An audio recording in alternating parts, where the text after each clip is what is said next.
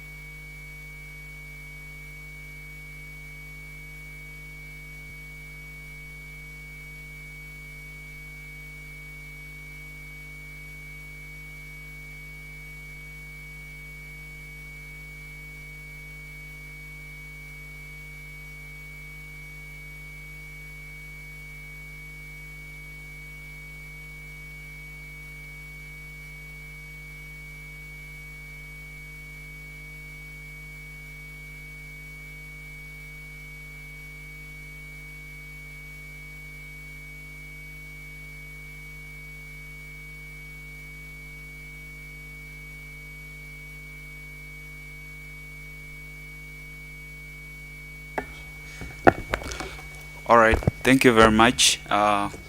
Good morning, good afternoon, good evening, depending on where you're joining us from. My name is Innocent Adrico, and I'll be moderating this session today. We have a number of participants that are joining online, including 3 speakers. But with me, I have a speaker who is on site. Details of the session. We are going to talk about connectivity at critical time, during and after crisis. I'm sure all of us have heard of experiences where maybe the country has been hit by maybe a disaster, a flood, or maybe an earthquake, and communication is a problem. Humanitarian coordination is a problem. So we do acknowledge that providing communications during disaster response has been a great challenge for many communities and countries. These challenges are linked with providing this communication, particularly, for example, to humanitarian responders, relief agencies, and the affected communities. Usually don't have the chance to be able to, first of all, get access about what has happened and who is going to help and how. So just from the United Nations Emergency Telecommunications Cluster of 2020 strategy, it fostered multi-stakeholder collaboration necessary to provide the logistics, training, and services to meet the communications demand in disconnected communities during and after crises. So access to a resilient, we believe that access to a resilient, robust, and secure telecommunications infrastructure during a crisis is critical because, of course, without the communication, it is difficult to coordinate one humanitarian response to the disaster. It is difficult to disseminate information in real time, for the humanitarian responders and also the community that is affected. So this connectivity is also needed, of course. We have in such areas there are students who need to continue learning so that they don't get left behind, and there are, of course, companies, people who want to continue doing their business as usual. So this session is inspired by examples of communication infrastructure deployments used in disaster response by various humanitarian and technical organizations. Some of these inspirations are the Hurricane Maria disaster in 2017. There's the Beirut explosion on 4th August 2020. We all remember how the fact that there was communication helped like the world to know what is happening, and the world was able to support so easily. Like you saw how individuals were able to donate up to individual level, like from organization to individual level. Countries came up to support. And then there's also the current 2022 Russian invasion of Ukraine. So with me, I have speakers. I have Ethan. Sorry, I have Ethan. So we're just going to have the speakers introduce themselves, their names, and their organizations just quickly, and we can jump into some of the key things we want to take from this session. Otherwise, I'd request that people take the front seats with the mics so that you can be able to say anything at any time. The session should really be interactive, so I'll be calling upon everyone really to give their views in the course of the session. Otherwise, Ethan, please, I think I can start with you. Thank you. Good morning, everyone. Thank you for the opportunity. My name is Ethan Mudavanwe, has been advertised. I am the IGF's global ambassador, and I'm also a tech public policy lawyer at Access Partnership, which is a global public policy firm. All right, thank you very much, Ethan. Do we have Caleb online? Or if Caleb is not online, Shah, I'm sure Shah is already online. So Shah, you can go ahead and introduce yourself.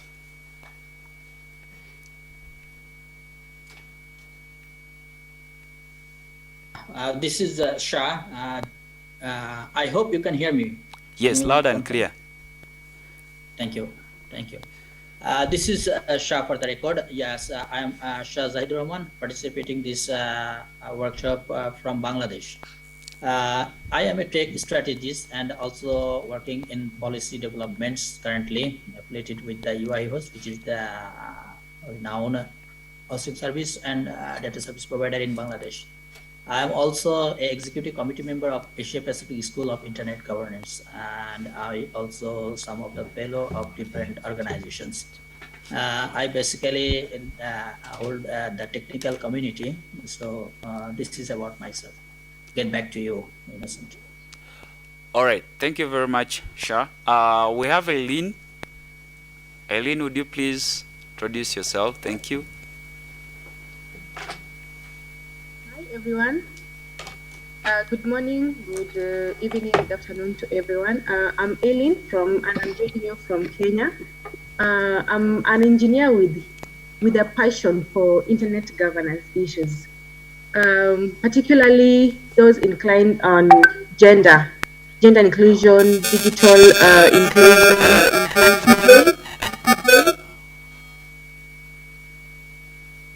Sorry about that.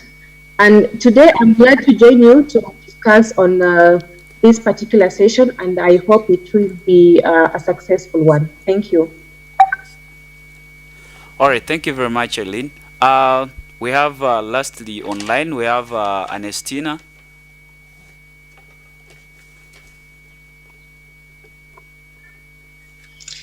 Hello, everyone. Good morning, good afternoon, good evening, depending on where you're joining us from. My name is Ernestina, and I'm your coteria. I'm joining today from Ghana, and I'm with the private sector, a telecom engineer in the private sector in a company in Ghana. And I'm also the chairperson for the ISOC Women and Youth Community Ghana chapter. Thank you. All right, thank you very much, Ernestina. On my right-hand side, I have Caleb, who has just joined us physically. So Caleb, would you please introduce yourself? Thank you. My name is Caleb Kwabna Aite Kufe. I'm a member of Internet Society Ghana chapter and also a fellow of Ghana School of Internet Governance 2020. I'm here to also speak on the topic. Thank you. All right, thank you very much. Thank you all speakers for that round of introduction. And we have a number of questions, but of course these questions are just going to round the discussion, the topic, and we're going to try and break it down to some of the parameters that we've listed. So to Ethan here, we have already acknowledged that the need for connectivity during and after crisis times is paramount. Yeah, but there's a question: who ensures that the internet works during a disaster or a crisis? Who is responsible? Thank you for that. I'm glad I start with the easy question, because I believe the answer there is similar to the question of who does the internet belong to, right? So we all have a part to play when it comes to preparedness for the crisis, or that is post or before the crisis, and that is after the crisis as well. So we all have a part to play in this, be it if you're in civil society, maybe your critical role there might be providing clear strategies around how to minimize damaging to the critical infrastructure that will be present. I know some of my colleagues here will talk more on critical infrastructure, but there's a role for civil society. They are closest to users, I believe, and so there are issues around benchmarking the best practices against experienced jurisdictions that they could assist around, that is considering the high risks involved in the various jurisdictions, that is defining the role of public institutions, telecommunication operators, and also other stakeholders around your national emergency telecommunication plans, and integrating those national emergency telecommunication plans as a climate change and climate adoption policy priority. So civil society has a role, effectively, is what I'm saying, but it doesn't stop there. Your government also has a role in this, that is including or regulating for future technologies to assist when it comes to preparedness, when it comes to resilience of the connection and the internet.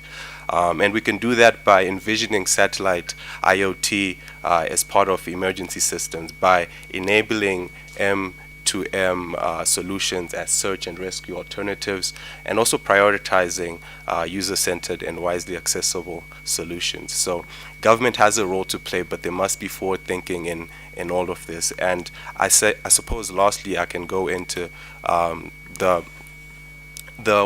I'll probably say it because I'm a little bit biased coming from the private sector, but probably the most important is the partnerships that exist, be it government and private, be it, government and private and civil society, but all of us joining forces to create a better solution, or at least better resilience for our connections. So there's need for partnerships around delivering activation protocols known to the industry, because sometimes we have government saying things or trying to implement certain issues or certain solutions, policies, but they're not industry known best practices. So there's a incoherence when it comes to the conversation itself.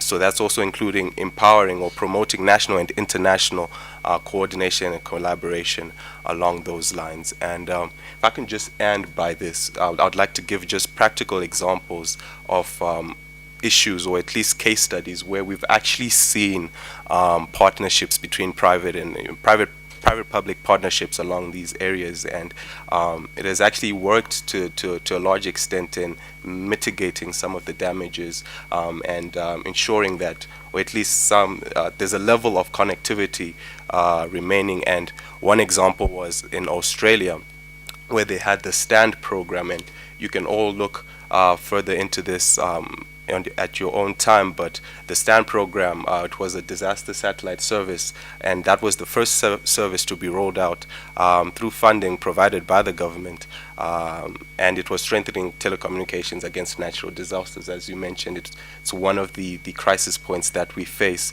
And in China, they had the Beidou, sorry for my pronunciation, but the Beidou satellite system, and that also integrated satellite services. So we're constantly seeing issues of terrestrial and extraterrestrial combinations, right? So far, especially here in Africa, we see examples of us trying to ensure our infrastructures just at a terrestrial level are at a good base, but I think going forward, there's a need for combined efforts around terrestrial and extraterrestrial coverage. And we've been seeing all of these examples. Can go on and on, but I'll allow the time for the rest of the talk. All right, thank you very much, Ethan. You've really broken it down. Who ensures that people are connected in case there's been a disaster? Yeah, we are so glad to have a multi-stakeholder model in this community. Yeah, it gives responsibility in the hands of everyone, whether the person is in government, academia, civil society, private sector. So at the end of the day, it's what makes us stronger. It's what's making the internet stronger and growing even bigger. Yeah, we all know that the internet has become a lifeline. So at the end of the day, some of these issues, like the upcomings, there's a disaster, those are the challenges that we need to deal with.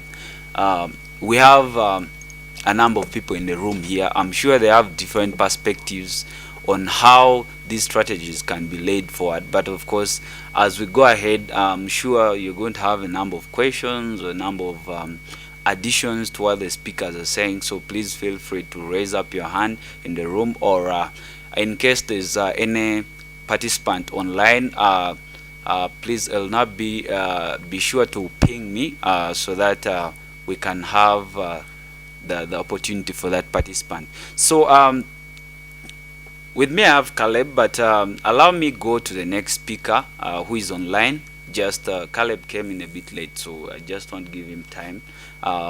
So Sha, over to you. I'm very sure you're listening. I'd like us to talk about resources.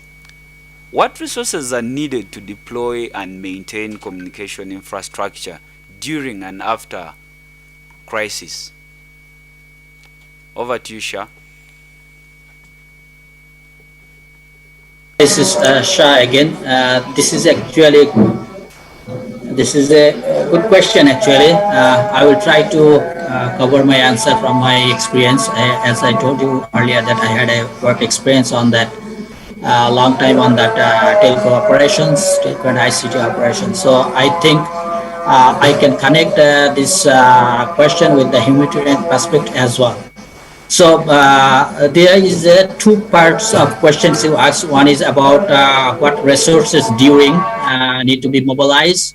This is, and another part is I understood that after the crisis. So before I go into that, give that mobilization answers, I need to some points that make understood that audience what are the connectivities we need to think, because a mobilization is based depends mostly on the analyze of the crisis that we are facing. So we need to assess the situations. In the first keynote speaks, you have mentioned different sorts of like tsunami or any sorts of natural disasters came. So we need to focus on what are the connectivity we may concentrate on that.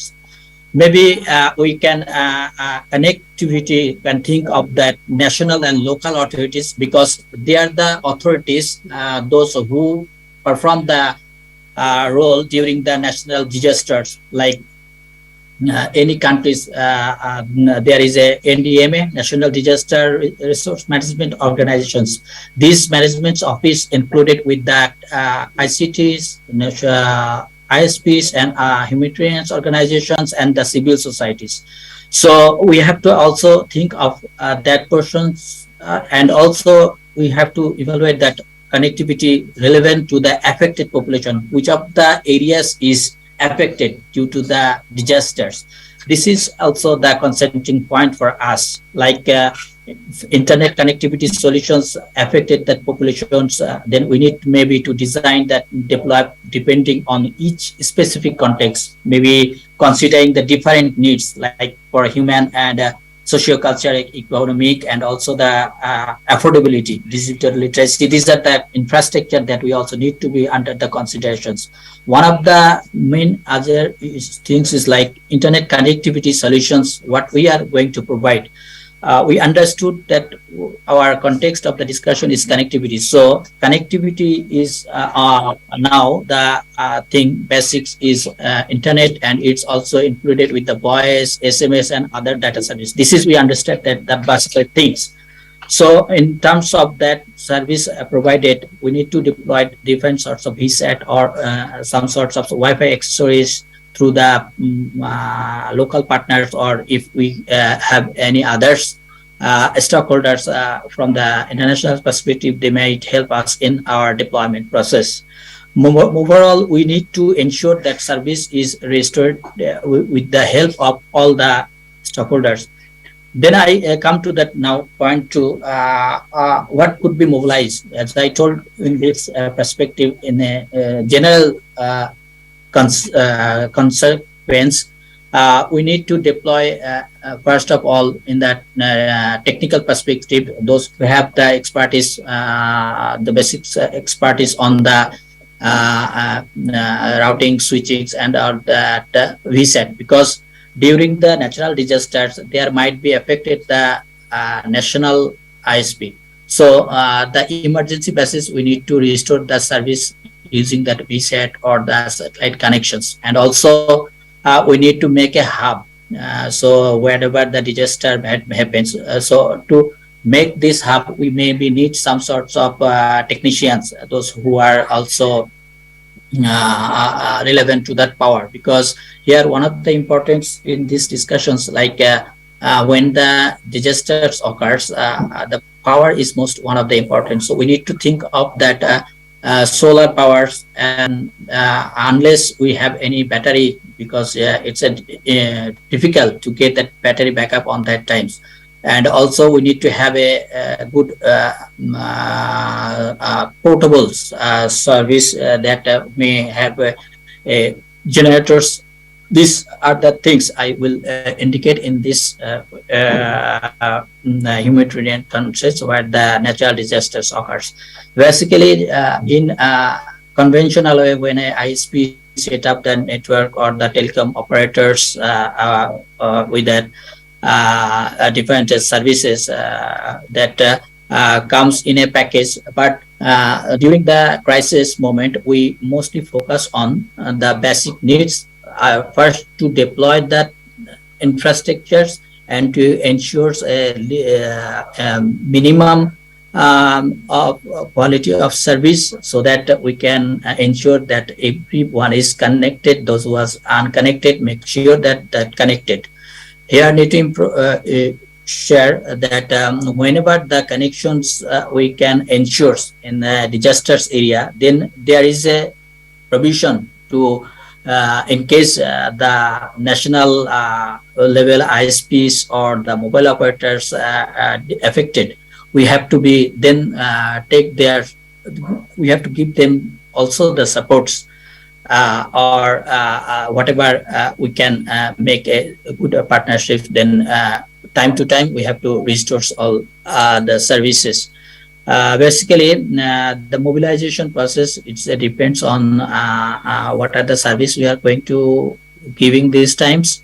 Most importantly, the portable connections and minimum data service, and also ensure the privacy, and also the concerns of protections of data service. These are the things to mobilize. So empowering the peoples on that time is very important. Not only the technical perspective, but also we have also minimum the knowledge of that ICT. We have to bring on that this task. And also we need to take that government support as well. So these sorts of things are need to be mobilization during the crisis. And after that crisis, whenever we have mixed networks like that emergency service we have restored it, then we have the responsibility to operate this service for a certain period, because due to the natural disasters, maybe the ISP or the telecom service provider, they have affected. But after that crisis, when we are giving this service, that is called the operational procedure. This temporary service need to give that a certain level, and then we have to think of, like, for example, I said that during that time we may have a solar power system alternate of that grid, or we can have a multiple generator, or then we can set up a battery backup. So these are the things, technicals as well as in process levels. We have to be make a service level assurance that we can make up to the mark service, and then we can operate all these service to deliver for the national peoples. And then we can think whenever the disasters recovers, by this time maybe the government or the locals ISP service provider, ICTs provider, they have a restored. So time to time we have to keep them aligned what how we can then because this is not that permanent solutions. Maybe we can have a community network to support on that times. So these are the follow-up processes after the crisis. We need to be ensured with other stakeholders, including the government and the service providers, so that we can deliver a smooth service after the crisis as well. And we can make sure that the all humanitarian needs meted during and after the crisis. This is actually from my experience that I'm sharing how an infrastructure need to be deployed during the crisis, and how we can optimize our service with a maximum satisfaction level. That is from my side. I think it covers your questions. I get back to you, Vincent. All right, thank you very much, Shah. That has really been very comprehensive. Um, I have Shah here. I mean, I have Caleb, but Shah has talked about resources that are needed, and he has talked about technical resources. I would love Caleb on my right hand side here to give us an idea of what exactly critical infrastructure would mean in this scenario. For example, we have a crisis. How would you describe critical infrastructure at such a time? Thank you. Okay, thank you.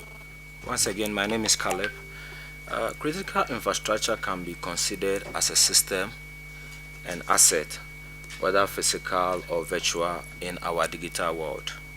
In terms of crisis, we must understand the three elements of critical infrastructure, which is the physical, the cyber, and the human. We must also understand the intensive and the effectiveness of the critical infrastructure for ensuring the effective functioning of the economy, as it is an essential factor in our determining the location of the economic activity and the kinds of activities or sectors that can develop within a country. Thank you. All right. Thank you very much. So, as he was talking about critical infrastructure in this perspective, something came up in my mind, and that is I read about something, a topic called critical infrastructure protection. And in it, they were talking about the need for countries to start laying strategies through which they can be able to protect their critical infrastructures. Yeah, for example, the main critical infrastructures most countries have right now. You talk about power grids, talk about hydroelectric dams. Yeah, so many countries are having a challenge of protecting these infrastructure, especially from in case they are being controlled automatically or using computers. Yeah, so there have been scenarios of, for example, a power grid is hacked, and someone can actually switch off an entire side of the city if they have access to that infrastructure. So at the end of the day, as we're talking about the critical infrastructure would need for a crisis, yeah, something that can be fast. Like, it's not like we are going to have to think so far, but things that are very paramount that we can pick up so fast and be able to get back communication systems or support communication in such a region. I would also request us to think about how we can protect this critical infrastructure. Yeah, that is something that is very key that countries and communities need to look into. I'll give you a scenario of, for example, you have a hydroelectric dam. Yeah, what if someone is able to access the systems and they are able to release any volume of water that they want at any particular time? Yeah, some of these things we need to start thinking about them this early, because I usually believe that the future is going to be more of I'm not predicting the future, but I'm just trying to say according to the series of events, we all know that disaster is going to be a part of us, yeah, due to climate change and all that. Floods, earthquakes, hurricanes, and all those, yeah. But we as a community that understands what needs to be done, we know what can be done. Actually, for example, we're talking about critical infrastructure during times of crisis. What if we plan earlier? We know that because we can have this, we know regions where they face challenges of disasters. Some of those regions, we have data about them. Yeah, some countries are even lucky enough to have systems that can detect disaster before it happens. Yeah, what about we plan earlier? What about we set up strategies that can be able to mitigate some of these damages after the disaster? So I have another speaker that I would love to ask a question, particularly that's Aileen. Yes, so Aileen does, and especially on issues of resourcing. So Aileen, how do we ensure that stakeholders that Ethan mentioned here are able to work together and solicit resources? Yeah, and of course, how do we ensure that there's capacity building for stakeholders, yeah, to plan and respond to disasters using ICTs? Eileen. So much. Can you hear me? Yes, loud and clear. Thank you. Okay. We have to understand that disasters can strike anytime, and COVID-19 has actually proven to us that emergencies can happen anywhere at any time, and therefore they need to take preventive measures by working together to provide emergency equipment. When COVID-19 hit, the whole world was taken to a standstill for some time because everyone was confused. Nobody expected such a situation to happen because it was unprecedented. So I found that there was a lot of confusion and people didn't know what to do. Companies had to close. Some of them had to close, and some of them had to take their employees to work from home. And for people to work from home, they need resources like laptops and internet connectivities. And this was, for instance, I would use an example of the company that I was working with at that time. We were many, and we could not work in the offices because of social distancing. So we had to go work from home, and we needed machines to work and also internet connectivity. So my company decided to partner with the companies that were providing the laptops and also the internet service providers that could provide us with the internet. And in this partnership, I can take it as a practical example of how stakeholders, in this case my company and those other companies, came together to provide us. They overlooked they rose above their business interest for the common good of us to be able to work. So I would say this was a practical example of how stakeholders can actually come together to solicit resources in order to enable continuity. Because, of course, the normal daily processes has to continue, and people have to continue their lives. And you find that also when schools had to continue running, and this one needed the government to come in and provide work together with organizations to solicit resources like the laptops for the children to work with, and also provide internet connectivity in schools in order to enable children to continue learning. I would also say that ITU, as a UN agency, it plays a critical role of ICT in disaster risk reduction and management by supporting its member states in the phases of disaster management. And it does this through design of a national emergency telecommunication plan, whereby it actually has a strategic plan that by 2023, all countries should have a national emergency telecommunication plan as part of their national and disaster risk reduction strategies. And according to a baseline assessment that they conducted, they found that 29% of countries are the ones that actually have this plan in place. And you find that most of these countries, they are high-income countries, and you find that the low-income countries are left out.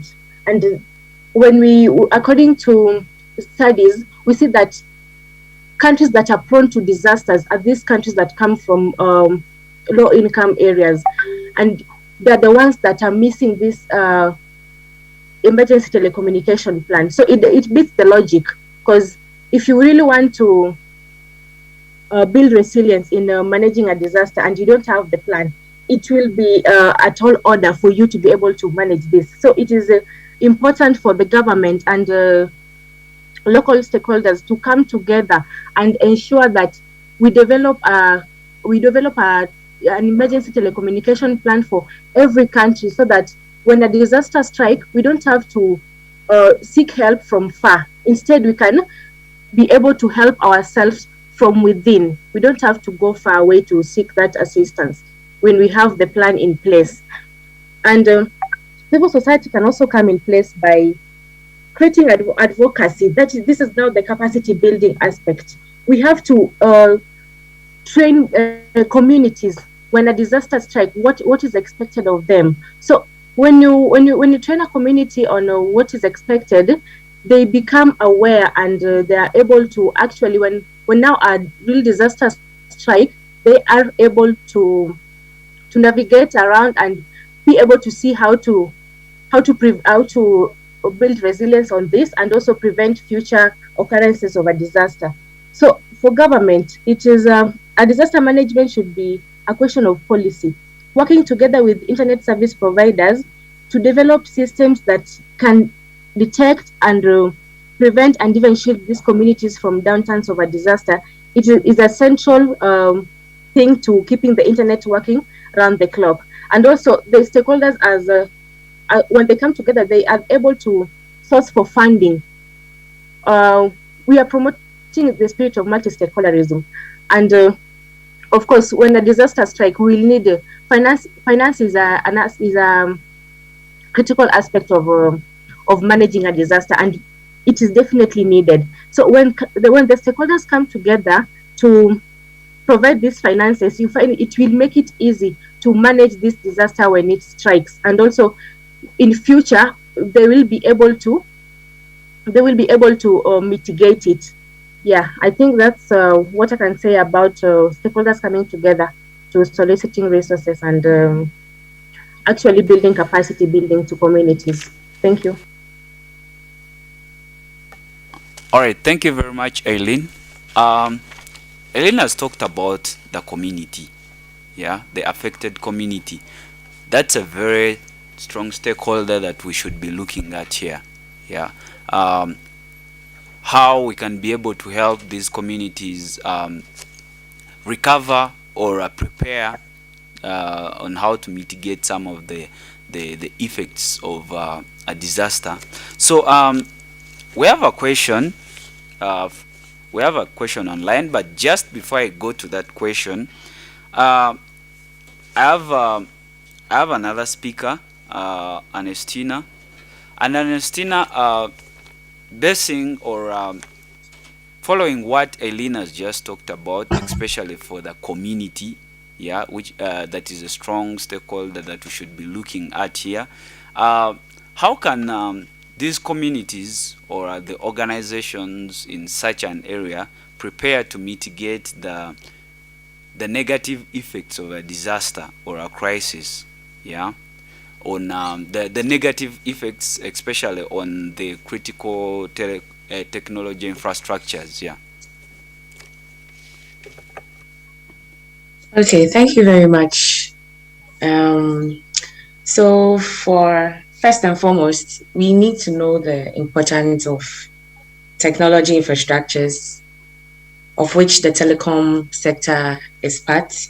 We need to know the importance of such during crisis. Then we can move on to what negative effects it will have on the people, on the community, and then the nation as a whole, and how we can mitigate it. So we need to note that during crisis, the telecom sector helps to make people stay safe, connected, and informed. These are the three basic things the telecom sector does in terms of communication. And then it does this by notifying people of the occurring disasters, where disasters are being hit, and so people should not go there, measures to help them keep safe. And this helps to save lives. So this is the basic thing that the telecom sector does during crisis. And so if we have no connectivity, if the telecom sector goes down, then it means that we're going to lose so many lives because people will not be informed, people will not know which side to pass or where to hide in terms of crisis, how to communicate for help, etc. Now, the first thing I'll talk about is backup, because in times of preparedness for anything at all in life, we know that there's supposed to be a backup.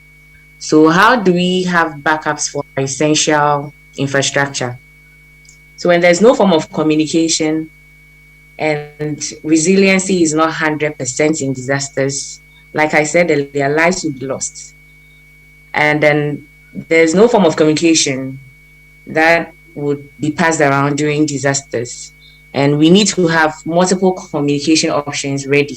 We wouldn't need to depend on solely the telecom masts standing in respective communities to provide services to the people in the community. Why? Because in disasters, we don't know what might happen to what infrastructure. And so there has to be backups. We need to get backup batteries that would last long. We need to get generators that can power up should there be a power outage that has made a telecom infrastructure fail to give connectivity to people in a certain space or area. So since they rely on power, since they rely on power, we wouldn't need to really rely solely on organizations that provide connectivity. But as the community, what can we also do for ourselves to help ourselves in times like this? We would also definitely need to have battery backups and anything to give us power. Power is the sole main thing in terms of connectivity, because without power, we cannot bring up the telecom side. Without power, your phone itself cannot even work. There could be the mast standing there providing services, but because your phone is off, you're unable to connect to the internet, you're unable to make calls. So to prepare for this, we should consider backup power options. For example, battery packs for mobile devices, and having generators on standby for the telecom sites as well as homes. All these things can be done when we have community networks, having people getting deployed into the communities to assist with all these things, gathering people together in one place so that we can provide them with the services rendered by telecommunication sectors in times of disaster. Now, boosting portable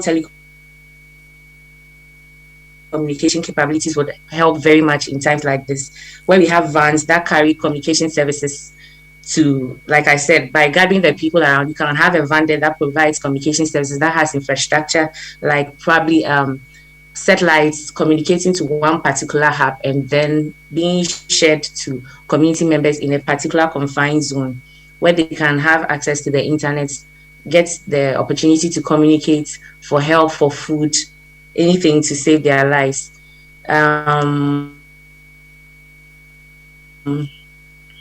Also, we need to educate our communities, educate our citizens as well. In times of communication, everybody would want to reach out, everybody would want to call for help. People would want to know what is going on elsewhere. But then we also know that when everybody is trying to use a particular service or infrastructure, it gets overloaded. So in times of disaster, we need to educate our citizens and communities that in times of disaster, we put first things first. You would not need to try and watch a video of what is happening elsewhere when someone else needs that particular resource to call out for help. So first things first, if it's not going to be you calling for help, you making a call because there's an urgency of food or you need an actual emergency, then we need to educate ourselves that in times like this, we should put on hold the things that matter to us in a normal lifestyle, because we are not in normal times. So if you want emergency access, then you can use your phone. If you want the urgency of maybe health care, food, letting people know that you need help somewhere, then that is when we can actually use our phones to prevent overload in times like this. And so I'll come back to the fact that the championing of network communities or community networks would assist with all these things, because we would need representatives. We would need people to get deployed to organize those that have been affected by disasters. We will need them to assist them, to help them in times of disasters, know how to communicate and which points to get get connectivity. So I think the basic thing here, aside getting backups for power supply,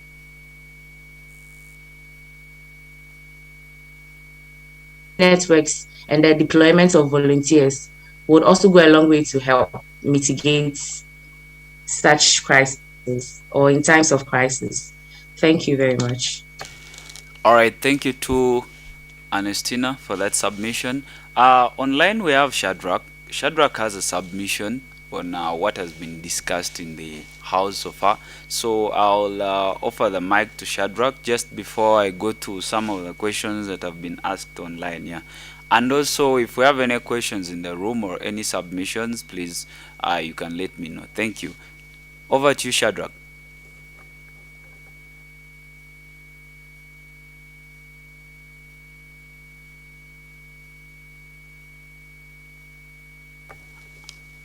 To the tech guys, would you please allow Shadrach to speak?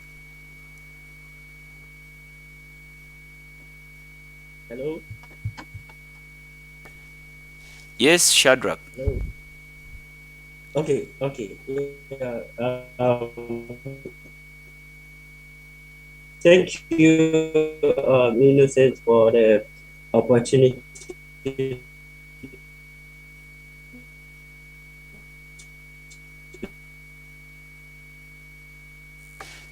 speak.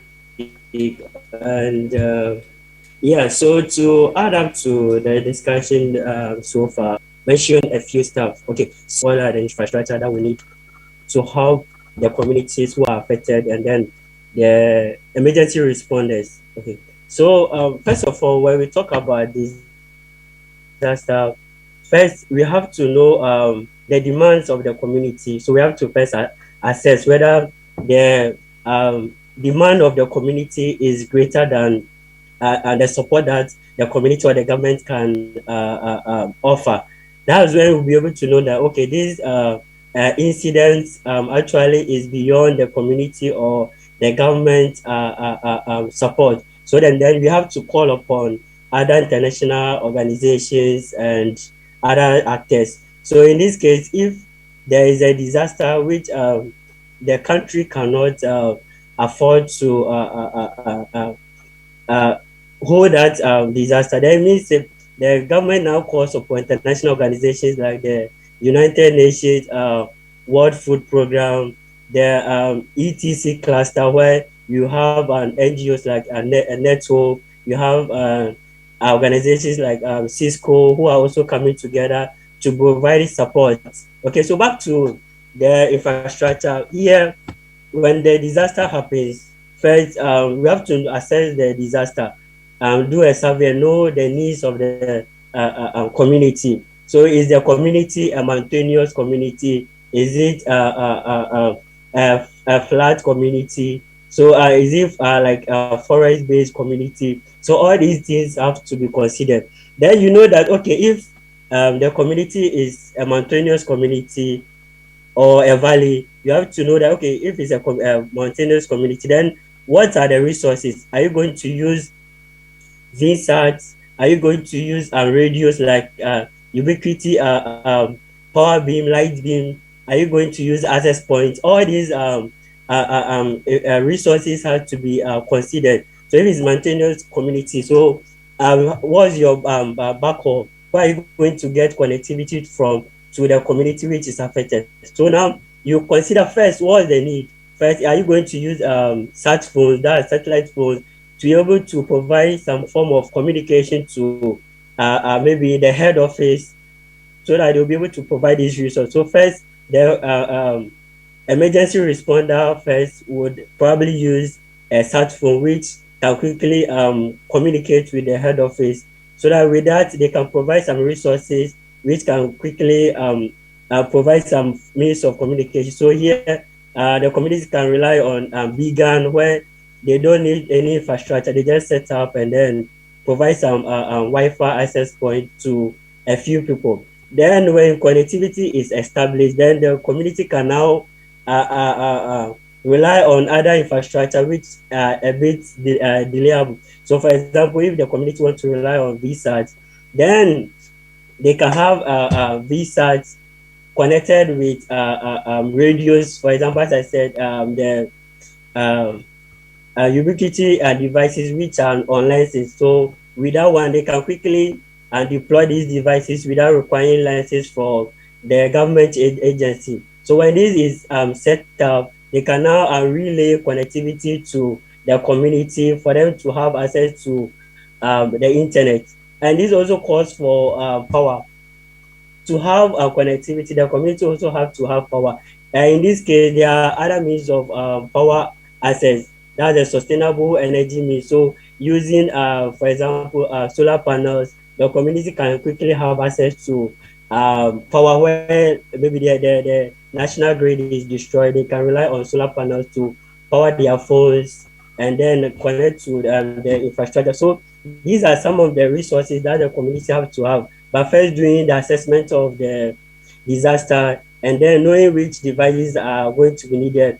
And here, for example, I'll put an example of the resource that Nethope uses. So for them, they basically most of the time use Cisco Meraki devices where they have the MR device, the security appliance.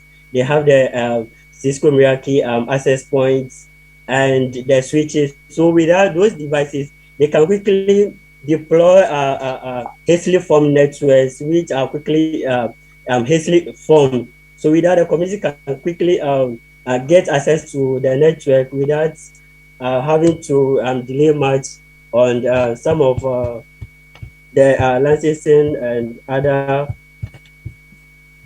policies that the government may put in place in a particular country.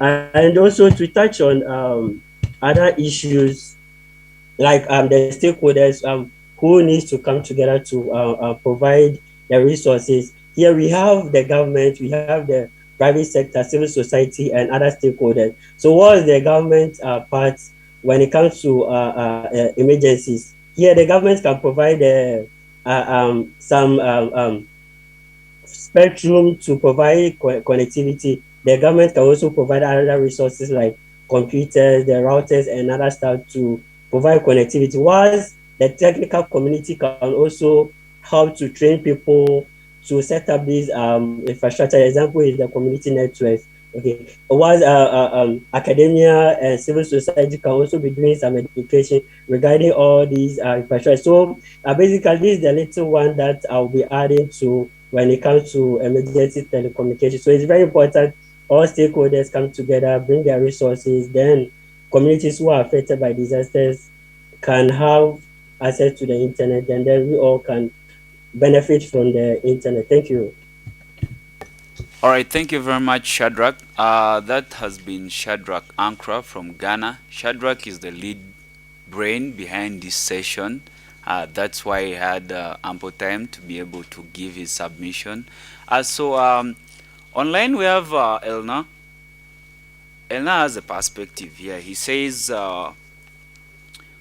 what he has personally experienced is the case that actually the government cuts the connectivity by shutting down the internet in times of some crisis in order to prevent disinformation. Can it be justified? And then he goes ahead to say, let me just pick that.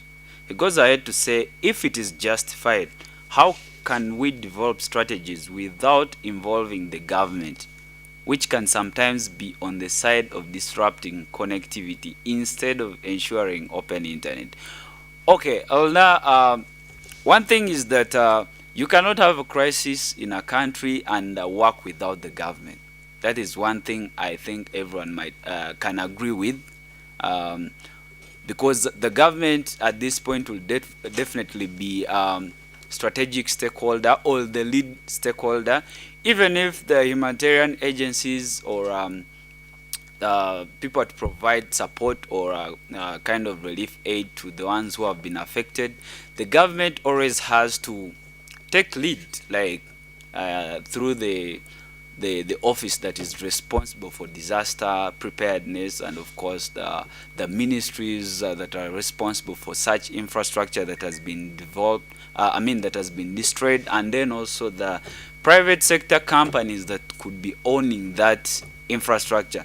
So yes, I agree that sometimes the internet is either censored or shut down to make this to stop disinformation. But at this point, how do we describe the disinformation is also something we all need to look at. Yeah, when there's a disaster, what do we want the world to know about the disaster? Do we want something to be hidden?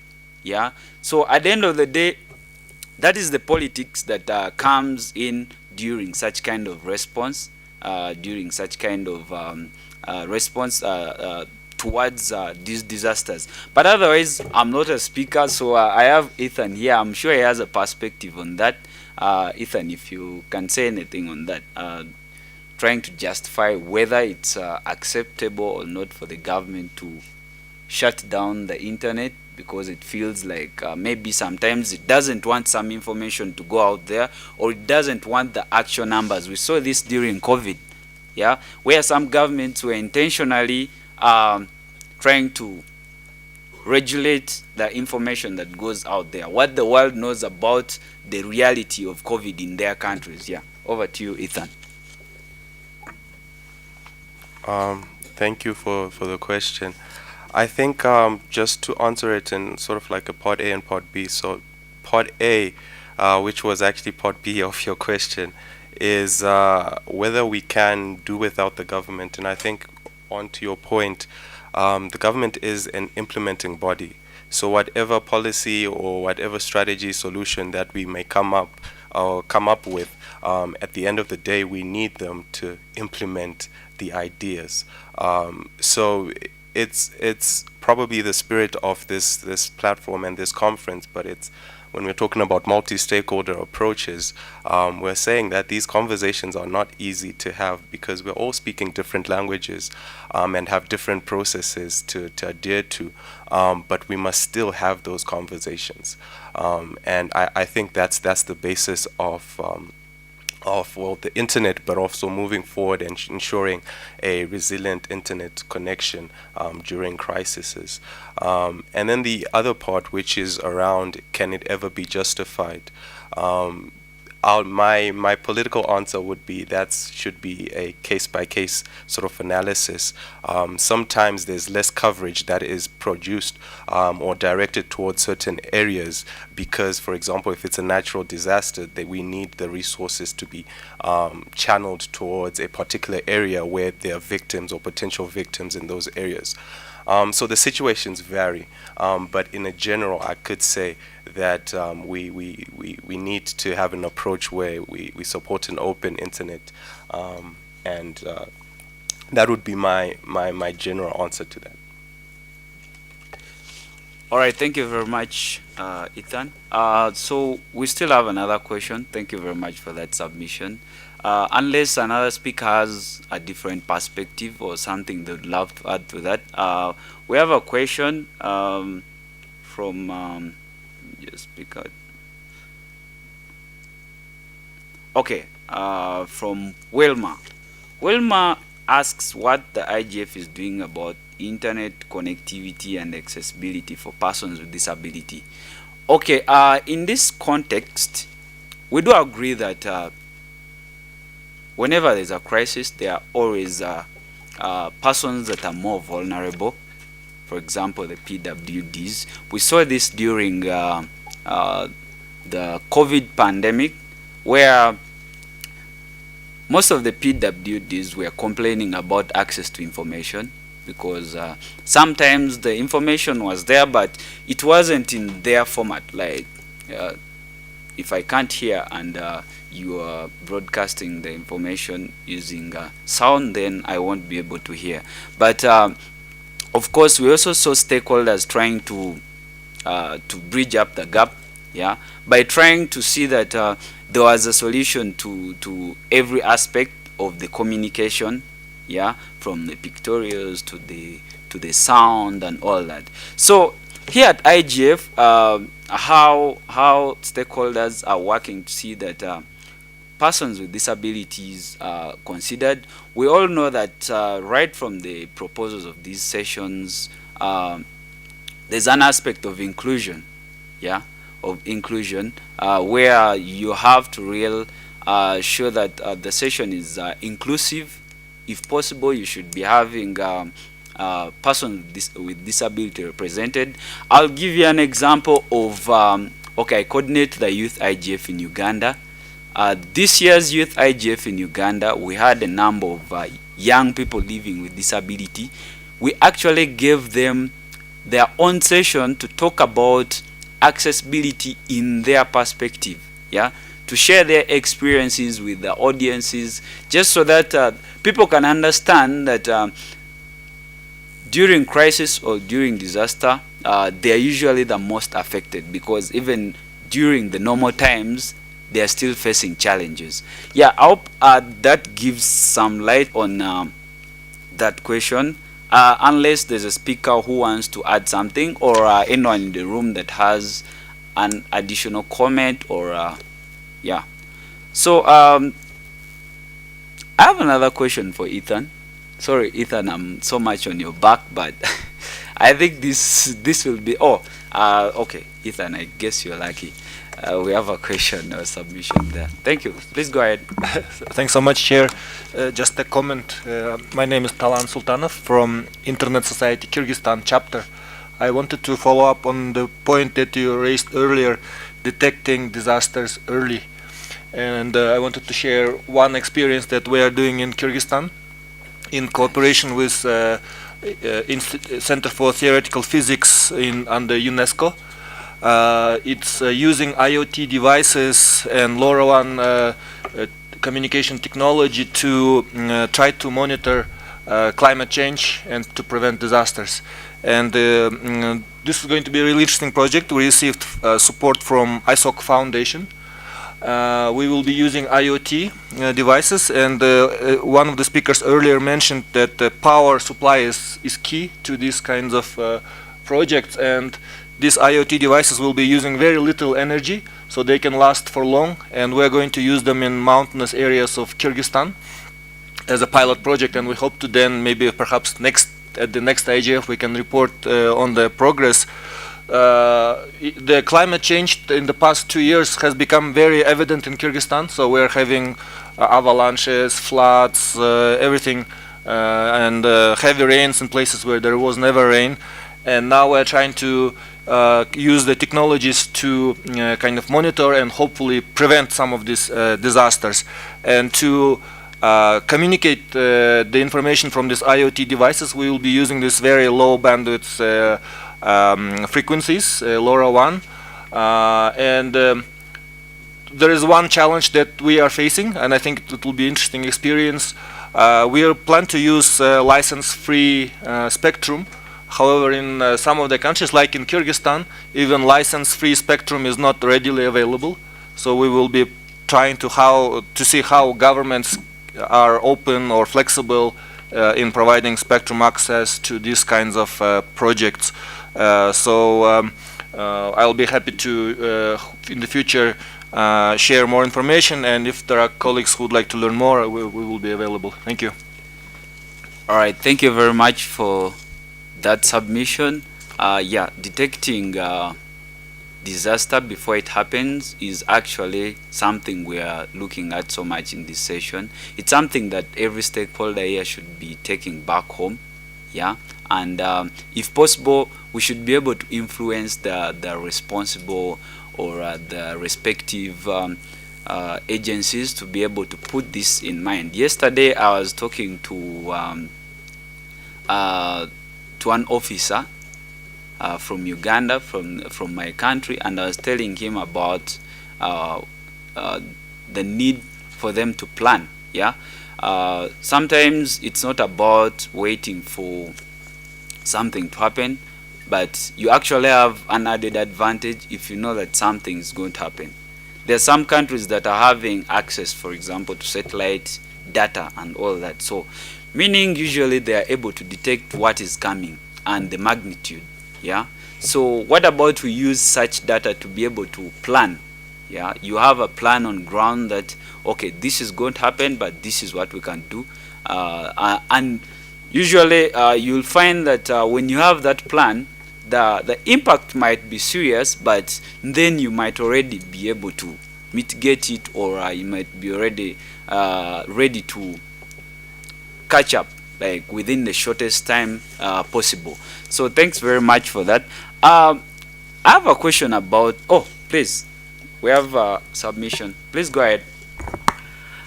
Thank you. My name is Dinala Itumba, and I'm a researcher and master student from the University of Cape Town. My question is, I think the speakers have shared a lot about the sustainability issues of community wireless networks, mainly power issues and other things like setting up these networks and helping the communities.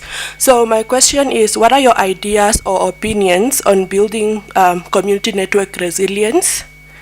And like, how can communities stand alone and be strong through sustaining these community networks, especially when it comes to network management? Thank you. All right, thank you very much for that question. Ethan, I was actually going to ask you about community networks. So I think that is basically the question for you. Thank you. Thank you for the question. Before I get to that, I'll address that, but I just wanted to highlight something that I think is very important for all of us as we go back to our various communities. And that's one point that Caleb was talking about around critical infrastructure. And I think one of the challenges we face is that we don't even have a shared definition of what critical infrastructure is. So moving on from that, and then the resilience part of it, and if we're talking about community networks part, it becomes difficult when we can't have a harmonized framework around this. And just last month at the plenipotentiary at the ITU, there was one resolution around cybersecurity, and there are several issues on it, but one of the more contentious issues was really that member states couldn't agree on what critical infrastructure was. So these are the challenges that we're facing, and as like I was saying, as we go back to our communities now, I think it's incumbent on us to try push and drive these conversations to ensure that we are making headway. We can't still be talking about definitions at this point in time when, you know, people are dying. There are crises that are happening, and further from that, I think there was since the adoption of the Hyogo framework for action, that was in 2005. There has been progress. There has been progress around reducing disaster risk at a community level, at a community and national and international level as well, through that framework. But that was in 2005. And for context, in 2005, we didn't have even the first iPhone out. And now I think we're on number 14. And even though sometimes it feels there's one coming out every 2 days, but that's just to say that the technology has advanced, and the studies that have advanced, but still we have a gap between policies and where we're at. So that needs to be channeled and that needs to be addressed. And I think there is a clear need for a broader and more people-centered preventative approach to disaster risk if we're talking about communication. And I can speak to some of the facts that we found in a recent study we did, and that was in the last 10 years, over 700,000 people have lost their lives to natural disasters. Over 1 million have been injured, and about 23 million have been left homeless. So to put that also into context, 23 million people being left homeless, that is the equivalent population of Rwanda, plus Mauritania, plus Botswana, and I think Namibia. So we have a serious issue and a serious crisis that I think needs urgent attention and urgent addressing. But just going back to the solutions that to the question that was asked, I think the answer is simple but also complex in its nature, and that our communities now need to create strategies and solutions around reducing response times. And I'll talk more about that, but we've seen in the United States that for every minute that they reduced in response time, this is the healthcare sector, for every minute that they reduced in their procedures, they decreased their overall mortality by 17%. That's just by reducing your 1 minute response time. For every 10% reduction in response time in the UK, they reduced 7% in mortality rates. For this is around property damage, if we're talking infrastructure as well. For every minute reduced when it comes to response times for fires in New Zealand and in the United States, around 2,700 to 6,000 US dollars reduced in infrastructure damaged costs. So we're just talking about 1 minute, reducing our response time in 1 minute. And then to break that down into what that means for the conversations that we are having right now is how can we reduce the response time during disasters to assist our communities to alleviate some of these issues? Well, one of the issues was already shared, could be around licensing frameworks, right? How can we develop or expedite licensing frameworks that are geared towards emergency communications?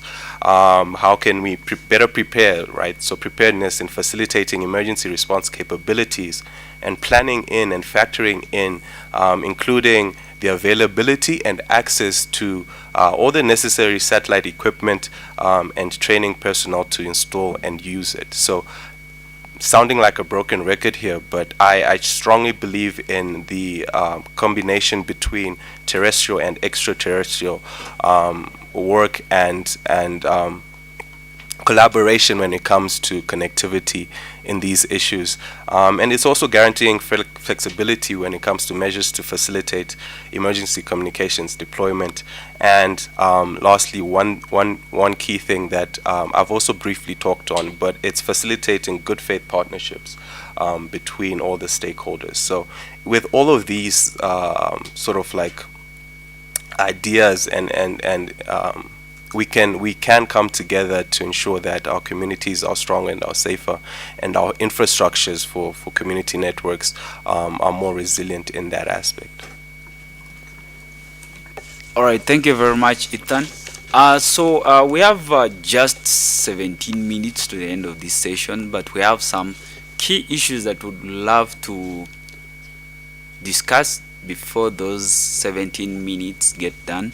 So I'll just go back to Caleb, and I would love Caleb to talk about critical infrastructure development plans. Yeah, how can we ensure that countries actually develop these plans? Yeah, thank you, Caleb. Okay, thank you for the question. First of all, as a developing country, I strongly believe that to ensure a developing country understand the framework and the plan for critical infrastructure system, we must first know how to protect the critical infrastructure sector, understanding the risks involved, protecting the critical infrastructure, knowing where its vulnerability lies. Sorry.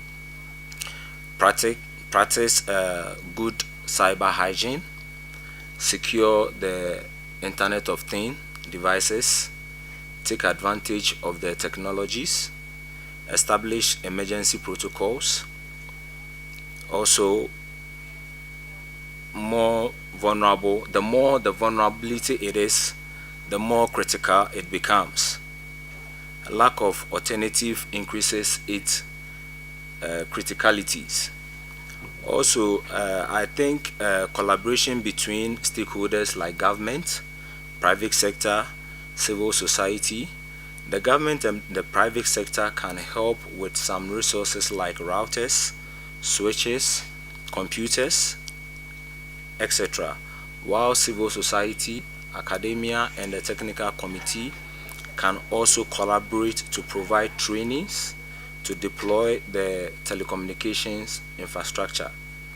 Therefore, developing countries must also learn how to produce their own digital resources, physical components, and other devices that can help during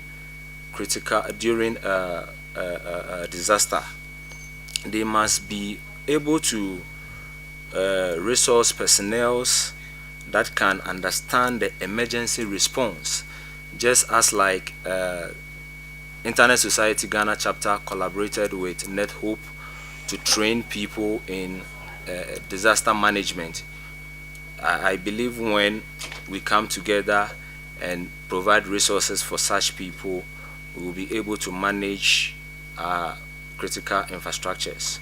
Developing countries must double current investment level in critical projects to have an effective plan. I believe that when there is a lot of funding for people who wants to go into critical infrastructure or who wants to study critical infrastructure at the master's level, it will also help because there will be a lot of people who would also come on board to help these government organizations, the private sectors, and what have you, to be able to manage their critical infrastructure sectors. Thank you. All right, thank you very much, Caleb. Caleb has talked about how we can ensure that countries actually develop these plans, which is very important. And it brings me to the next question or the next issue of regulatory frameworks. And this question goes to Shah. Shah, if you could please tell us what regulatory frameworks, in different regions, that you feel are actually paramount or that are actually helping to govern the deployment of physical infrastructure. This includes telecommunications infrastructure and the power grids that we've just been talking about. Over to you, Shah. Thank you for again asking that questions. Actually, whenever it comes to the regulatory frameworks, by default the governments come. You know that every countries have a different like broadband policy or the service providers rules. And regarding to that questions, I just want to mention, for example, that in ICT Act of Law there is a options in case of that emergency service provider. There are some sorts of general guidelines that we need to follow that in that frameworks, and also whenever some institutions I earlier mentioned in technical perspectives, like we need to be some sorts of because day by day we are facing and we are making the good practice. So the best practice we formalize in a framework, that may be the good approach of having the structures that can come in the governance of the deployment of equipments or the service. One of the things that I like to share here, like to ensure the technology for the solutions fit for the purpose during that times, and need to be flexible. So because it's an emergency period, so we cannot be so strict to the laws, because laws or that countries procedures, but have to be flexible to adaptation in response to the emergency situations. But on the other hand, you must be careful about the data security so that it can be aligned with that at least minimum recommendations to that privacy protections and the security of that particular affected humanitarian areas. And also maybe during that project, I think the most important is to having emergencies help from the regional office, like in this affiliated works, and obviously the governments and the local authorities engage with this. So the best practice is to take their also suggestions and what are the national amendments or a need that would be in the discussions. So overall, we need to think of the best practice, as I said, in perspective to the not be harmful, because we are using saying that the national grid is also here involved, the solar power system. So in case of affected of the national grids, the temporary mobile solar system that could also not be vulnerable for the disaster communities, that is also need to be considered. And also, I think big aspect is also included that telecommunications. What is that also refer to that interconnectivity and that interference of different operators or the service provider that need to be figured out so that it can give the best service. Because whenever the frequencies or the service related to the telecommunication radio frequencies interact with that with one another, it makes the service hampers, and that is not the purpose to deliver our service. So we should also be careful on these things. These are the governing systems, I think, from the technical perspective, could be in the consideration during the crisis moment. Thank you, and get back to you. All right, thank you very much, Shah, once again. So we have a question online from Robert Nkambwe, who is based in Uganda. And the question is, who should bear the cost of connectivity during a crisis? Yeah, a case in point is during the COVID-19 pandemic. ISPs provided uncapped internet to educational institutions, but later they were made to pay for it. Yet this was a global crisis. So I'm going to leave the other speakers think about that question. Maybe Eileen, you could take up that question, but just before you can answer that question, I would love to go to Ernestina, and still on the issue of policies. How do we align with realities such as, of course, the policy gaps? How do we align with those realities in the implementation of connectivity? Over to you, Ernestina. Thank you very much, Innocent. So, in aligning to policy gaps in times of crisis during for interconnectivity during crisis, I feel the following should be laid down to have a well-drafted guide as to what to do and not to be devastated in times of crisis. So we need to have regulatory agencies, and the governments in various countries should ensure that there are compliant technical teams or regulatory agencies in every education organization. Ethan mentioned frameworks, yes. So when there are laid down frameworks that would guide us in times of crisis, these can be under the regulatory agencies. The teams that are created in these agencies would make sure that whatever every community needs, the backups they need, what terrestrial plane they have, and so what infrastructure they will need in times of crisis will be provided. It would also provide a reliable financial source for the agency. So in times of crisis, someone just asked the question about who bears the costs.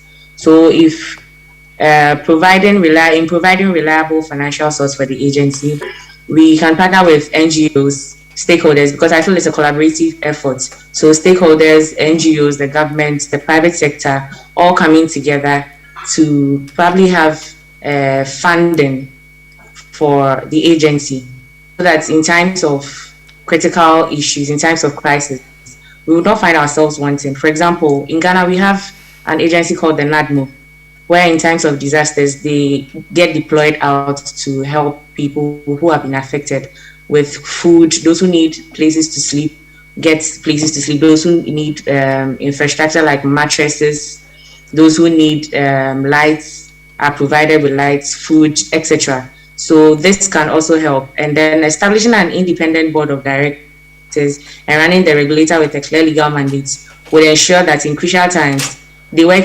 independently and effectively, functioning on the policies that have been laid down in these regulatory agencies. Also, I'll talk about monopoly. We find out that we can have one multinational company running the technical aspects of so many telecom organizations in a particular country, and this does not help. So the government must try and do away with telecom monopoly so that it can bring about better communication services. Because if there's monopoly, these companies are not going to be challenged enough to provide good services for their customers. But then when there's the variety, you feel challenged that if you're not doing the right things, then your customers are going to be lost and they are going elsewhere. And in times of crisis, the variety would also add up to help people because not one organization is calling all the shots, but then there are collaborative efforts from various organizations. Also, there's the lack of interconnection among countries within regions in Africa. And so, like we all stated earlier, we have to encourage community networks. We've had some in Namibia, Congo, Ghana, Kenya, Tanzania, South Africa, etc. And these are done by businesses. Some businesses and some organizations have partnered with NGOs. And so the government has not been involved yet, but then some businesses and some individual organizations have partnered with NGOs to get communities connected. And this has liberated them from isolation. So even if there hasn't been a crisis in a community yet, but then they've been isolated from the internet, they've been isolated in terms of connectivity. Some NGOs have been able to come up with community networks to support them. And so I feel continuing with this and improving upon it would also go a long way to help in times of crisis and disasters. And also, lastly, I'd like to say that we should improve on our digital literacy as citizens of countries.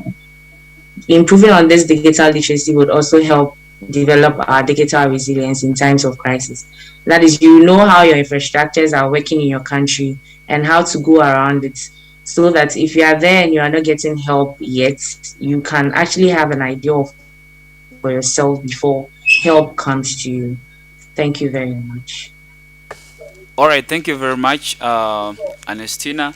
I think Robert's question has partially been answered. I mean, it's not about the government, it's not about the private sector, and it's not about civil society, but it's about everyone. When we have a crisis, when we have a disaster, and then ensuring that there's emergency connectivity infrastructure is everyone's role. So I think we have 2 minutes, and we've had a great discussion. I'm sure everyone has something to note or something to take home. It's now upon us as stakeholders to go back and ensure that our countries actually step forward to plan for deployment of emergency infrastructure during times of crisis, because this is a reality for us as humanity now. Yeah, we should expect this and we should plan for this.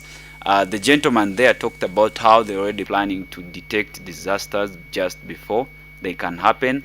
That should be a plan for every country, really, so that at the end of the day, we are not, well, we don't have scenarios where there's a disaster and there's totally no communication with the region, or there's no coordination of humanitarian assistance. So thank you very much, all speakers from Caleb to Ernestina, to Aileen, to Shah, to Shadrach. Yeah. So that has been our session. My name is Innocent Adrico, and also not forgetting Ethan. He has been a key speaker for our session. Thank you very much. And thanks everyone for joining, both on site, and we've had about 26 participants online. So thanks everyone. Have a nice day. Thank you very much.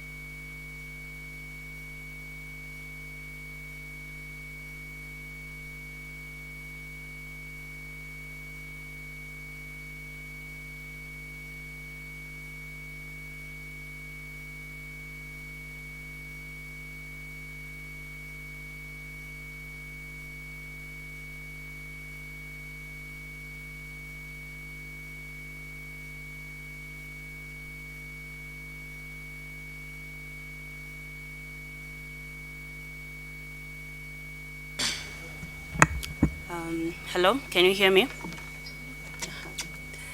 Good morning, ladies and gentlemen. Thank you for joining our session today, both for our online and on-site participants. It's really great to have you in the room. For the on-site participants, I hope Addis is treating you well and that you had a good time for those who were able to go to the reception last evening. Today with me, we have a panel that will be sharing experiences and reflections on integral capacity building processes for the creation and management of local solutions for meaningful access in the Global South. The panel is made up of organizations from Brazil, Kenya, Nigeria, South Africa, and Indonesia, and they have been implementing strategies to promote meaningful access to telecommunication services, to telecommunication services through the design of the implementation of community training programs. These initiatives have been promoted by the Association for Progressive Communications and Rhizomatica Communications with support from the UK Foreign, Commonwealth and Development Office. All the schools here represented will be sharing their experiences of the training program, experiences and lessons that they have learned since 2020. And to start us off, I would like to welcome the panelists. First, with introductions from those who are on site, and then we'll move to those who are to our participant who is online. So I'll start from my far right. Yes. Good morning, ladies and gentlemen. My name is Neo Magoro from the South African School of Community Networks under Zenzeleni Networks NPC. Good morning, everyone. My name is Harira Wakili. I work with Center for Information Technology and Development, CITAD in Nigeria. Good morning, everyone. My name is Rispa Akinyi. I work for a community network based in Nairobi, Kenya, Tunapanda Net. Glad to be here. Hello, good morning, everyone. My name is Gustav. I work with Common Room, an open platform for art, culture, and city media based in Bandung, Indonesia. Bom dia, meu nome é Adriane Gama, sou do projeto Saúde e Alegria de Santarém, Pará, Amazônia, Brasil. Thank you. I'll now move to our online panel. Panelist Alessandra.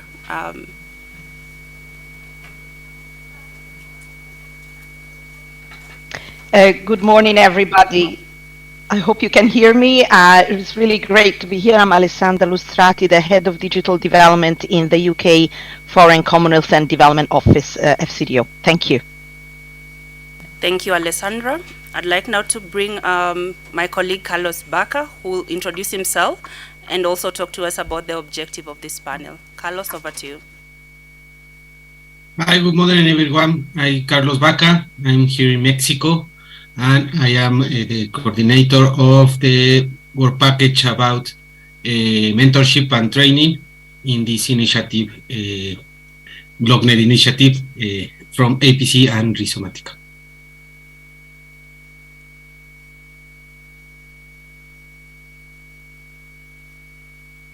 Thank you, Carlos. I think you could, I propose you could speak to the objective of the panel as well as the work that you have been doing in coordinating the schools across the 5 countries.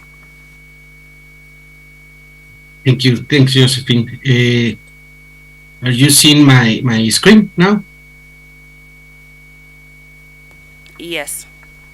Yes, that's perfect. So, yes, thank you very much to be in this panel. I'm so sorry I couldn't have the opportunity to be there with you, but I am very happy to share these experiences with all of you, because this is a very interesting project, and I think the results are great so far. So I want to share some of the ideas that initially move all the things related with the creation of these national schools of community networks.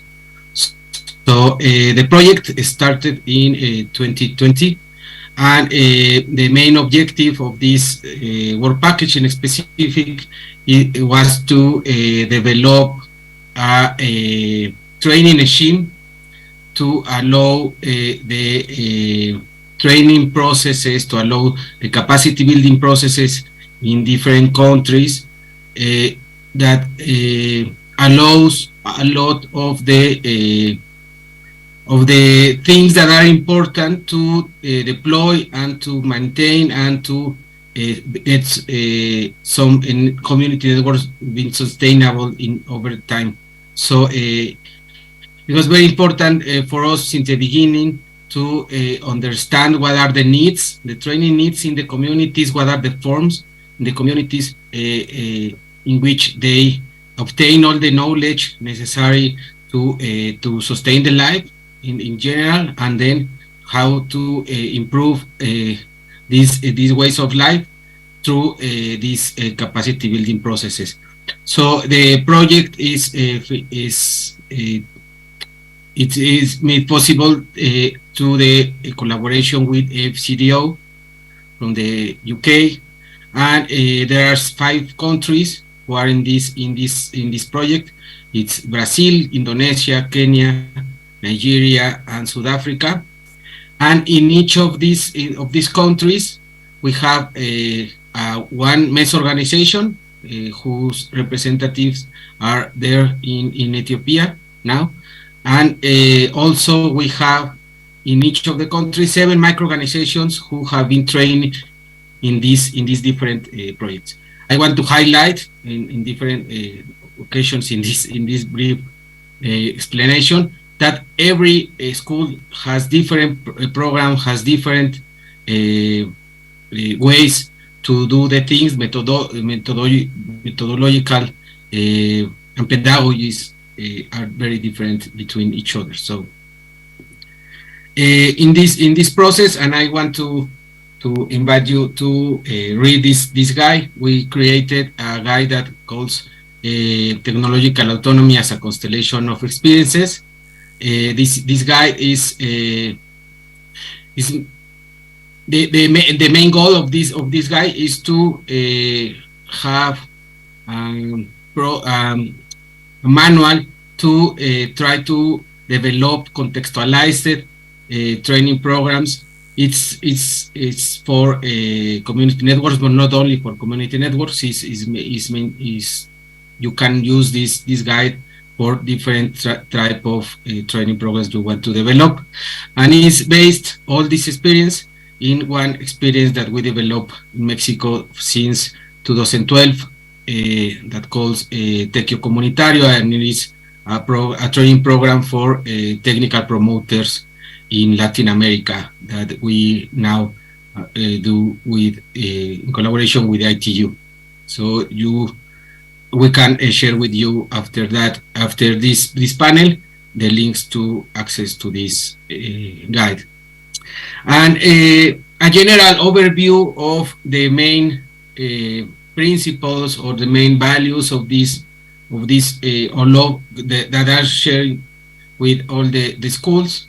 We think that the communications, the technologies, the technological autonomy, the community networks, etc., all of that can be explained like a constellation in which the stars are there, in the sky, but they also can be interpreted in different ways.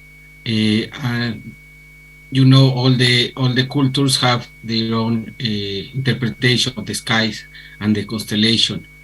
And we understand also the community network not only as a connectivity processes or access processes to the internet, but also an organizational and political processes in which the community organize themselves to make possible different things. And one of these things is maybe to get connected to the internet or the telecommunication services.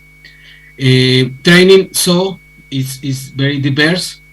you can't, we can't have training programs that it is the same for everyone in the planet. So we need to understand the needs, to understand the ways of learning in the communities, and then we can, develop the training programs that can have the specific results that it is needed in each of these countries. Well, to read this guide is not a recipe that you need to follow each of the parts, but it's a reference that you can use. And the methodology, the general methodology in all of the schools is inspired by the participatory action research, that it is a very important way of do the research here in Latin America, and it has different stages, and well, each of the training programs that are now taking place in the National Schools of Community Networks passed to each of these different stages. We start with an scenario building to see what are happening in each of the context. Then we analyze this scenario, and we think about how to develop the things in the better way. Then we are now in the part of ACT. Each of the schools are taking place since several months in each of the 5 countries, and then we will have a stage of evaluation of these processes. As I said, the schools are taking place in 5 countries: in South Africa, Brazil, Indonesia, Nigeria, and Kenya. And well, the people who are there in Ethiopia can share with you in detail these experiences. And finally, I want to make an announcement. It is not yet visible, but I think in the next weeks we have the launch of this community network learning repository, which is one part of these goals that we have for this project, to have the opportunity to share materials, to share the learning materials that can be consulted by the organization, by the communities in a very organized way. So if you are there in Addis Ababa, I can ask to the people who are there to maybe write your emails, and we can share with you both the link to the guide, and when we launch this repository, also the link to the repository. And this is all from my part. Thank you very much to be here, and greetings from Mexico. Thank you, Carlos. That was great background on how the community network started. The School of Community Network started, and thank you for sharing with us the methodology that was used to come to develop the initial minding or the initial setting of the programs. I'd like now to hand over to Alessandra, who is from the FCDO and have been supporting the five schools, and just to hear from her the perspectives around what informed or why is this an important issue for FCDO to be supporting. Alessandra, over to you. Thank you so much, and good morning again from FCDO London, and thank you, Carlos, for your great presentation. A very difficult act to follow. I don't have poetic slides with constellations like you have. Really fantastic to see all of that. So I just want to say many thanks to the colleagues for inviting me to join this session, and of course thanks to the IGF organizers for providing a platform to explore such a crucial topic. As I've been given just 5 minutes for this, I'll focus only on 3 key messages to sort of take a step back and help framing this sort of overall discussion. I will briefly outline how support to community networks fits strategically within our broader digital development work as UK government.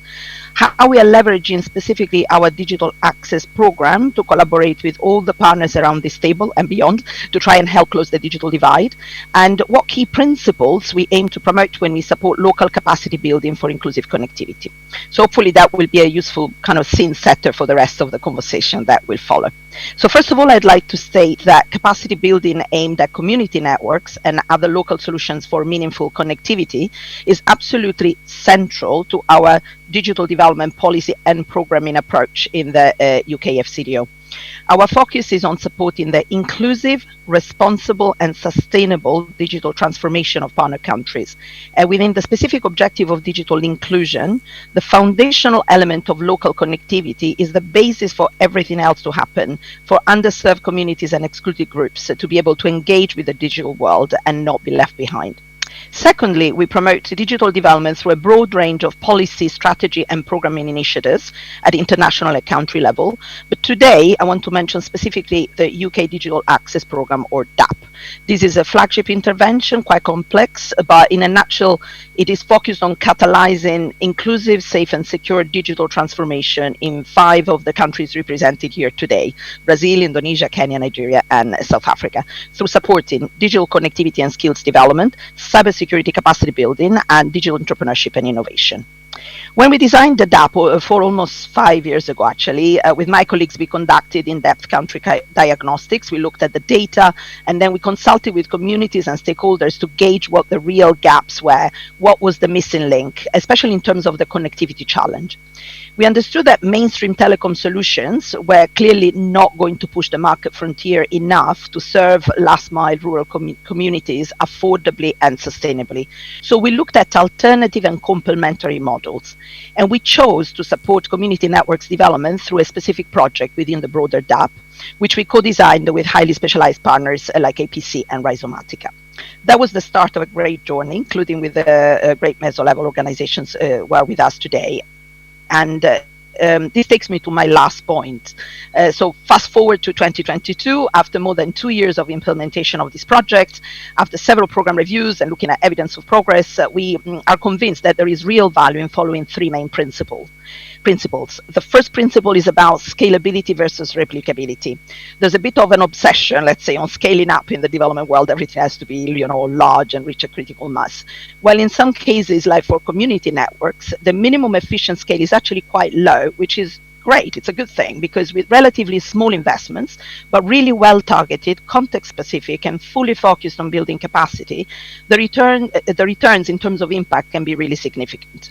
Once the model is demonstrated, including in terms of its adaptability to local conditions, both the technological and organizational knowledge can be disseminated very effectively through the method of the School of Community Networks. And we can see what I like to call positive proliferation of meaningful connectivity solutions on the ground. The second principle is about local ownership. As I just say, the models need to be fit for context and well embedded in the local reality. They need to take into account local needs and preferences and what is viable or not in a particular location. For this, strengthening local capacity is essential and leads to a third principle, which is, as you'd expect, sustainability. This is about the community being or becoming autonomous in terms of know-how in establishing and managing their own telecoms network, understanding the interaction with the broader market, or what I call the connectivity value chain, developing a business and organizational model that enables them to access appropriate finance, technology, deliver efficient and affordable services to local users. And I could go on and on. So clearly the School of Community Networks as a method has a lot to cover, and the audience will hear all about it during the rest of this session. So I'll just conclude by emphasizing that the sustainable approach to promoting meaningful connectivity, fully focused on building local capacity and enabling local adaptation, really resonates with our broader strategy in the UK Digital Access Programme, where we have generally chosen to bet on technical assistance, training, capacity building on all levels, including also for policies and regulatory frameworks, to try and create a more conducive environment for digital inclusion. So congratulations to our partners on the great work done so far. I look forward to our continued collaboration, as the digital gap we know is still very wide, but there are sustainable solutions that work, and investing in local capacity will amplify the impact of our joint efforts. Thank you. Thank you, Alessandra. Really great points, and just for emphasizing on the importance of investing in local capacity building. I'll now bring the conversation to our panelists in the room. And my first question is around, Carlos shared with us the initial setting for the schools of community networks. What we found that, and as in all community networks, is that the programs have to be really context specific. So to now, my panelists, I'd like to hear from you, what has been your experience implementing the national school in each of your countries? Maybe what are some of the challenges that you have faced, as well as lessons that you have learned? And I think I'll start with Neo, and then to Harira, Rispa. Yeah. Thank you very much. I will start by just informing everyone that the digital divide in South Africa actually mirrors the enduring geographic and socio-economic divide. Many of our rural areas currently do not have access to internet, and even if they do, the rural areas, the people located in these rural areas are the ones who are paying up to 90% more than people in urban areas. So apart from these being the norms of the situation in the country, there's also a high unemployment rate that we are battling with. That also includes the gender-based violence rate, which is also skyrocketing. And with that, data costs are also the highest in the world in our country.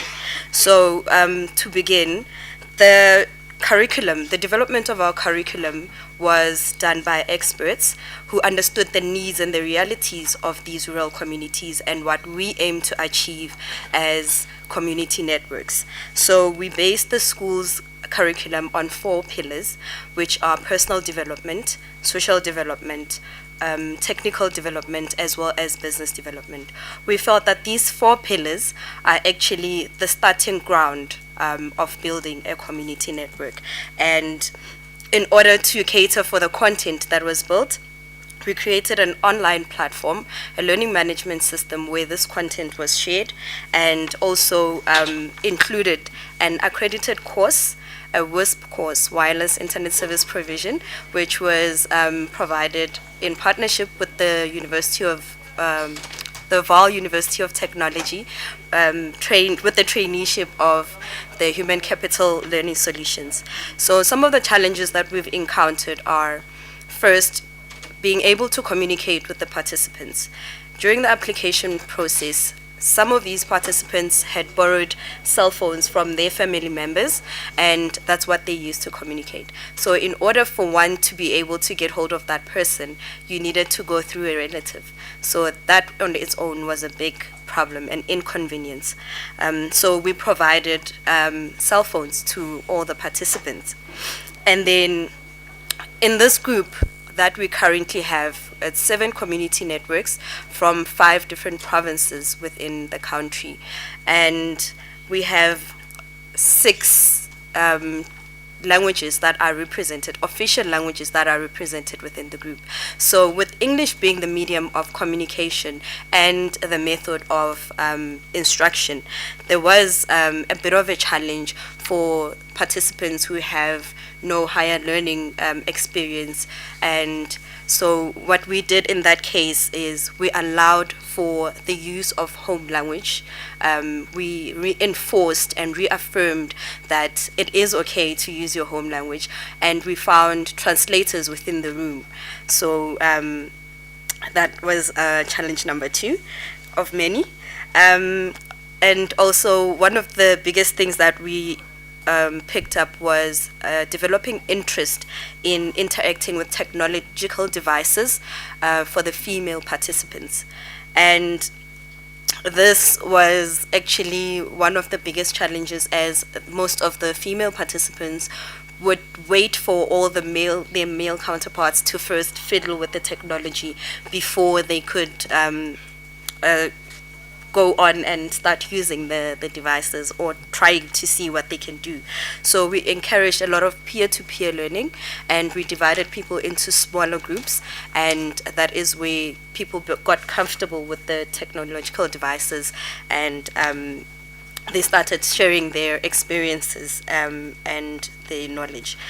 The other thing that I would like to point out, which is the last one, looking at time, is the development of tribalistic cliques as well as the tribalistic stereotypes.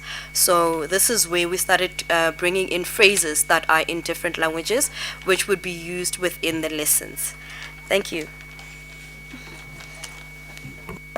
Thank you very much. As I said earlier, my name is Harira Wakili. I work with Center for Information Technology and Development, seated in Nigeria.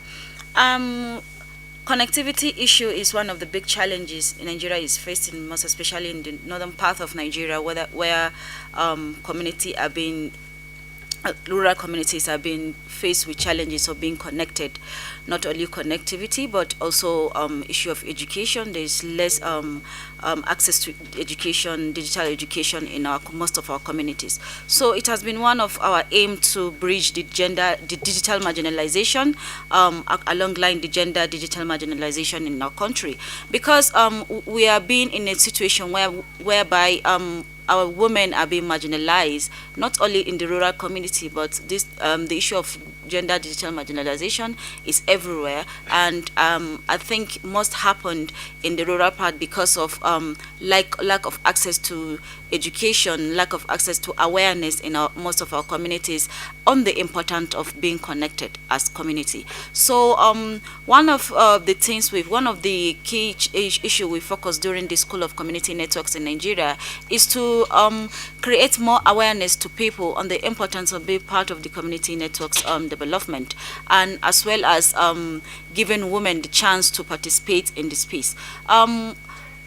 One of the things we highlight during the school is be able to give the space to them and give the sense of ownership as one of the key things to approach the communities. Because the moment we give the sense of ownership to those communities, the more we have their responses and the more we have their interests in our activities. So the School of Community Networks, we held the first School of Community Networks in 2021, whereby we have experts that help us in developing the curriculum of the schools, which is mostly around the area of technology development, because most of the communities, I think out of 7 communities, only 2 we can say are very capable of, we can say they're very prepared when it comes to technology development. So we have to focus on making the participant of the school more enlightened and have more knowledge on technology development, as well as sustainability development. So one of the key important thing we discussed during the school is how the communities can run and manage the community networks after maybe we have no funding or no donor that will come in and give us those kind of supports. So we try to have a key two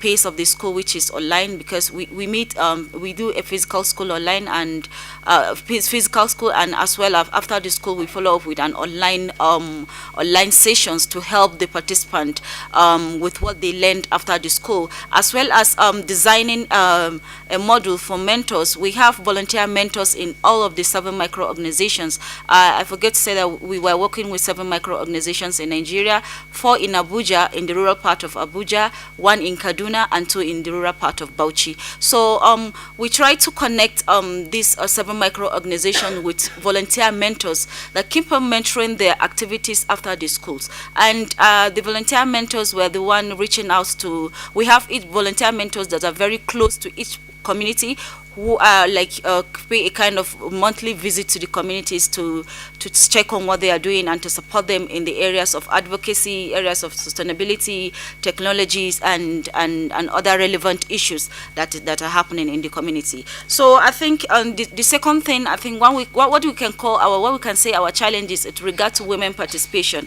The first school we don't have much application from women, because there's this issue of digital gap. Apart from digital gap, the cultural norms in our parts is also supporting women not to participate in all of this issue. So I think the first goal of the participation of women was so terrible for us because we couldn't have more women to come to participate, more women to apply, even after giving them chance, calling them, calling the mentors, some of the peoples in the community to kind of having a kind of enlightening talk to the women in the community, and tell them the importance of being part of the movement. But we still have less participation from women. So the second school, we take another strategy, which is working together with the first participant of the school to have a kind of weekly sessions with the people, with the women in the communities, as well as elders in the community, because we believe that at some point the elders of the community play a vital role in discouraging women to come out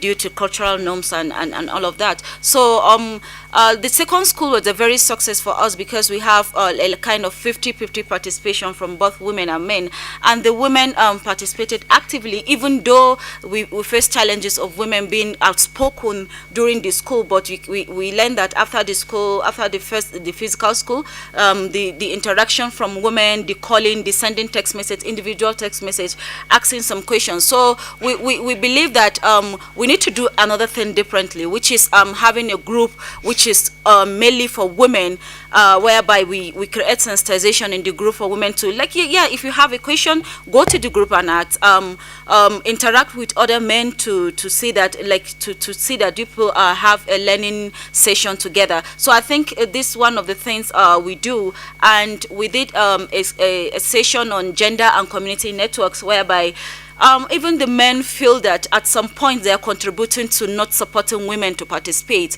I heard one of the students in the school confess to that. Even the timing they give during meetings contributed to women not having that interest, because sometimes they'll fix meeting at night, which is not favorable for women, and women will not be allowed to come out and participate. So the conversation, the interactive conversation we have, give us the opportunity to have them together, and the opportunity to understand their differences and what they are doing, to what they can do differently to support each other in terms of being participating, in terms of participatory in terms of participating. And I think going to our challenges, the challenge, most of the challenges we face is with regard to participation of women. The men are always at the forefront, the men are always outspoken, the men are always have this interest. But at some point, the women feel intimidated by these men. So one of the things that we do to overcome the challenges is bringing another approach, which is the School of Feminist Internet that we are doing, which is about supporting women to participate in the decision-making processes, taking women through the internet governance-related issues, and encouraging them to speak for themselves, and also take care of the issue of gender-based violence, which we think is one of the issues that also make women not to participate in the internet. So we have a series of radio discussions whereby we call on women that we can see as an influencer, women to serve as a source of inspiration to women in our rural parts of community, because we believe that radio is one of the things that most women in the rural community have access to. So we bring out women. Most of the sessions we have, all our radio sessions we have, is about enlightening women. We bring more women to participate, and also encourage more women to come out in the community. And the last thing is in our challenges, it regards to language. Most people in the rural part of the community don't have access to, don't have much access to education, whereby they can, so during the sessions we try to see that we make it to in a local content, which is very good approach that we take, because the first day we started the school, the session was mainly in English, and we see from their faces there's this lack of understanding, and interest is not much in there. So after the school, we have after the first session and the first day, we have a session whereby we realize we have a kind of question and answer session with them. So most of them complain that if the session will be in a local language, like they can have a fully understanding of what the school is all about, looking at all the technical sessions that we have. So if it will be translated in the local language, it will be very good for them to understand. So I think we did that. We take that approach throughout the school. Almost all the session we try as much as we can to make it in the local content, and I think that. And that is also what we did in the second school, which is using the local content, and the women were so from their faces, from their responses, the evaluation of the school, we have a very good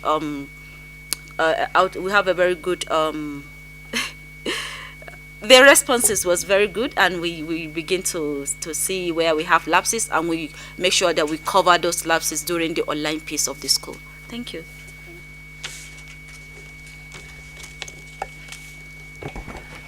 Thank you, Harira and Neo, for that presentation.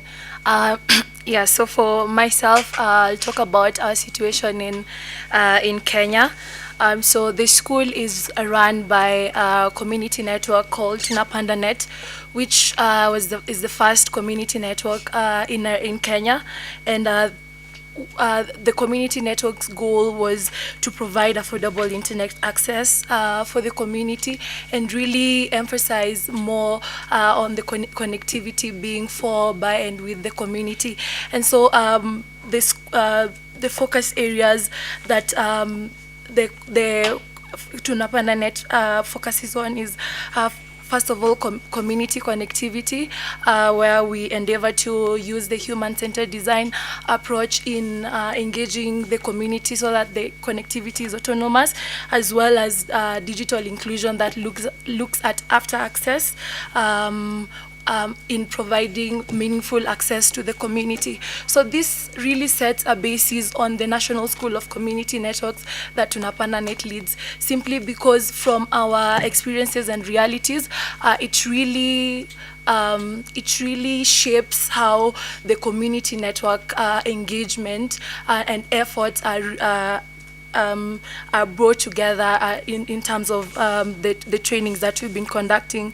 So for the national school, what we've done as a school is we have really used the training guide that was provided while we're starting the whole concept of Kenya National School, and that really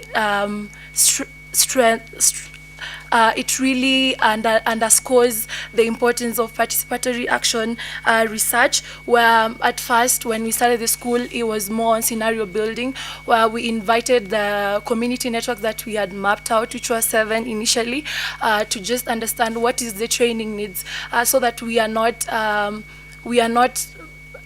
taking down information to the community, but it's a co-creation process with the community network members. So here, just understanding what are the challenges, what are the values of the different community networks that we wanted to engage with, and then so that was our first iteration of the school. We had 7 community networks, and now we have 11 community networks, and it's still the same process, understanding what are the training needs of the different community networks to really curate a program that speaks to their needs. And then the next phase is the seeing phase, where we engage the CNs in a series of conversations and surveys to analyze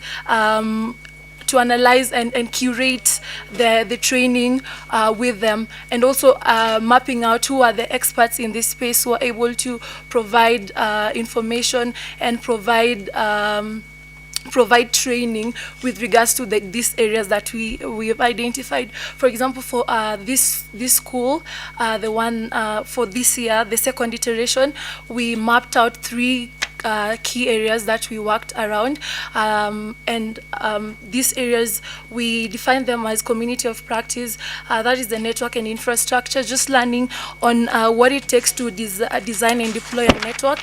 And another area was on sustainability, what it takes to sustain a community network, and lastly on local content creation, how can community networks create content that reflects their realities in the different regions that they're at. And just to also highlight is that the community networks we are dealing with are of different categories. So we have starting community networks. So those are just emerging community networks, people who would want to start a community network.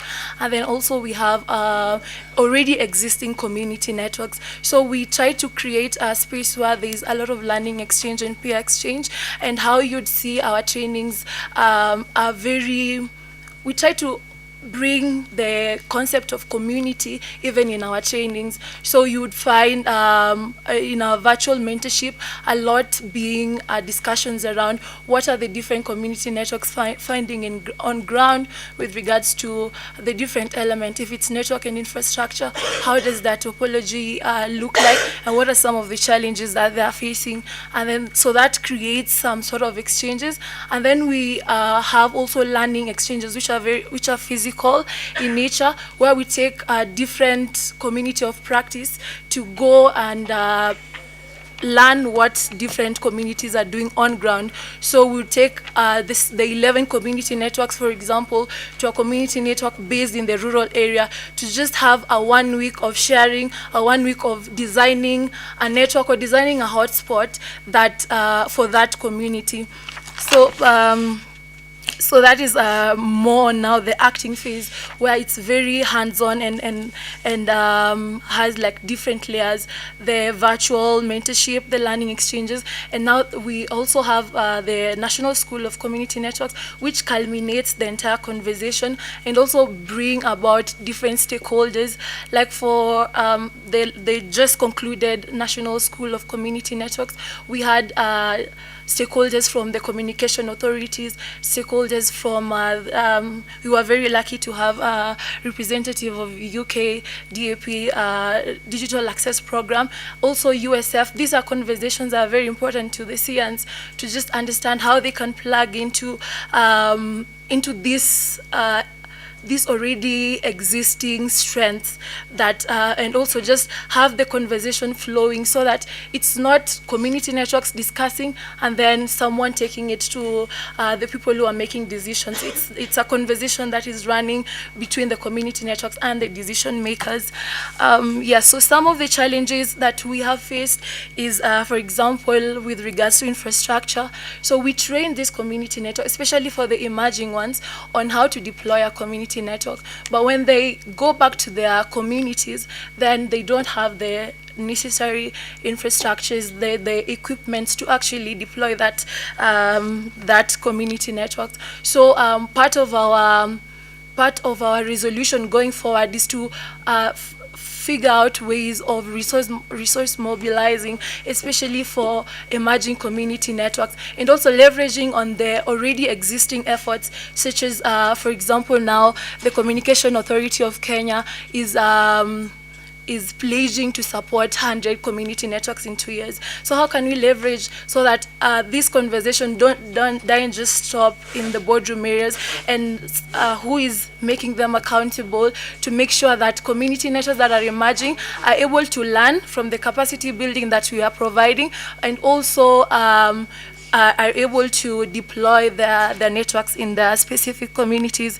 Another challenge that we have faced is with regards to volunteer work and sustainability of the work team. So for, as I mentioned earlier, we've had 2 iterations of the school, and in these 2 iterations, we've had different community networks bringing in different team members. This is a good thing in terms of expanding the capacity of the community network, but it's also there needs to be that sustainability of knowledge. So how can community networks be able to maintain this knowledge that they are getting from our sessions, so that it's not just given to the staff and then they leave? So how do we maintain, how do we incentivize this volunteer work, and also make sure that the people we are training, this knowledge remains in the community network, this knowledge becomes beneficial to the community that they're serving. So those are some of our learnings and our reflections with regards to community networks in Kenya. Thank you. Thank you, Rispa. I think I'd like to move to Adriana.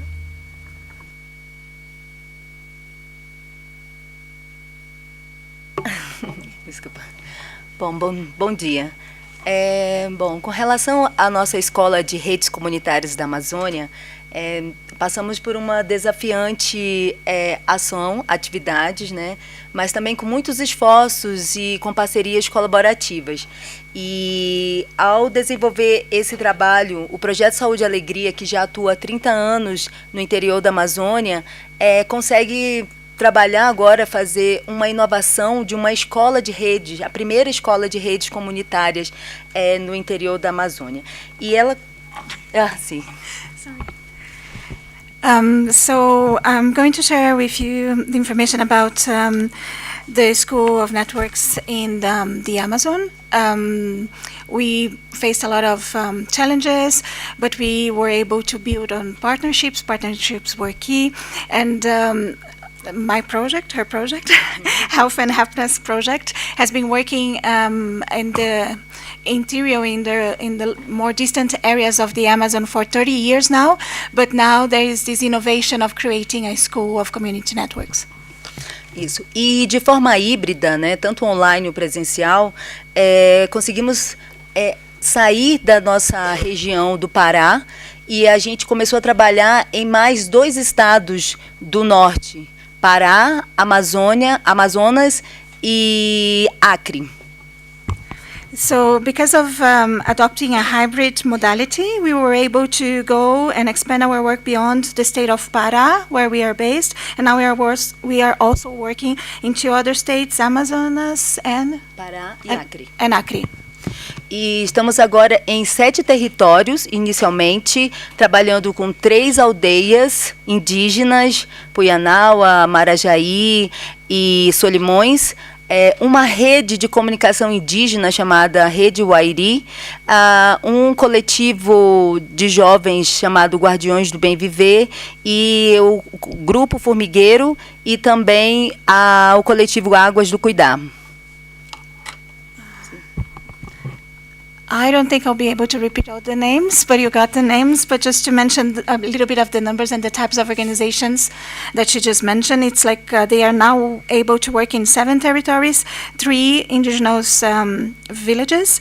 They are working with 1 indigenous community network and 1 group of indigenous youth. E aí nós desenvolvemos um trabalho, né, um trabalho co-criativo de modelos metodológicos, de ações sociodigitais e ambientais e de incentivo ao protagonismo das mulheres e de jovens.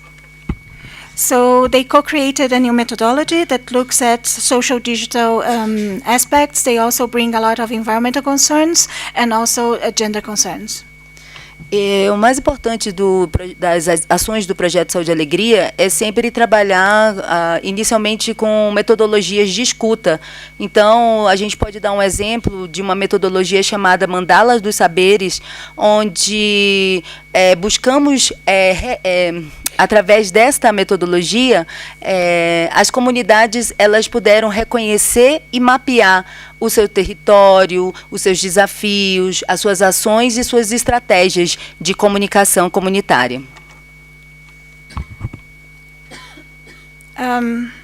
They use a lot of methodologies that focus on listening and collecting from the community. So they have one that is called like the circles of knowledge, and through that methodology they are able to recognize and map not only the territories, the challenges that they face, but also the strategies that they have been using. E também uma outra característica muito peculiar do projeto Saúde e Alegria é ensinar numa perspectiva de Paulo Freire, a partir do seu contexto, da sua realidade. E usamos também uma essência de trabalho metodológico, a arte circense. Trabalhamos com circo a partir dos princípios da ludicidade, da arte educação e da comunicação. They also, one main characteristics of their work is also to work from the perspective of Paulo Freire, that is a thinker, a Brazilian thinker in terms of education, and he really focused on learning from the realities on the ground, so people would learn from their own realities. And then they also use a lot of circus methodology, so they use a lot of like ludicus. Ludicus. Does that word exist in English? But like it's about like entertainment and other strategies using like circus as a methodology. E aí agora, a partir dessa escola de redes comunitárias, começou de forma online, né, dentro de um contexto de pandemia, mas conseguimos realizar, e estamos na terceira já, formação presencial com os alunos. Então, já tivemos 3 encontros presenciais, um aconteceu no Fórum Amazônico Social, o segundo aconteceu em Santarém mesmo, com uma oficina tecnológica, usando a tecnologia Hermes, para contextos de territórios mais remotos, né? E também a gente vai estar realizando agora em dezembro a terceira formação presencial, também trabalhando com oficinas de tecnologias apropriadas. So they started online because of COVID, but now they are in the 3rd edition of in-person capacity building. So they had an initial one as part of the Amazon Forum, but now they are organizing technological workshops using the Hermes technology for distant territories, and this is the same one that they will apply now in December. Sim, e conseguimos também, nesse curto tempo, né, desde 2021, conseguir instalar uma antena para uma rádio de uma aldeia indígena chamada Aldeia Solimões, na reserva Tapajós Arapiuns. E estamos agora no momento de mentorias de projetos, né, onde cada território vai realizar um projeto, né, de redes comunitárias em sua localidade. So they just installed an antenna for a community radio in an indigenous village that is part of a protected territory, and now they are going to start a project where each of these territories, indigenous territories where they are working, they will work on one specific community network project. E os principais desafios, né, enfrentados na Amazônia é a questão territorial, que é muito gigante, muito dimensional, o nosso território amazônico e suas particularidades. Então, um dos principais desafios foi a conectividade, né, principalmente nesses espaços, nos territórios de rios e florestas, né, mais distantes do centro, e também a logística de fazer esses encontros presenciais com os alunos de 7 territórios. So the first challenge, now she's going to share the challenges, and the first challenge relates to the territories where they are working, because the Amazon is really, really large, so everything is really distant. You have to use rivers, you have to go through forests, so that brings a lot of challenges, and also lack of connectivity. So that's like they have to work through all of those challenges. E as lições que aprendemos, né, o que estamos aprendendo sempre continuamente, é que precisamos nos avizinharmos. Não sei se vai ter esse conceito. No sentido de sermos mais colaborativos, de conhecermos os nossos vizinhos, não é? Não só lá do território amazônico, mas também da América Latina, né? Então, consolidar as redes comunitárias para que a gente possa realmente potencializar a nossa cultura amazônica, não é? Especialmente aqueles territórios que sofrem muito mais ameaças ambientais e também os seus meios de vida tradicionais. Ai, amiga. From lessons learned, so A vizinhança. yeah, that one is difficult.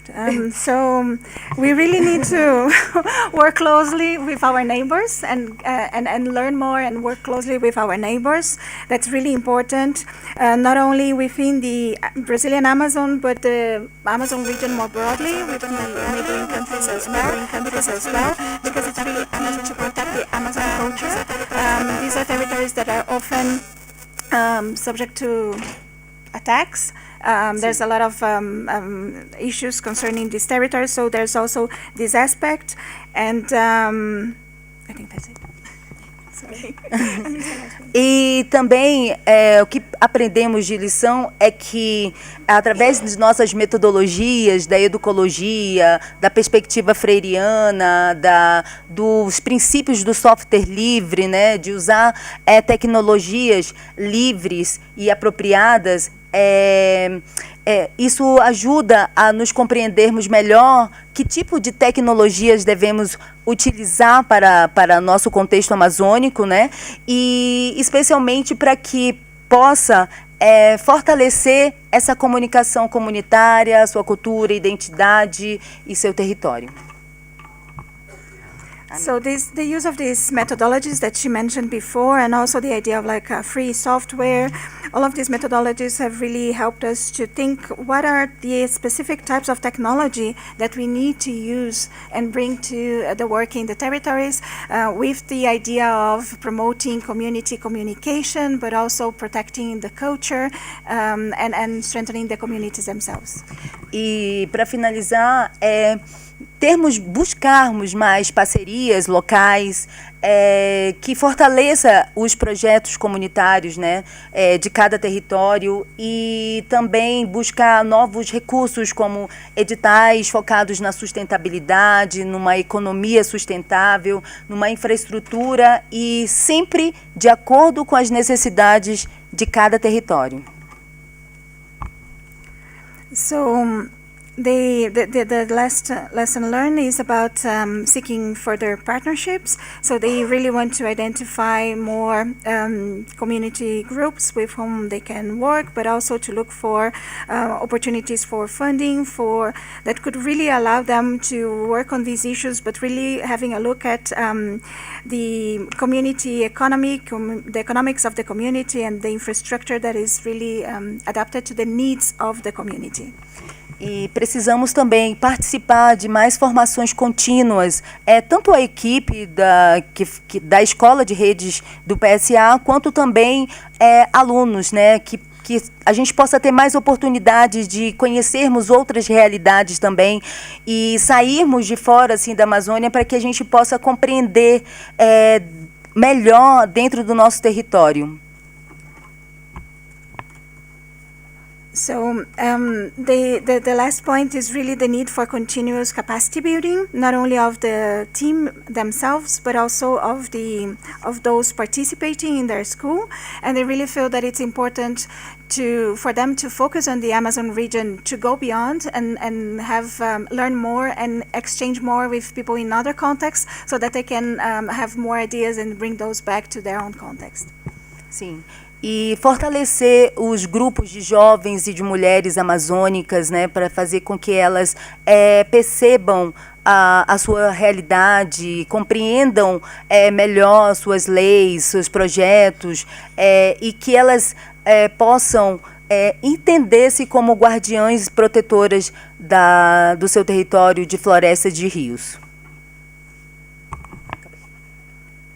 So, it's also important to work with groups of youth and women from the Amazon, so that they can and work with them so that they can see themselves as protectors of their territories, of their rivers, of their forest. Thank you.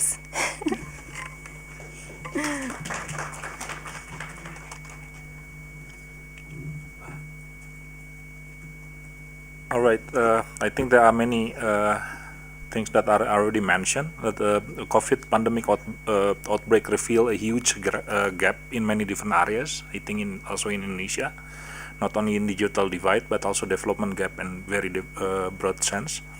And yeah, people in rural areas and remote places got multiple impact on that.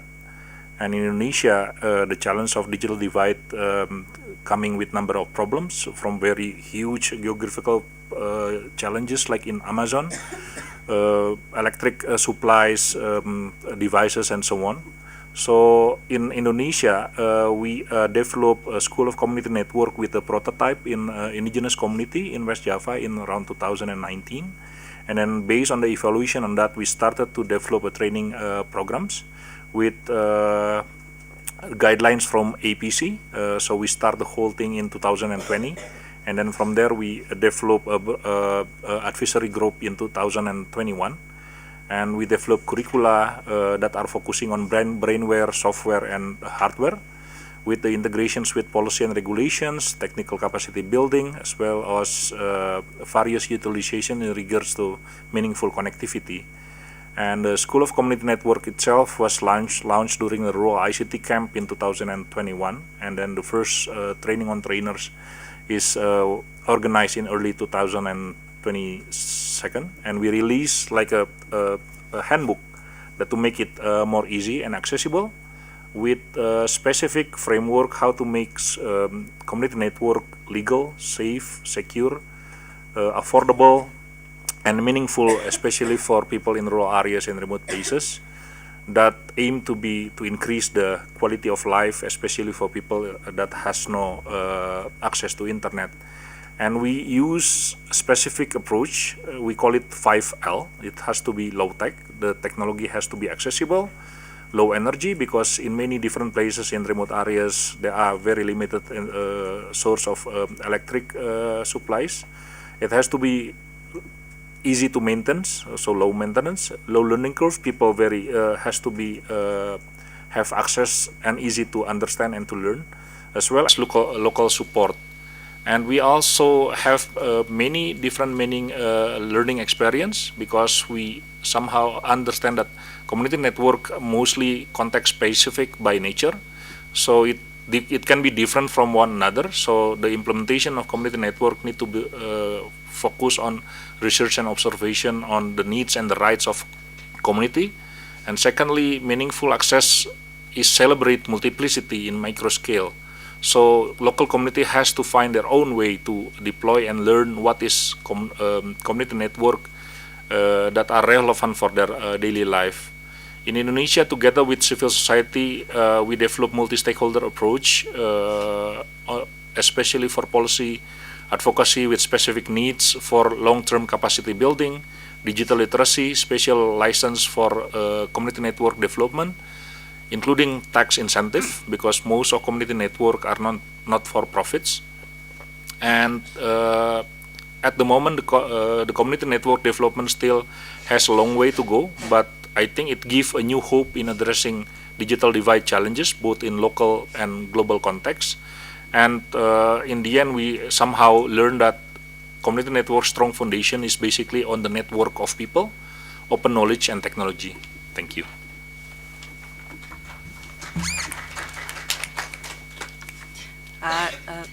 Thank you all, and it's really great that you brought out clearly the challenges, and you can see lots of similarities: access to technologies, language, devices, as well as women participation. And also quite commendable to all the schools of community networks as to how you are adaptive and flexible and learning together with the community. So quite great to hear about collaborations, for example, with different territories, development of open source technologies, even buying cell phones for community members, and all aiming towards strengthening communities. Now to the next question, and this is, I'd like to build up as to from Gustav's point around low tech, low energy, low maintenance, low learning curve, and low tech and local support, which are, I think, quite a good framework around which we could propose even some of the public policy making around how we build capacity for local communities. So my question is, how then do we use the lessons that you have learned from Indonesia to be able to design public policies? Yeah, well, we are very lucky that we are growing in the right ecosystem together with APC, with the support from FCDO on the digital access program. We can exchange knowledge and experience and see what is work and what is not. And somehow, because what I mentioned before, that the community network is always context specific by nature. So there will be a different approach, but maybe similar framework. So from there, I think it is important to make things open, and there are no such thing as one policy that fits for all. So I think it is important that we can exchange knowledge and experience with the Amazonia, with friends in Africa, making good documentations and make sure how to make this knowledge bank accessible for a lot of people in many different places, because I do believe that community network is not a single term. It represents a very diverse approach and ideas, and I think the people in local ground is the one who have the solutions. Thank you, and I'd like to open up to the rest of the panelists if you have any intervention with regards to how the lessons you've learned can be used to inform public policy.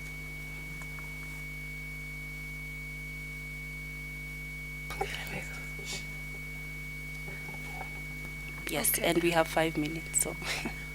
Okay. Yeah, so I just realized I didn't speak on the lessons that we learned. Maybe just to briefly also share. So one of the lessons that we learned was the need to demonstrate models that create access in the country. So there's need of really documenting good work, as Gustav has said. Of course, to exchange with other CNs within the region, within the globe, but also to have the exchange within the country, so that if when new CNs are coming, there's already structures, there's already something that is replicable that they can use to start their own community network. I'm talking more on curriculum, maybe a curriculum for community networks in the country. And then also another lesson that we learned was, as you're saying, that CNs are for, by, and with the community, it's critical to embody the sense of community. And so that strengthening the aspect on using local language, as has been talked about with the other panelists, having curriculum that can also be simplified in other languages, so that it's so easy for other community networks to also use, and also using different pedagogies while training. For example, I like what is happening with PSA, using different ways of training, not necessarily just class, but finding out what can the community what can the community use to learn? So if it's theater, if it's circus, if it's entertainment, if it's learning by the tree. So finding different ways to really drive the concept of community networks with the community. Because of time, I'll stop there so that others can share. Thank you. Okay. My addition to what Gustav and Rispa are saying is that the approach of skills transfer as well as mentorship in giving or in imparting knowledge and skills to the participants that we have in the school through is part of capacity building, which at this point in South Africa, we're not relying on the government to do that. So because we as the School of Community Networks are able to impart these skills to the community, for the community, that goes a long way. Thank you. And I think for us is about looking at the way lack of political will is in Nigeria, and we believe that building the capacity of the communities will also help in achieving most of the goals, and by engaging other relevant stakeholders.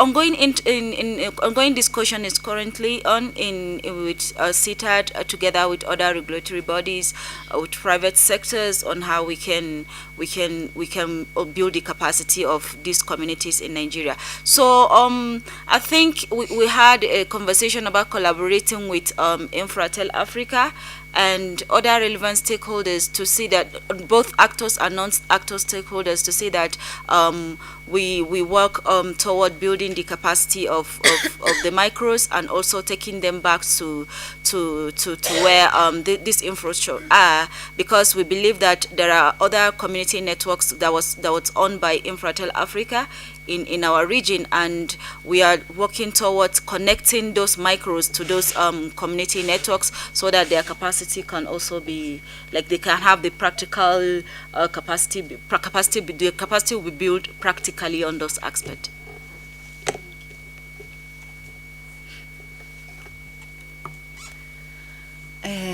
Vamos seguir 3 pontos principais aqui que eu coloquei. Primeiro que a importância de se reconhecer e ter uma identidade de pertencimento pelas pessoas das comunidades amazônicas, né? É importante que elas compreendam a sua cosmovisão amazônica, né? E que elas possam entender que todos esses processos de conhecimentos, eles devem ser garantidos a presentes e futuras gerações. So she wants to highlight 3 points. The first of them is that it's really important to recognize that its identity is key in the region. It's about belonging to a very specific community that has a very specific worldview, and that any capacity building has to be considered in the long-term generational sense. Segundo que as políticas públicas, elas precisam, no caso da Amazônia, elas precisam ser regionalizadas, né? É preciso que a gente fomente facilidades de acesso e logística para soluções baseadas em energias limpas, como, por exemplo, a energia fotovoltaica. So, any public policy has to be regionalized. That means that it has to be taught specifically for the particularities of the Amazon. So, for example, the access facilities have to be taught given the territory, the logistic aspects, and also the use of clean energy solutions.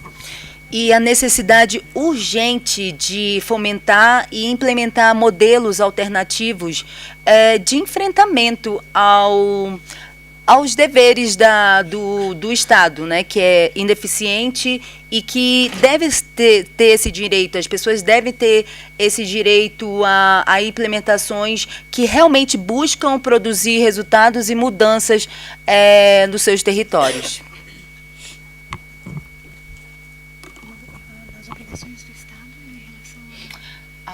Aos direitos das pessoas que moram em lugares mais distantes da Amazônia, por exemplo, ter acessibilidade aos direitos. Okay.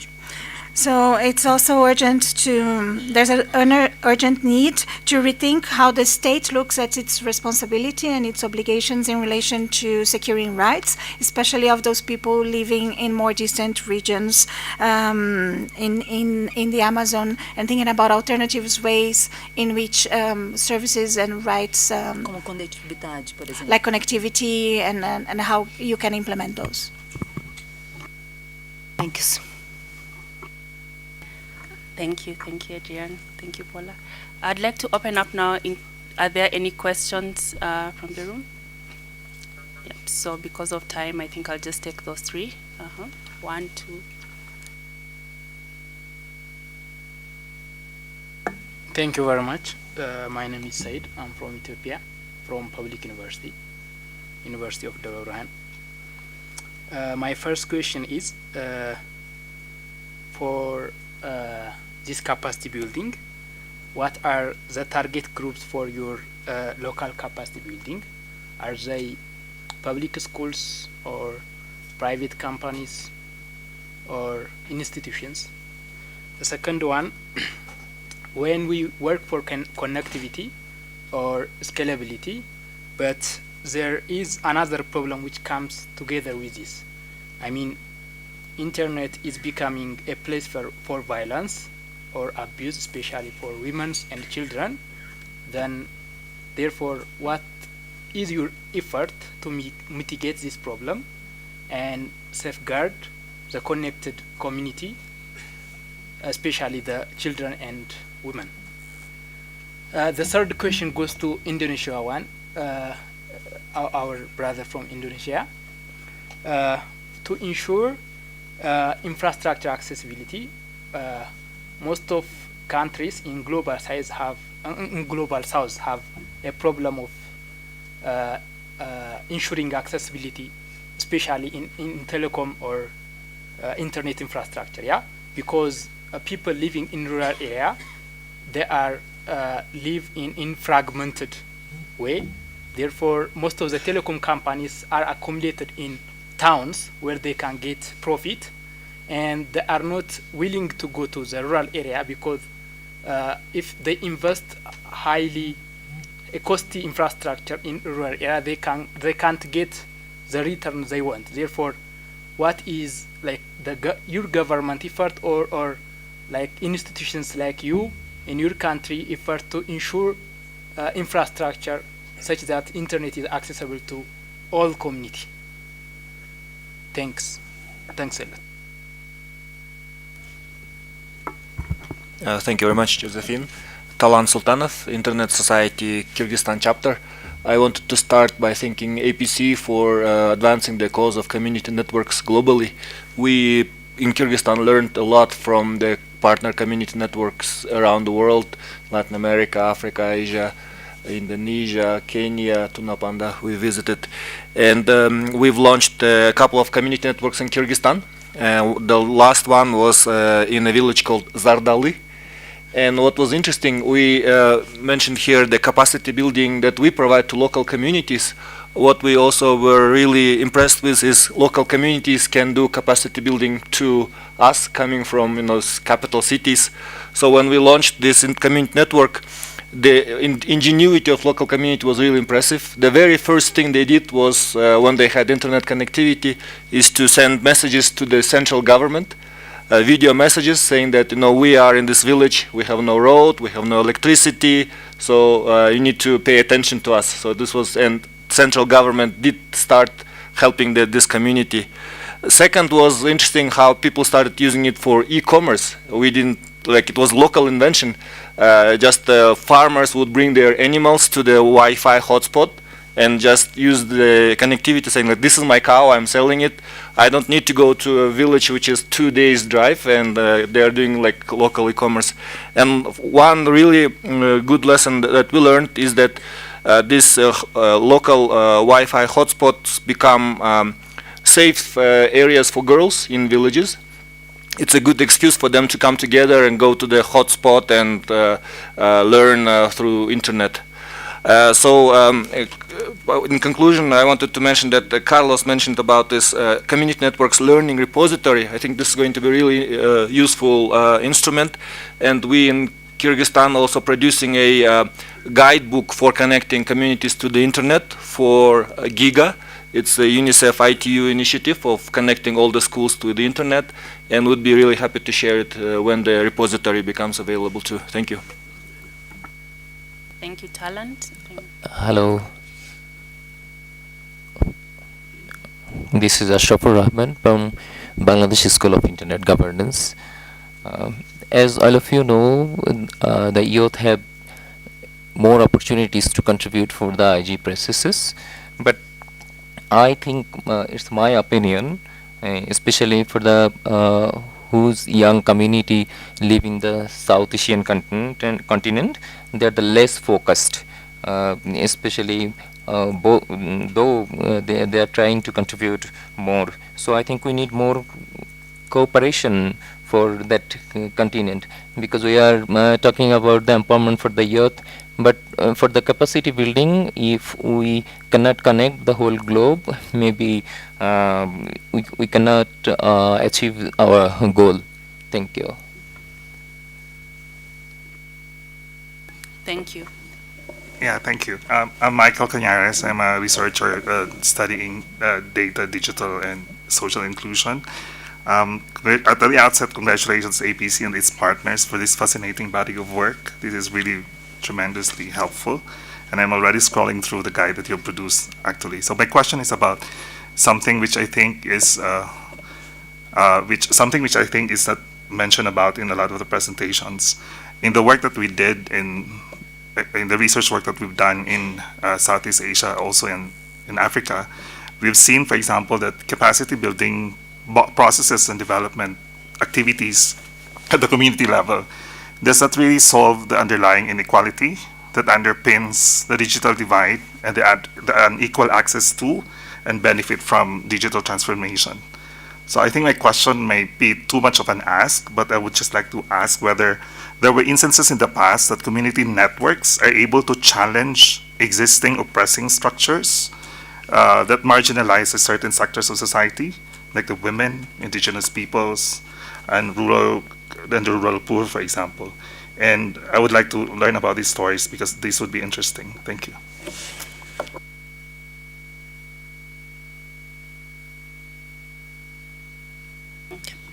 Thank you. I think we'll take those questions. First, we have the capacity building target groups, and for that, I would like Neo to address the first question, please. Thank you very much. In the context that we are working within,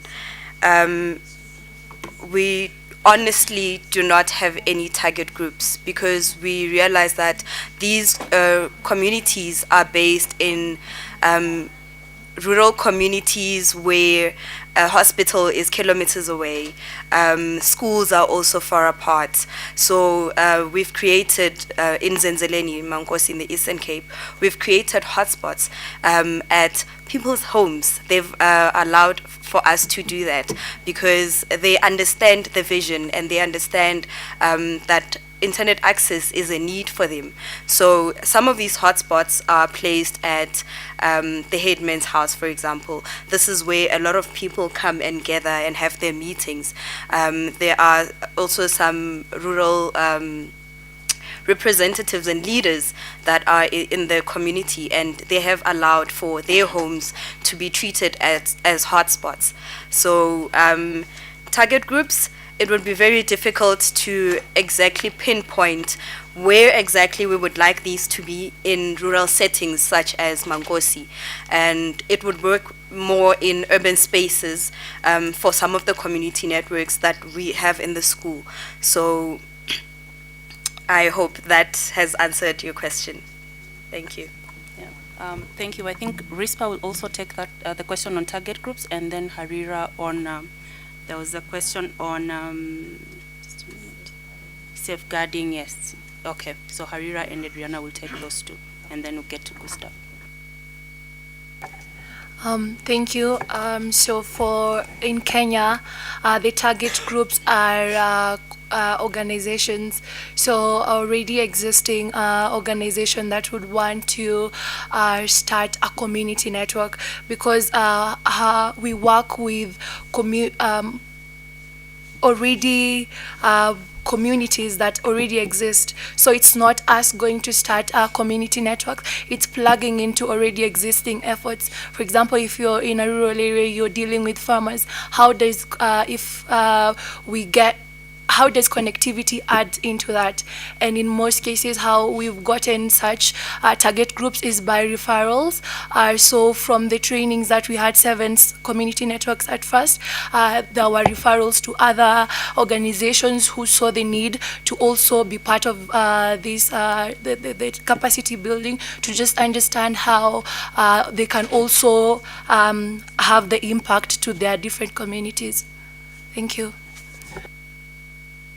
So one of our main focus is promoting digital access, and also encouraging women to be part of the internet. But at the same time, we do realize that a lot of women don't feel safe, and a lot of women were being deprived from using the internet is either by their husbands or by their parents, due to the how our people frame the internet as that is like see the internet links to immorality due to the things that are happening on social media.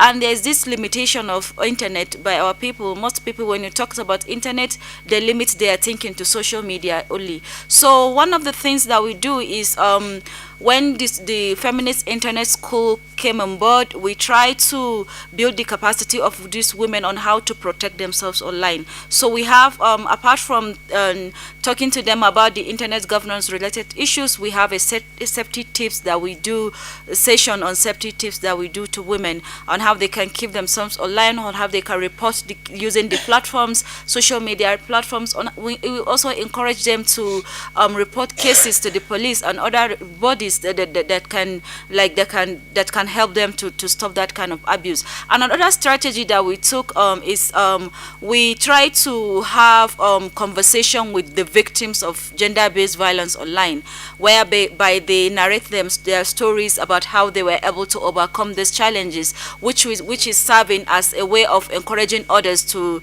take safety measures. And we also train them on not getting exposed to the side that are harmful to them, and also how they can keep themselves secured online. I think that's one of the things that we do. And we also engage in radio discussion, calling on the victims, calling on other peoples, calling on the security agencies to talk about the things that to talk about so many things that has to do with punishing those perpetrators online, and what citizens can do to report those cases. I think that's some of the things that we are doing in that regard. Thank you. Bom, respondendo, acho que vou fazer uma resposta só dessas questões que foram apontadas. Primeiro, assim, lá na Amazônia, nós, enquanto Projeto Saúde e Alegria, trabalhamos muito, como eu falei anteriormente, numa perspectiva freiriana, de Paulo Freire, onde nós aprendemos a utilizar as tecnologias, mas baseada no seu contexto real, na sua situação local. So I'll try to reply to all of those questions in one answer. In the Amazon, as I mentioned before, we really work based on a methodology that was developed by Paulo Freire, that is really a perspective of learning about the local context and needs to think about the use of technology.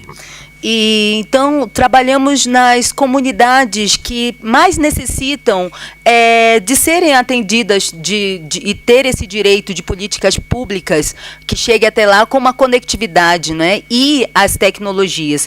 Então, a nossa contribuição é fazer um trabalho de desmistificação das tecnologias, né, da cultura digital, para que as pessoas elas possam compreender e praticar esse uso das tecnologias livres de forma crítica e reflexiva, para que se possa combater a violência das mulheres, dos jovens, das crianças e especialmente também, né, tão importante quanto isso, a violência de ser ameaçados em seus próprios territórios, por mineradoras, por madeireiras, garimpo ilegal. Então, vários enfrentamentos que estamos aqui. Então, a gente tem, assim, um potencial de jovens ativistas que trabalham com comunicação e mediativismo. Ai, quase que... eu me empolgo, Diga que eu me empolgo para ele. She got excited, she's saying, to answer. So it's... what they do then, based on this methodology, is to really work with these more distant groups, these more distant communities, so that they can demystify the digital culture, so that they can really use, in a critical way, technology. And then they can use this technology to exercise their right to access public policies that normally don't get to their territories. Second, they also use that to face the violence that women face and the children face in the offline context. But they can use technology in that way, but also address online violence. And finally, they can use technology also to face the violence that they face because of the attacks on their territories, because all of these territories are being attacked by mining, by cattling, by deforestation, so they can react to that through the use of technology and connectivity. E utilizamos os princípios, por exemplo, do software livre, da cultura hack, que são conhecimento livre, colaboração e liberdade. Pronto. Okay, fechou. We also use the principles of open software, that is collaboration. Repeat, please. Colaboração, liberdade e conhecimento. Freedom and knowledge. Thanks.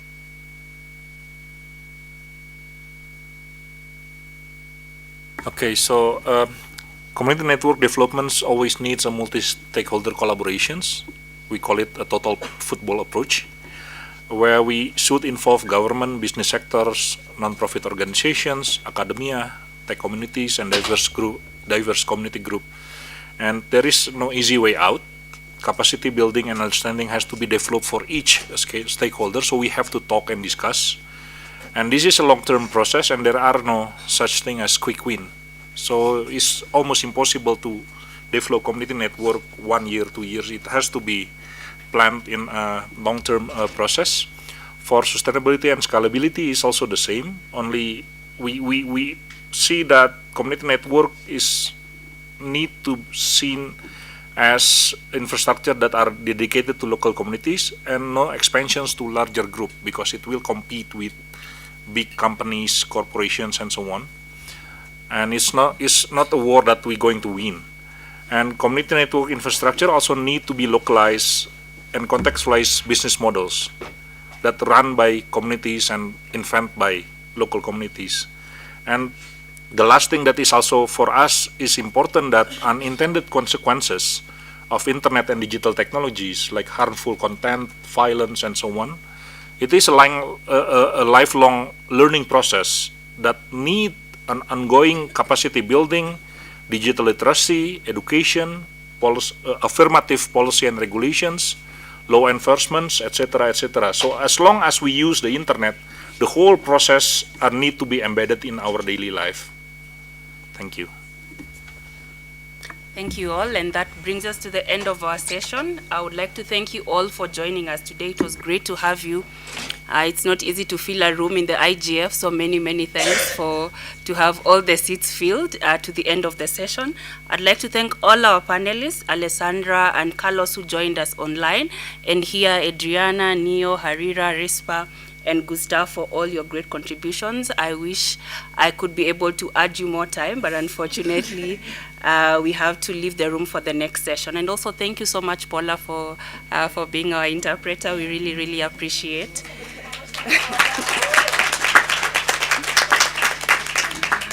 Yeah, so I would like to remind you that the CN repository will be launched soon. My colleague Daniela is in the room.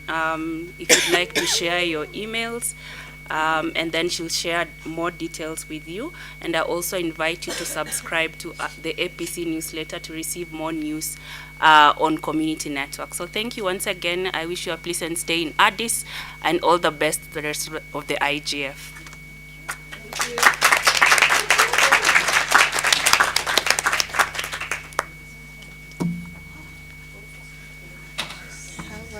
Just when people are starting to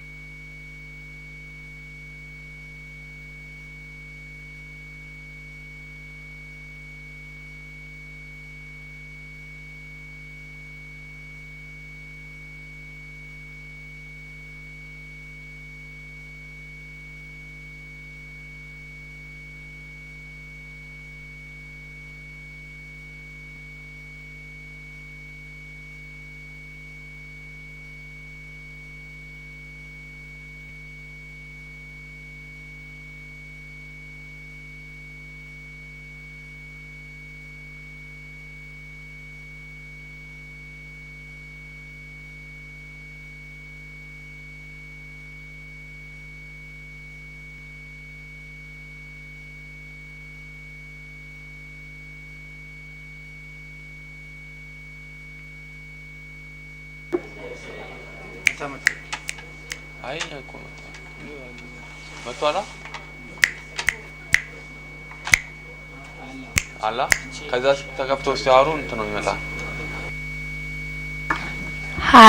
this is the question to the technical staff. Is we have already started. Thank you very much. So, firstly, I would like to give the floor to our online moderator, Mohammed, who will introduce us all to the topic. Thank you.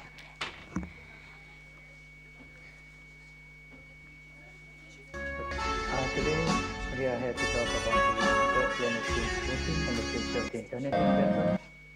The concept of, however, there's a recent push towards its further development. The primary idea, which is essential for communication on planetary space, potentiality of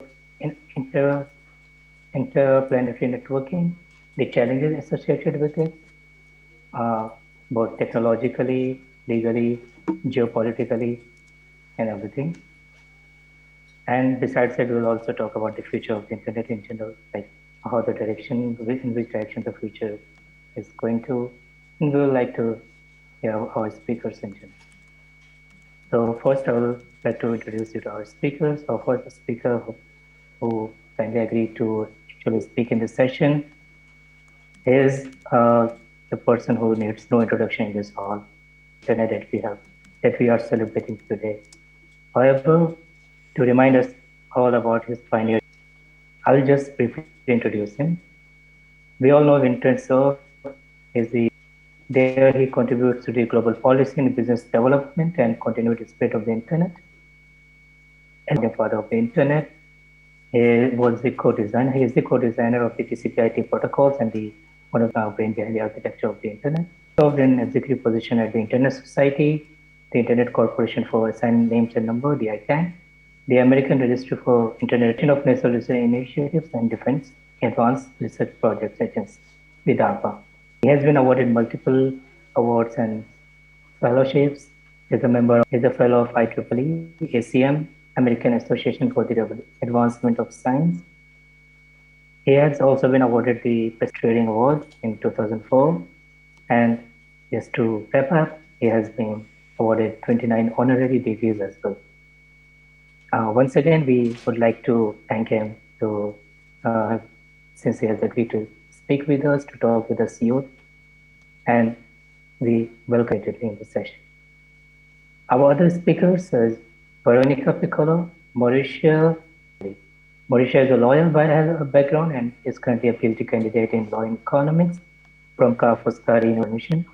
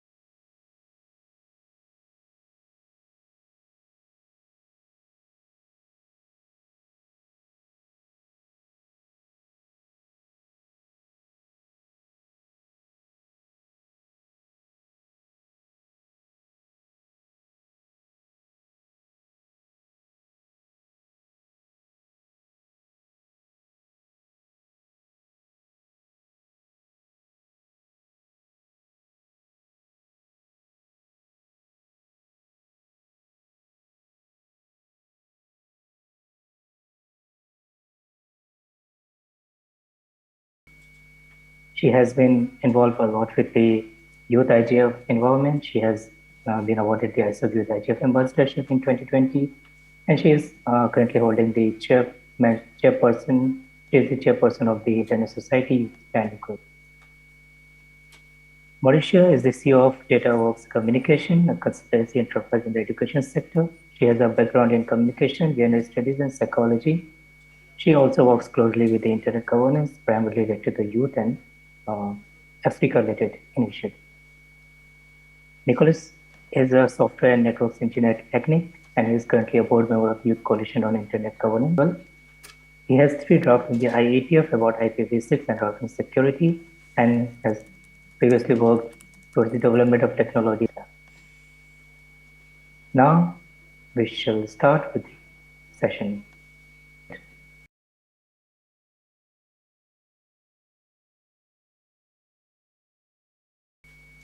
Uh, When I would like to ask you, like interplanetary networking has been here for a long time, since I guess 1998, as per the, and you have also been recently inducted in the ISOC code as a chapter. But I would like to ask, like, why this renewed enthusiasm? Because it has been for a long time not that much active. Does this reflect the recent developments in the manned extraplanetary exploration efforts, like from SpaceX and other companies involved? So thank you very much. I hope you can all hear me. I'm asking the AV staff if they'll put my slides up for me. I'm going to try to give you a very, very quick introduction to where this interplanetary networking idea came from. So let's see whether we can get the slides up.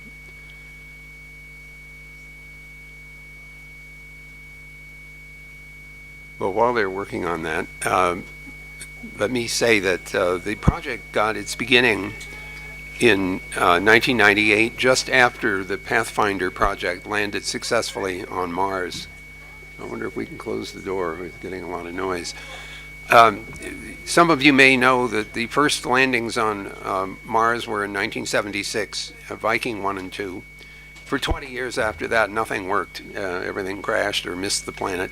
Then in 97, the small Pathfinder landed with a little rover in a bouncing balloon on Mars. It was so successful that I flew out to the Jet Propulsion Laboratory and talked to the engineering team that was handling communications from the surface of Mars back to Earth.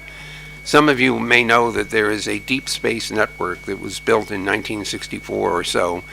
3 big 70-meter dishes and a number of 26-meter dishes in 3 places around the world: Madrid, Spain, Canberra, Australia, and Goldstone, California, approximately 120 degrees apart.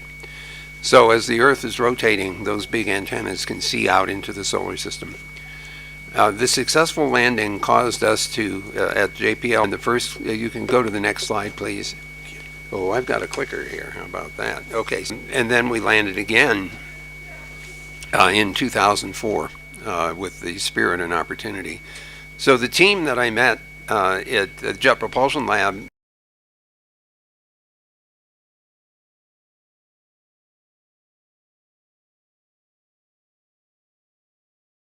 asked themselves the question in 1998, what should we be doing in 1998 that we are going to need 25 years from now?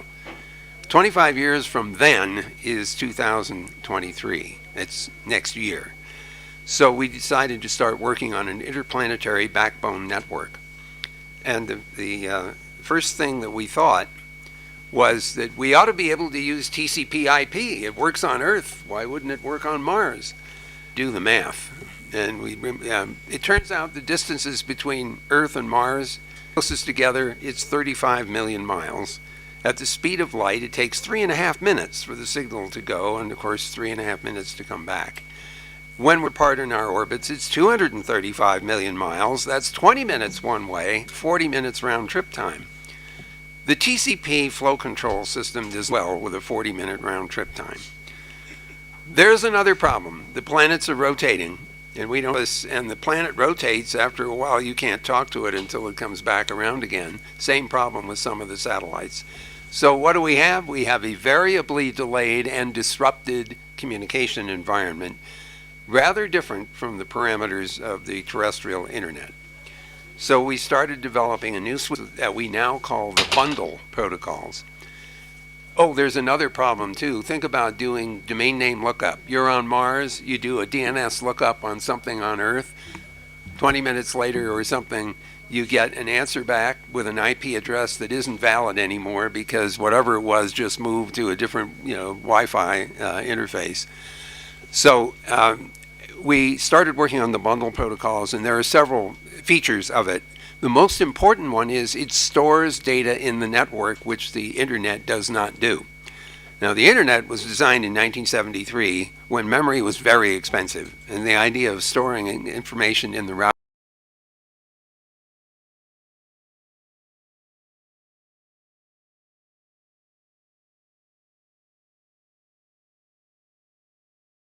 routers didn't make a lot of sense.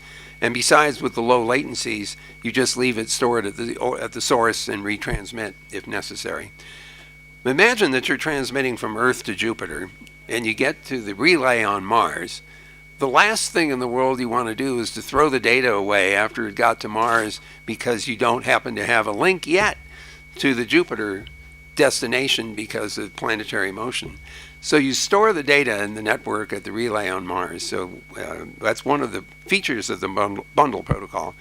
With regard to DNS lookups and routing and things like that, instead of doing a lookup before you transmit, what you do in the bundle protocol is transmit to the planet you're trying to get to, and then after you get to the destination. So it's a two-phase lookup.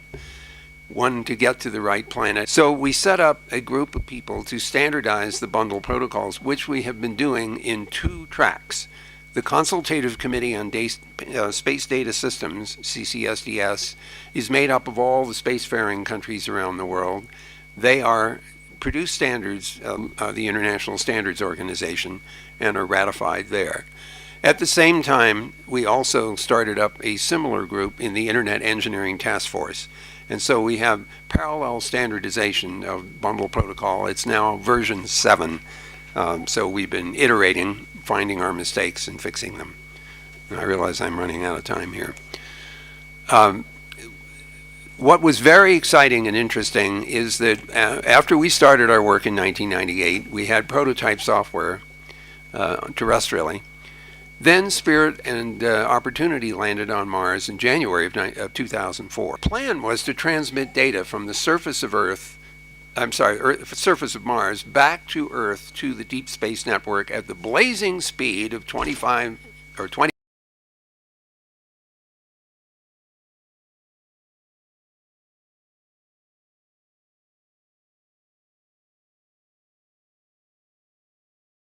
.5 kilobits per second. And the scientists were not very happy about that, but that's what the plan was. And so they turned on the radios and they overheated. Now, don't ask me why we didn't know that was going to happen before we sent them to Mars. But in any case, the engineers said we'll have to back off on the duty cycle in order to keep the radios from overheating or damaging the sensor systems on Spirit and Opportunity. So now the scientists are really grumpy until one of the engineers at JPL said, you know, we have an X-band radio on each of the rovers, and we have the orbiters that were sent to Mars a couple of years before to map the surface of Mars to figure out where the rovers should go. But the orbiters were still functional. They still had power and transmission capability. So we reprogrammed both the rovers and the protocols to Mars, and we have been running those prototype protocol Opportunity, but also on, let's see if we can get, there we go, on virtually every other lander type store and forward software. So we basically, up to the orbiter, which holds onto the data until it gets to the right place in its orbit to transmit to. Orbiters are only a few hundred miles up.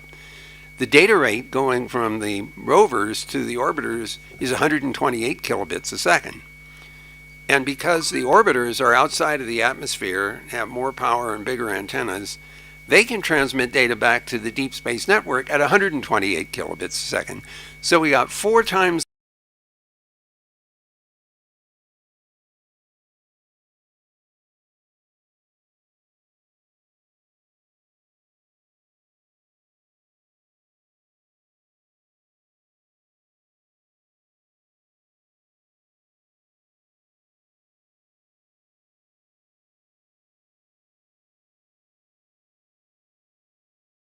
the data rate by going store and forward. So even this tiny little network with 3 nodes, basically, the orbiters, the ones on the ground and Earth, demonstrated the utility of store and forward packet switching, which has been used in every single one of the landers on Mars since that time from the NASA missions.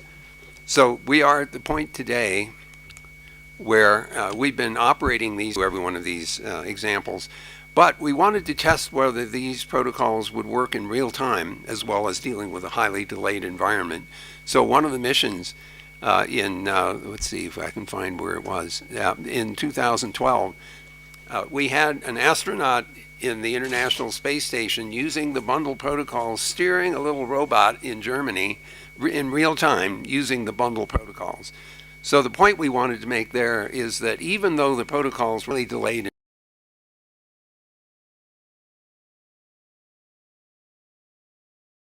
environment, when you have low latency, they work just like TCP/IP does. So that was good news. The second thing that we did at the bottom of the screen here is that we wanted to test these protocols to see if they would run at high speed. So we used an optical transceiver from Earth up to a spacecraft orbiting the moon, and we're able to transmit and run the bundle protocols at about 600 megabits a second. So we've demonstrated that these new kinds of protocols operate both at high speed and also at low latency, and also in the highly delayed and disrupted environment in deep space. So I have a lot of other slides here that I'm not going to waste time on. They're just tracking the various events that have taken place during the course of our work. What I want to emphasize is that it's now 2022. We have been on the International Space Station with the latest bundle protocols. We are in the process of, in fact, we now launched the Artemis 1 mission, and some of our protocols are on board the small spacecraft, small sats, that are part of the Artemis mission. And of course, we are now working with NASA on the LunaNet, all communication systems that will be part of the Artemis program. So that's sort of the technical state. Well, there's an Interplanetary Network Special Interest Group, which is part of the Internet Society. It was formed in 1998. We now have a team of about 30 people implementing the bundle protocols all around the Earth, around terrestrially, in order to test on different platforms, different operating systems, and in the low latency environments on planet Earth. But we expect these to run just as well in the confronted with a very different problem. And I'll end here to say that as we look not at the technology, but at what happens when you deploy something like this, the Artemis missions involve the private sector immediately, right away, at the beginning. There will be private sector communications and there will be private sector mining on the moon. Doesn't that raise questions in your mind like, you mean you can own a mine on the moon? Where do you register? What happens if there's a dispute over the claim in which jurisdiction agreements called Artemis Accords that are basically conventions, they're not treaties, but they're conventions by the parties who are participating. They are the beginning to answer the question, what does, these are largely unresolved questions. We have been asking those questions of ourselves in the a communication system operated by the private sector and by governments, by academia. How do we make that work just like we've had to make it work for the internet? Lots of different parties operating different pieces of the internet. Same argument for the interplanetary backbone. But we have to figure out in what jurisdictional regime are we going to invent in order to make this all work. So I'll stop there. I apologize if I've gone over time. But I hope you can sense from me the excitement that we have, that we are at the beginning of the commercialization of space, well beyond just low Earth orbiting satellites, which in themselves are wonderful things. But the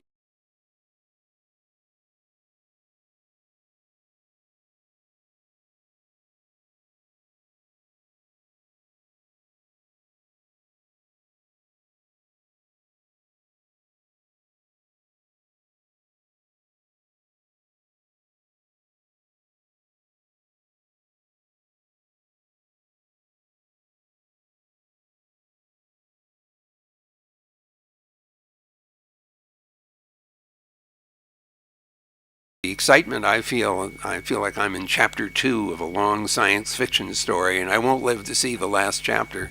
But being around for the first 2 chapters is a lot of fun. It's very exciting. So thank you very much. Thank you, Vin. Thank you. That was really Am I echoing? So that was a particularly good background on the interplanetary networking. So now I will hand over the floor to Emilia, who is on site, just sitting beside Vint. Emilia, please go ahead with the question. Thank you very much, Mohammed. So I would like to ask Vint and all speakers the question about what challenges do you observe towards a widespread adoption and continuous standardization of the interplanetary networking? From your perspective, so from a technical or geopolitical or geospatial or legal point of view. So maybe firstly I will pass the floor to Vint. Well, I think I hinted a little bit at that when I mentioned the Artemis Accords as the beginning of answering the question, how do we operate in space?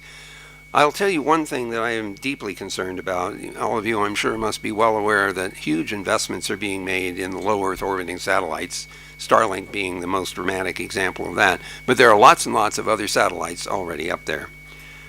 I'm sad to say that space has already become militarized in the sense that there are demonstrated capabilities to shoot other people's satellites out of the sky. These are developments which I had hoped would not happen. So the consequences of that are that as we think about not only our low Earth orbiting assets, but also the possibility of exploring the solar system, having private property, how do we create new institutions in order to resolve disputes and to come to agreement about how we will operate together? So those challenges from the political point of view are significant. And they imply, I hope, a desire among the states to come to a common agreement that we will not treat space in the same way that we've treated terrestrial space, that it's a shared environment. But I think, in fact, we do have to figure out how to allow ownership and private sector operation. So that, and of course, do we have to have a court that's in orbit around the Earth in order to resolve disputes, or can we do that here, or maybe we have to set it up on the moon? I think this all remains to be seen. And I wish I were your age, because you'll see more of this than I will. And it's going to be a challenge to figure out how to do this. So, I wish you well in trying to solve those problems, because I may not be around to help you for much longer.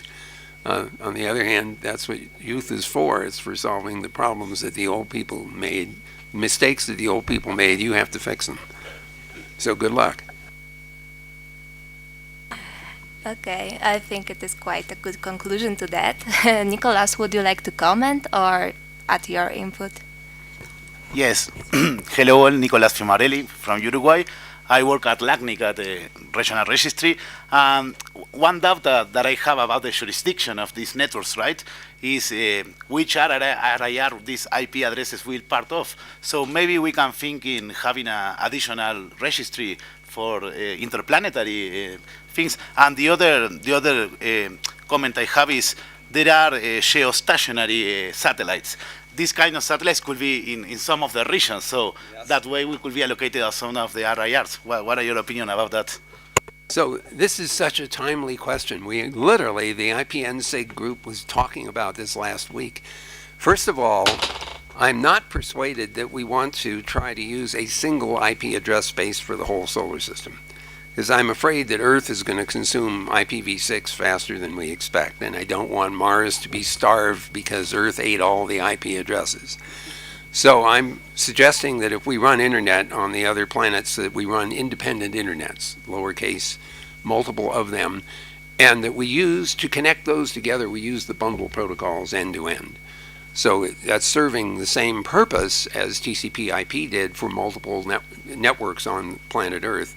So I would say distinct and separate IP address allocations. And so we will go to IANA and try to set up a way of allocating distinct and separate IP address spaces for each of the lowercase internets that we have on the various planets, moons, and the like.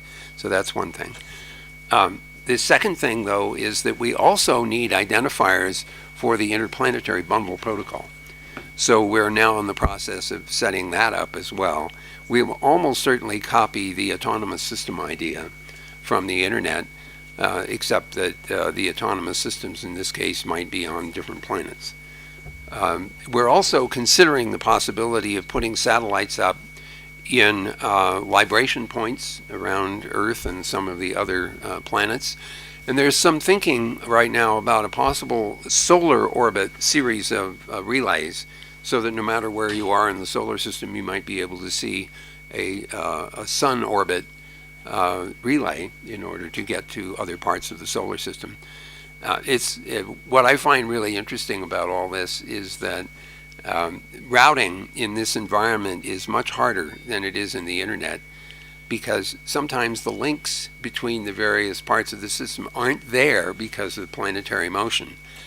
And so the analogy that one of our engineers has suggested, Scott Burley, is that internet is kind of like driving from Los Angeles to New York. There are freeways and they are all connected and you just keep going. Sometimes there's congestion, but you don't have to stop necessarily. On the other hand, interplanetary system is more like planning a trip from, say, Los Angeles to Addis Ababa. So what happens? Well, you go from Los Angeles to, say, that will take you to the next hop, which might be direct to Addis Ababa, or it might be through for interplanetary communication. Humans get stored in the airport temporarily and come back up. So this is a very different environment. So routing is turning out to be an interesting challenge. Okay.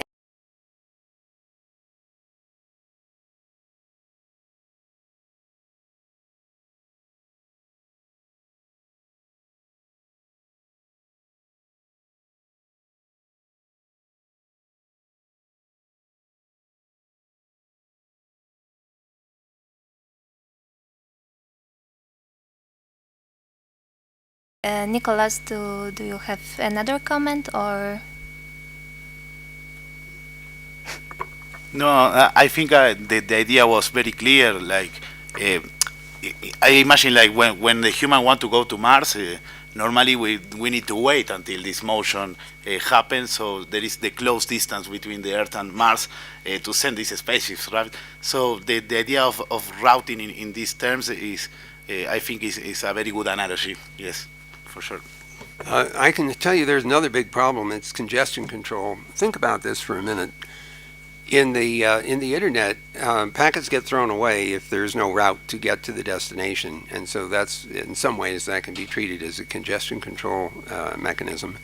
But in this case, the interplanetary system stores data in the routers, and so now we have to worry about whether there's space in the routers to hold things until it's possible to transmit them further on.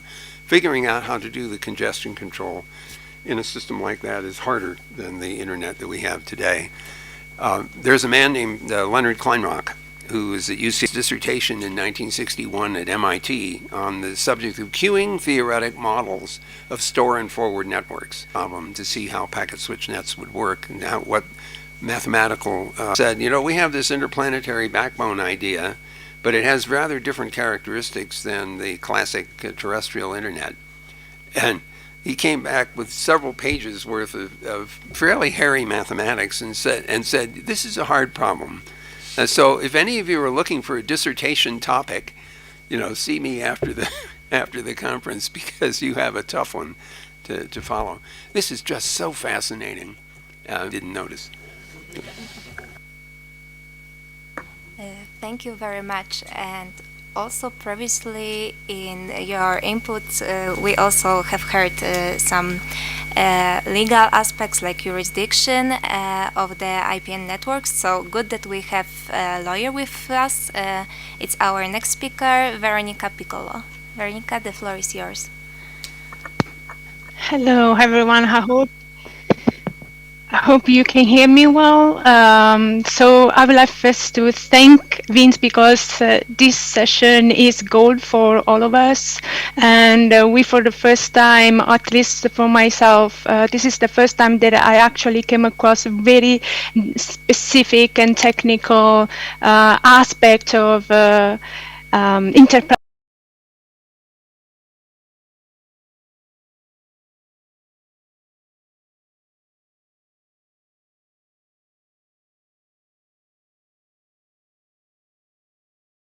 planetary network, and in this sense I'd like to to throw some thoughts to you and also ask a question.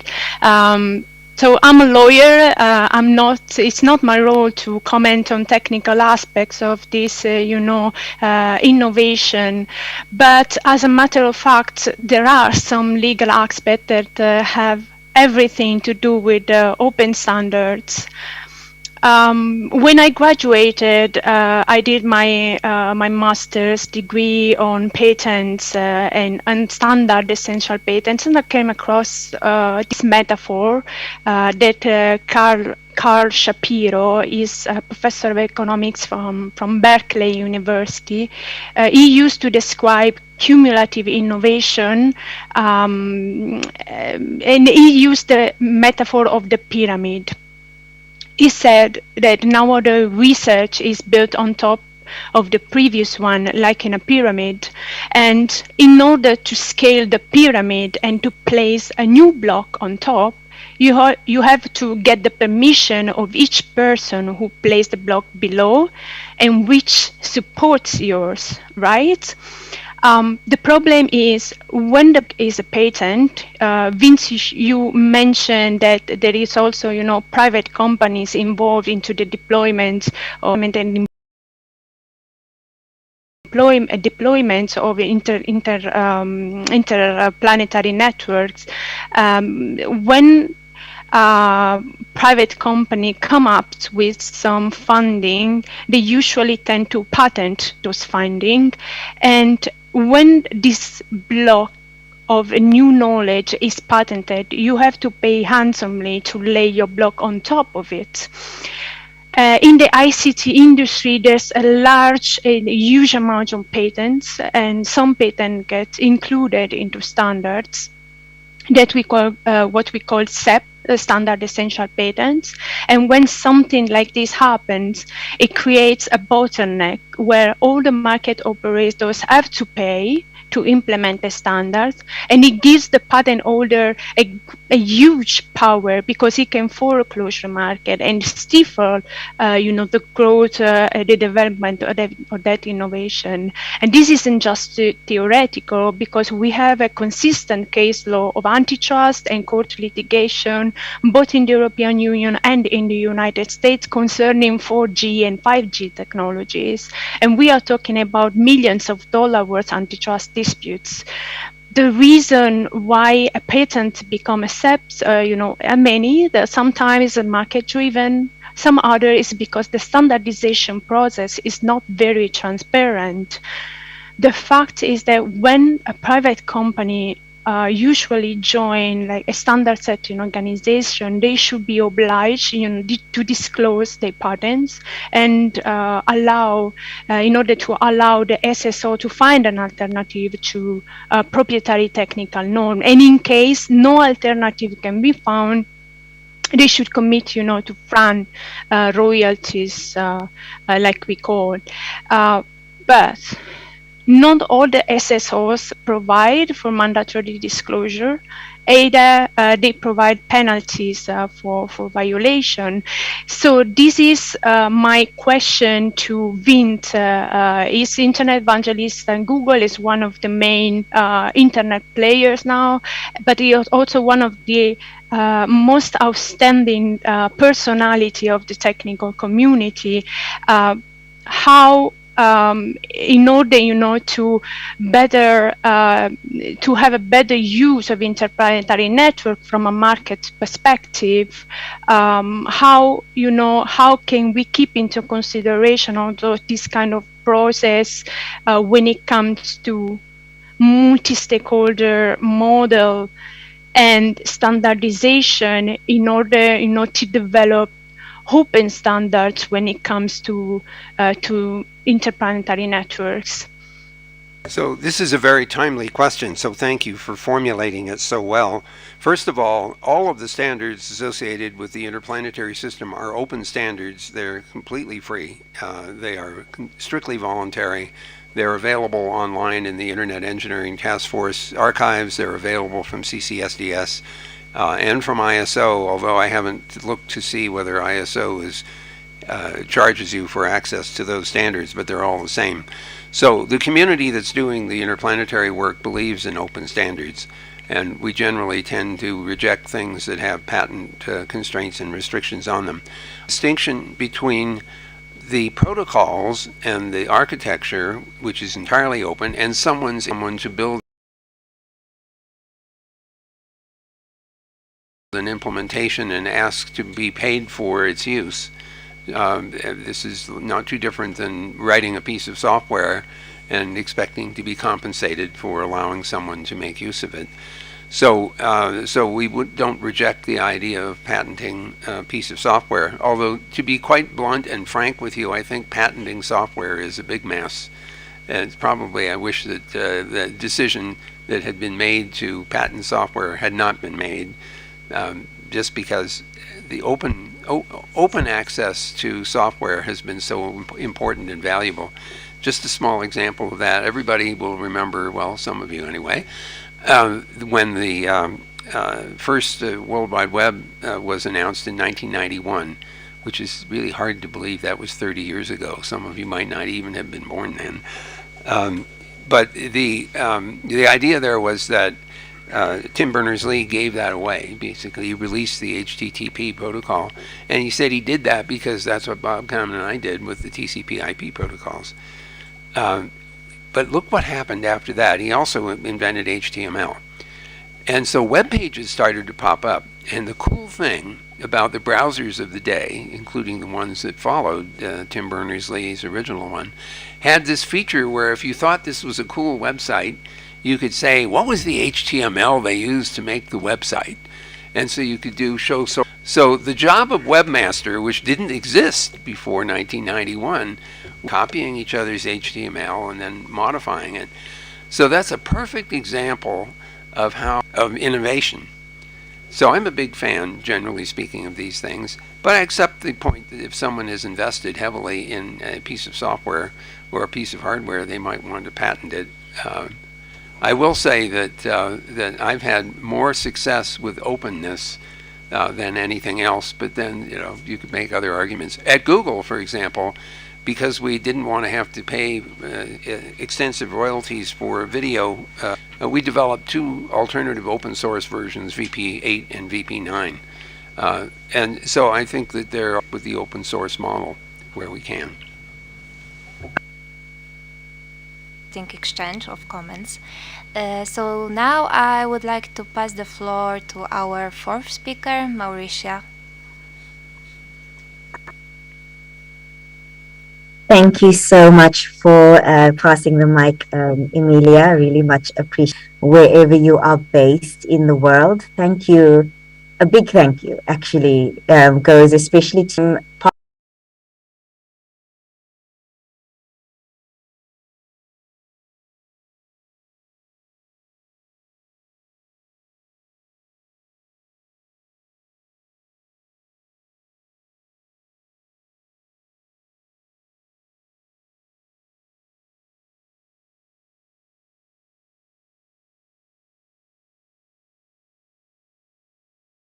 possible, really, and for saying yes to our proposal. We do not take it lightly, and we are just hoping that everyone else in the room will also be able to benefit greatly from this exchange today.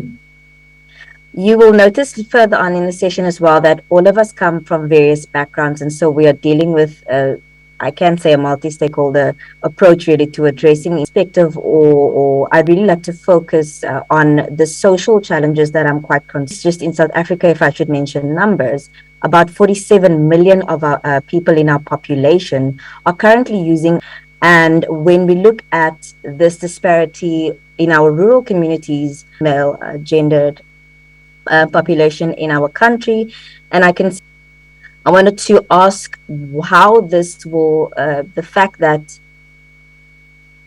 interplanetary networks focuses on communication output between devices, how will this affect the outcome for women and girls in underprivileged communities who don't have access to devices, firstly, and whose devices are largely controlled by the male counterparts in their communities? I'm concerned that if there is not this approach or that access being given to more developed communities of entrepreneurial networks, that this would widen the digital divide within the developing regions of our world.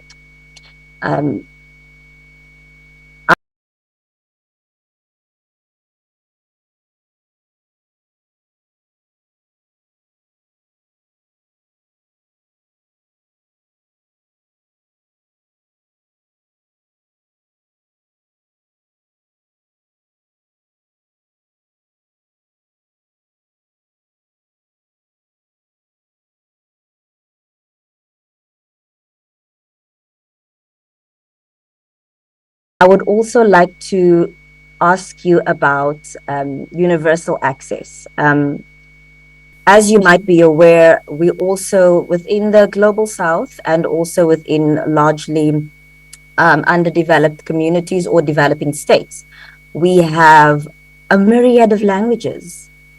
So when it comes to universal acceptance, are these components being taken into consideration when the protocols are being developed and advanced and bettered and improved? I want to also ask from you, Mr. Cerf, what your views are on that, and whether this will be able to include the end user at the end of the day. I know we're looking at space. I know we're looking at how it can affect geospatial issues, how it can affect various patent rules and various rights in space. But it also will affect what happens on ground. And so the social aspects can be widening if it's not being considered in what is being developed. So I want to hear your thoughts on that. Is it being taken into consideration? Do you know this question, the way you formulated it, reminds me of the final exam in a physics class. Describe the universe in 25 words or less and give 3 examples.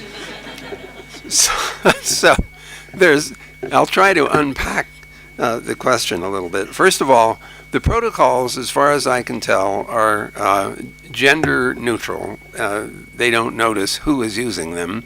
The packets don't know who sent them and who is receiving them. I would like to see more women involved in the interplanetary development work. We have some spectacular women involved in it, though. One of them is Laura Suzuki, who's in the UK. She's a Google specialist in artificial intelligence, and she's been exploring federated machine learning in the context of the bundle protocol system, in the belief that if we have multiple missions that are gathering data and we're trying to learn from the information they're getting in order to train machine learning models to identify that's an interesting rock, what makes it interesting. But if you know about machine learning, you know that you have to run it through many different samples. The idea that she has with federated learning is that you can imagine having multiple rovers exploring different parts of Mars, each of them doing machine learning for what they are picking up. And then you take the models that have been generated for identifying what's an interesting rock, and you meld them together by taking the models, not the data itself, but the models that then get essentially brought together and trained as a federated model, and you hope the result is that you get a really smart system that recognizes unusual rocks based on learning from multiple sites. So Laura is one of a number of women who are participating. I don't know if any of you saw a film from the US who did the calculations for the Apollo program. And it was women who did that. Half of the people in my systems engineering class were women.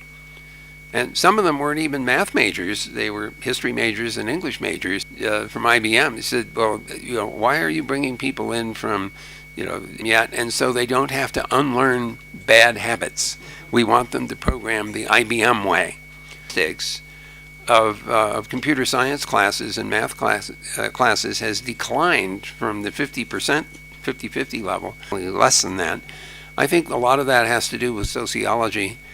In other words, okay, guys, it's young ones, in case you don't know that, full of hormones and everything else.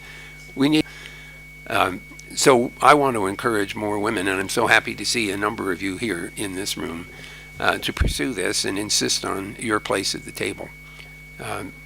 So I don't think the protocols themselves have very much to do with that sociological problem. We just have to make sure that they're available on equal terms and conditions to everyone who wants to use them. And the same thing goes, of course, for education. And that's a place where we do need to make a change. Sometimes there are cultures that say, take classes or be educated. That's wrong. It wastes half the talent in the world, and that's stupid, frankly. Or you can pick your favorite adjective if you want. So let's fix that. The role of women, I think it is something very, very essential to bring to the Q&A.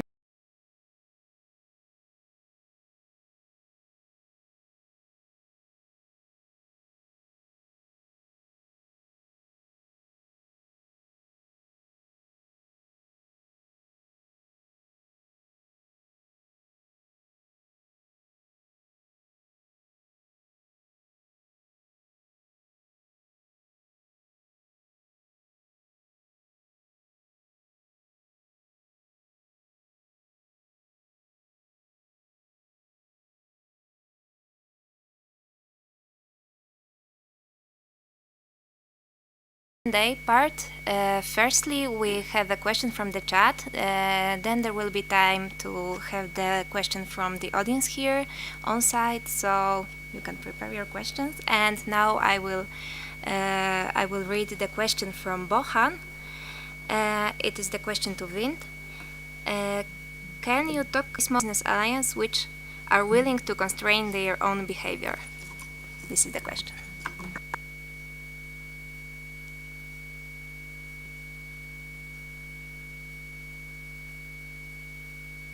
About which I know nothing. And so my first answer is I don't know. But I will say the of commercial lift capacity and the reduction in cost for entry into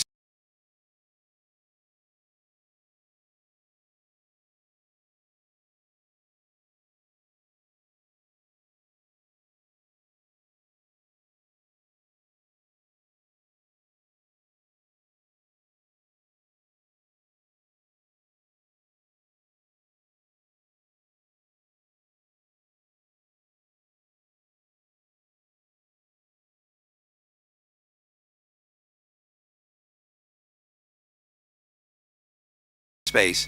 I have to give a lot of credit to Elon Musk for his determination to make reusable spacecraft in order to get the cost of launch lower and lower over time. The other big thing, of course, literally, is his Starship, because of its lift capability. If it's successful, it's 100 to 200 tons, which is just an enormous amount of capacity. The thing that I find the most amazing, that when I grew up, it was science fiction that a rocket would land on its tail. That was television science fiction shows. And of course, watching Blue Horizons or Blue Origins and SpaceX rockets landing on their tail, for me, is if, holy cow, we've just gone through a time warp, and from 1954 to 2022, and now it's real. So I'm very excited about that. Driving cost out opens up opportunities for people to engage in space exploration or use of space in a way that they could never have done before because of cost. And so this partnership between government agents or agencies and the private sector, in my view, is a really powerful combination. There's a term for this. It's called hypergolic, and that means if you mix the two things together, they blow up. And that's kind of what's happening with this public and private sector partnership. Thank you very much for the response. Now, if you have any questions, okay, I see 2 questions. Okay, I think you were the first one. This is my good friend Khaled Fatal. Okay, so should I take his question or not? Okay. Thank you, Vint. My name is Khaled Fatal. Do you want to get to a microphone? Thank you. In that case, I'm going to have to stand up. Everybody? Online? Okay. My name is Khalid Fatal. I'm the chairman of the MLI group, and I've been the champion of making the global internet multilingual when dinosaurs used to roam through the WSIS process. We were there. Yes. We were there. We're the dinosaurs. We're the talking dinosaurs. So, this is on a lighthearted note. Vint, I share with you your horror, the thought that today space has been militarized. And here's a thought I'm going to ask you and propose to the audience.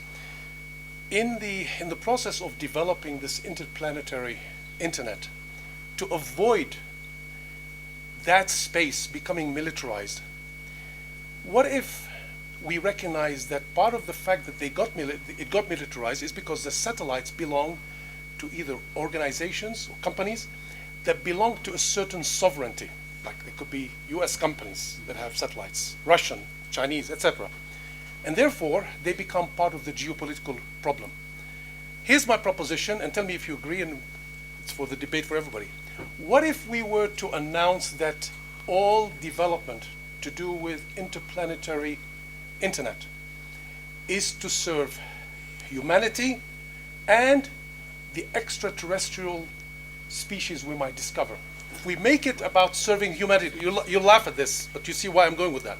Because we can't assume we're the only people, we're the only existing species.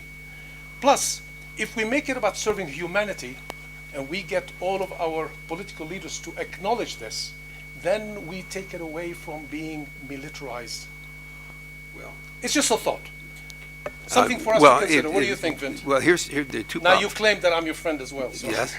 So, first issue is that it's too late in the sense that it's in space, and we see anti-satellites and capabilities like that. So our problem is to at least try to limit any further aspect of space. You talk about extraterrestrials. I would say, if we ever get to that point, then we'll be worried about Martian porn or something. Well, at least we'll be serving let me suggest to you that we might be able to go part of the way to where you want to go.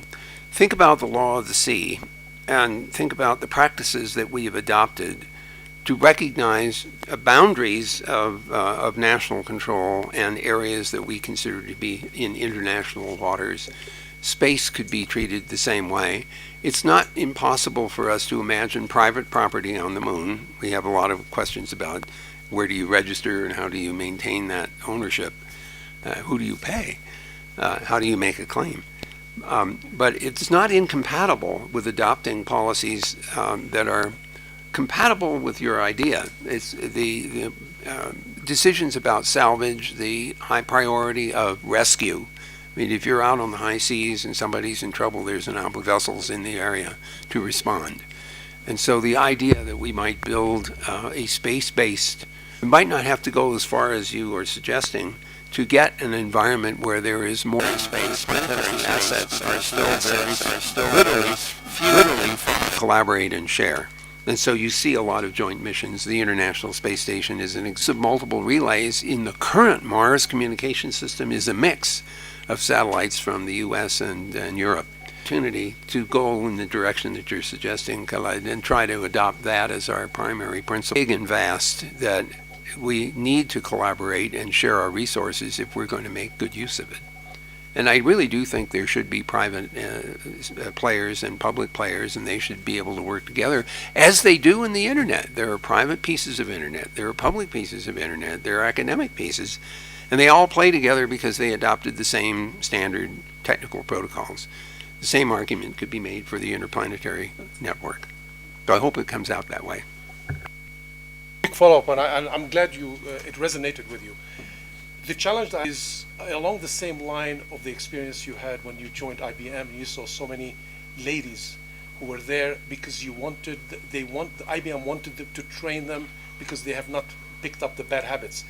If we bring in something that exists, we end up getting stuck in the quagmire of not figuring out. The point I was making here is it's much easier to adopt etc. is to serve humanity, full stop. Put your signature on the bottom line, and that becomes simpler to get something going. And perhaps We can implement other models that can fit, but the ethos is serve humanity, not serve sovereignties. My 2 cents. The Artemis Accords are like that in the sense that they're multi-party agreements, both private sector and countries. So in a sense, it's a start. Thank you very much. And also... If I read it so that Oh, sure. Yeah.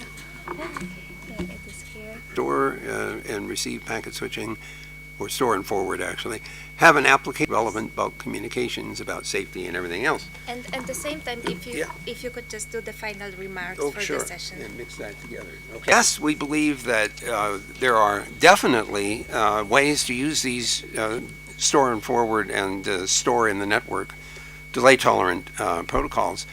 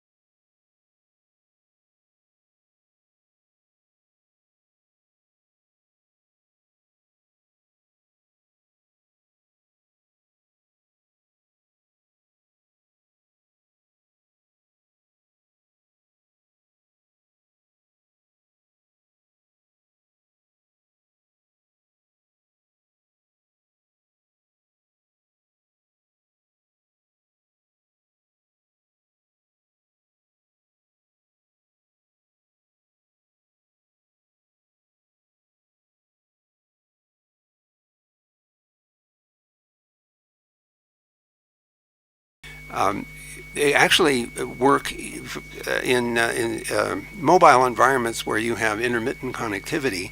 The system doesn't break because it just holds on to things until the links come back up again.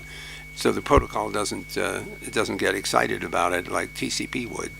So there is utility in environments, radio transmissions across borders, satellite to ground. We're coming.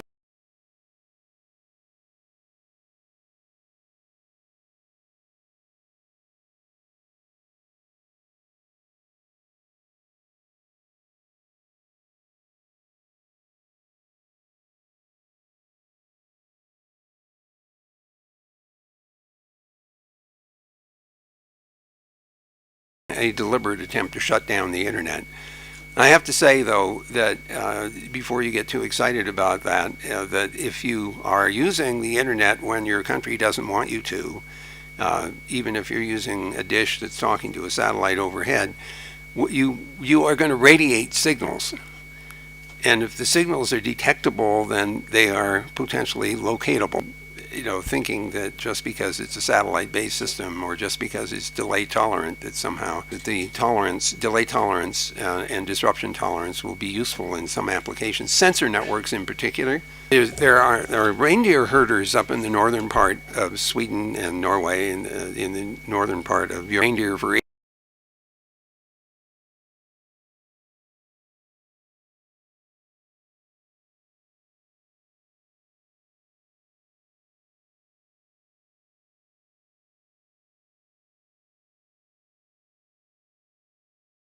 8,000 years.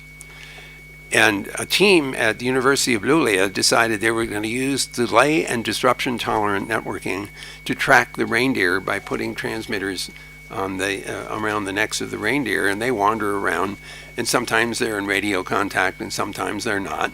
And so it's a great test of whether the protocols will work in this variably delayed and disrupted environment.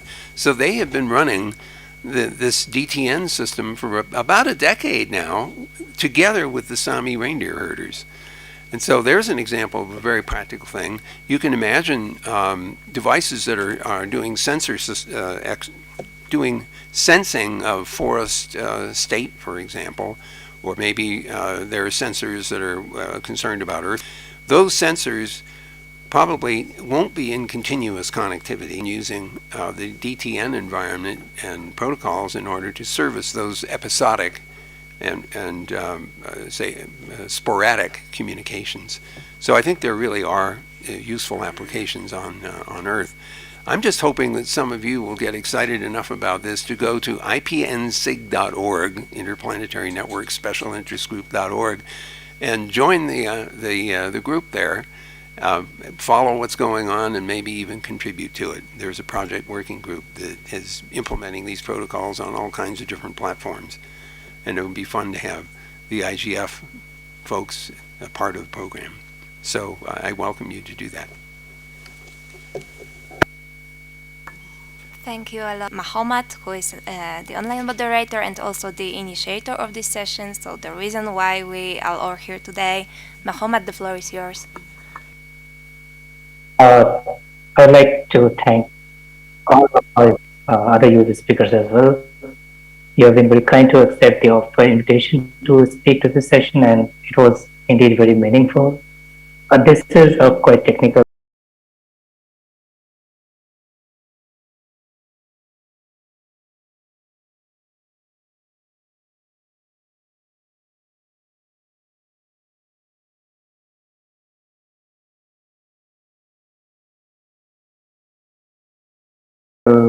Topic, but it was great to have such a good response from the audience, and we still have incoming questions, but I'm afraid that we don't have any time left. So, we want to continue this discussion in the future as well. So, in the youth sphere, everyone please join the ISOC Youth SG and the YCIG group as well, and also please also consider joining the IPN SIV as well. And as a concluding remark, so what I would say is that the future of the internet is evolving, and we have different development taking place in a lot of different places with its proliferation of the artificial intelligence and IoT-enabled networking. So we have a lot of challenges and a lot of opportunities as well. And if we work together and if we are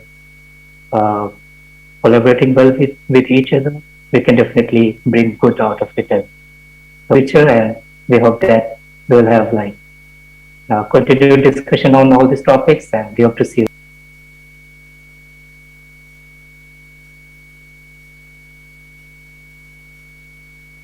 Thank you, everyone. Thank you, Vin, Nicolas, Veronica, Mohammed, and Mauricia.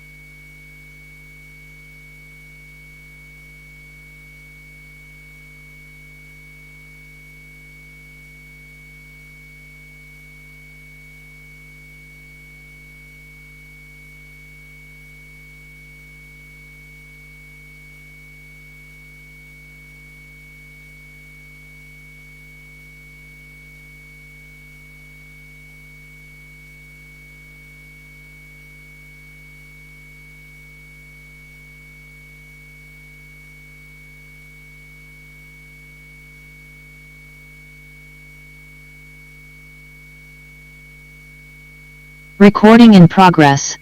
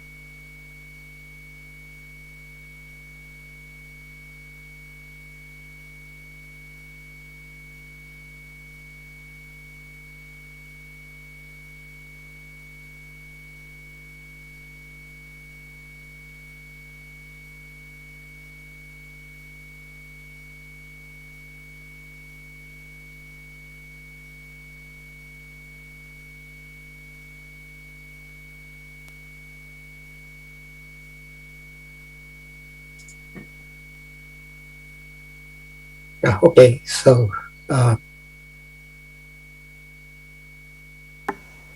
Hello, Mac. I confirm that we can hear you. Can you hear us? yeah, thank you. Okay. Yes, I can hear you. Perfect. Thank you, Mac. Thank you so much. And, yeah, thank you. And I see many of the speakers here. And thank you everyone for joining us today.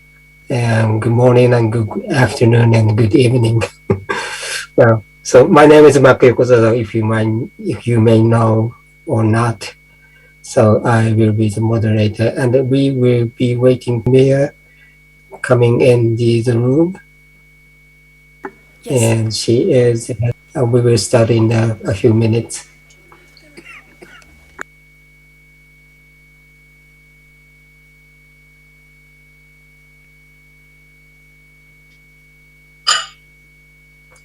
Good morning, everyone. This is Greg from Washington, D.C. Thank you for joining us, and Greg. And my name is Maki Yokozawa, and yes, great pleasure to be here to see you. And we see Peter Farrell. Hello, everyone. This is And Timea as well in the room. oh yeah, yeah, good. We are just setting up here. Okay, Timea.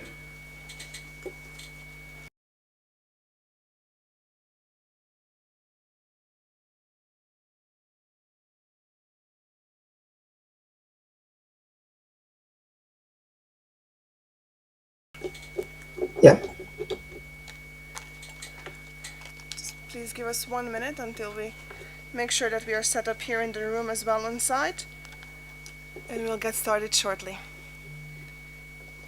Yeah, wonderful.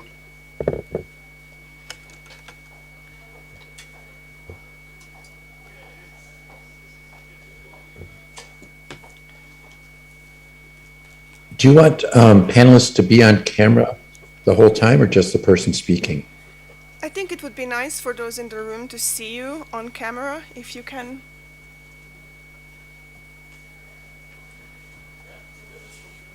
You are projected on several screens here on site, so it would be nice for everyone to see you.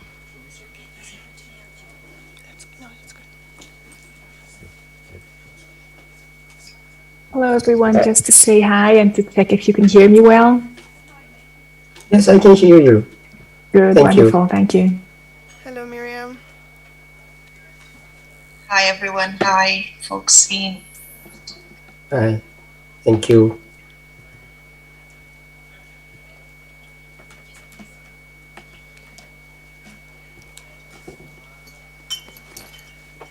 David. Hi, Yes, David. I believe David has Peter might have a technical issue with his camera. So I don't think Peter can stay on camera, but anybody else, if you can please bring your cameras on. Yeah.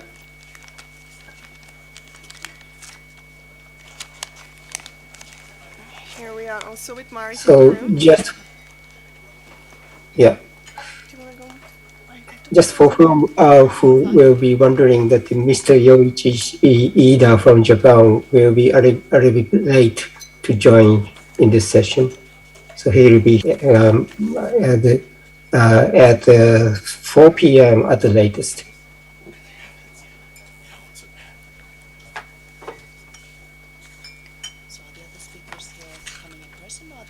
No, they're all online. So I believe we have everybody online already, which is great. And we have also almost everybody who wants to come into the room here already in the room. Hopefully we will be joined by some more audience members, but organizers and panelists are ready. So without further ado, my name is Timea Schütte. I'm one of the co-organizers of this workshop from the International Chamber of Commerce and our Business Action to Support the Information Society initiative, which is the hub for business input here at the IGF and in other intergovernmental international discussions on digital issues.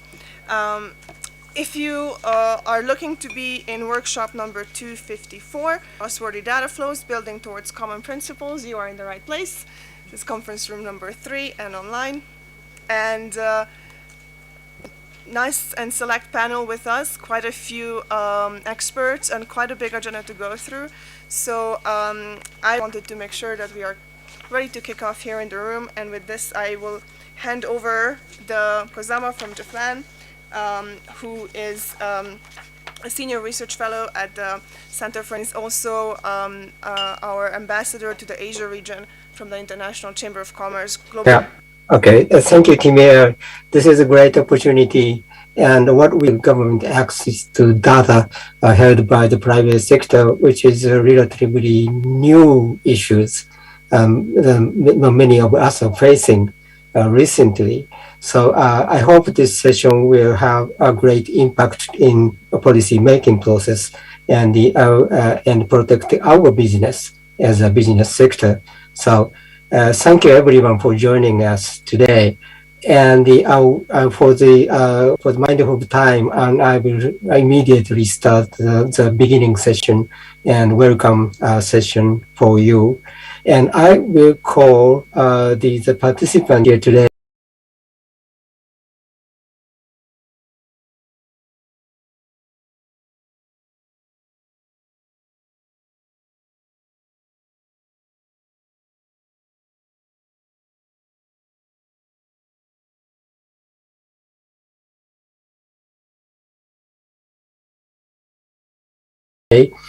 We have basically 7 speakers, 7 panelists here, but unfortunately Mr. Yoichi Ida will join us today a little bit later.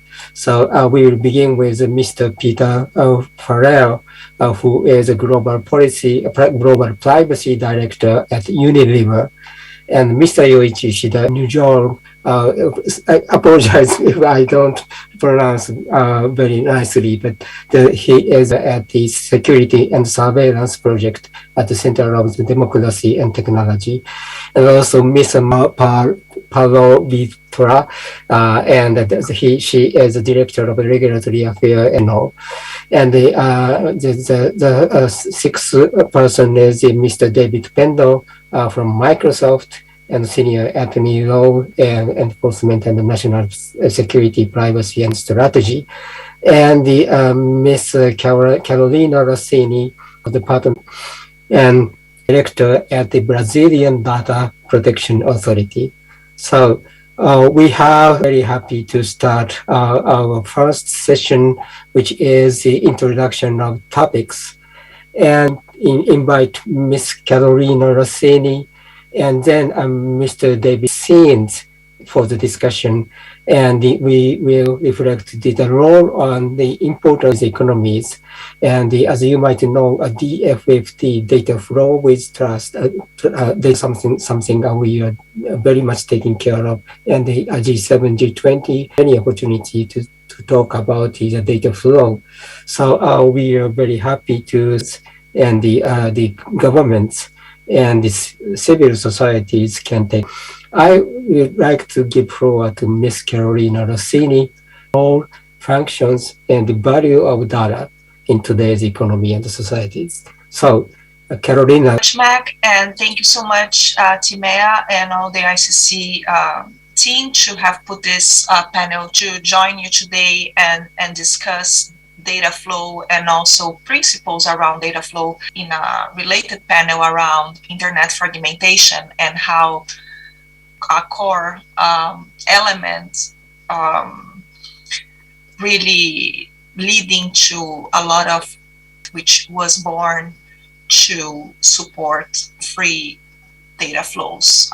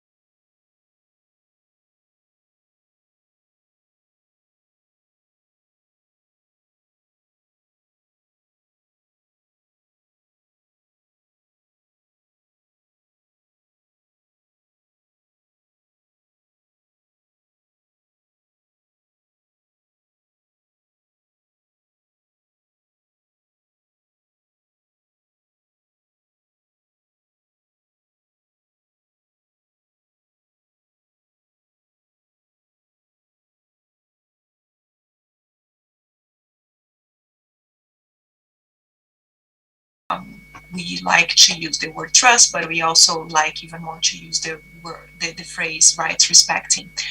But let me just give a step back and introduce the DataSphere Initiative. The DataSphere Initiative is a nonprofit organization. Data for all, and we do that via a series of activities, partnerships, and very. But talking a little bit about the value of data, it's interesting to see that there are different measures out there, but we know that this current century is the century of data, is the century that we try to understand and measure and be part and benefit economy. And digital data has a unique property, has really relevant to understand this context that's called we need to talk about data. Data with trust and rights respecting in one side, and the issues of data sovereignty. Data right now, we have lots of analogies out there and measures, but in terms of sheer volume, data produced worldwide by 2025, and that's just one example of a statistic, is expected to hit 175 zettabytes, right? Which is something almost incomprehensible. So if you put all that data in those CDs that we used to have when we were a little bit younger, that chain of CDs would circle the Earth over 200 times. So it's very interesting to measure that in a way that we see physically how that all that data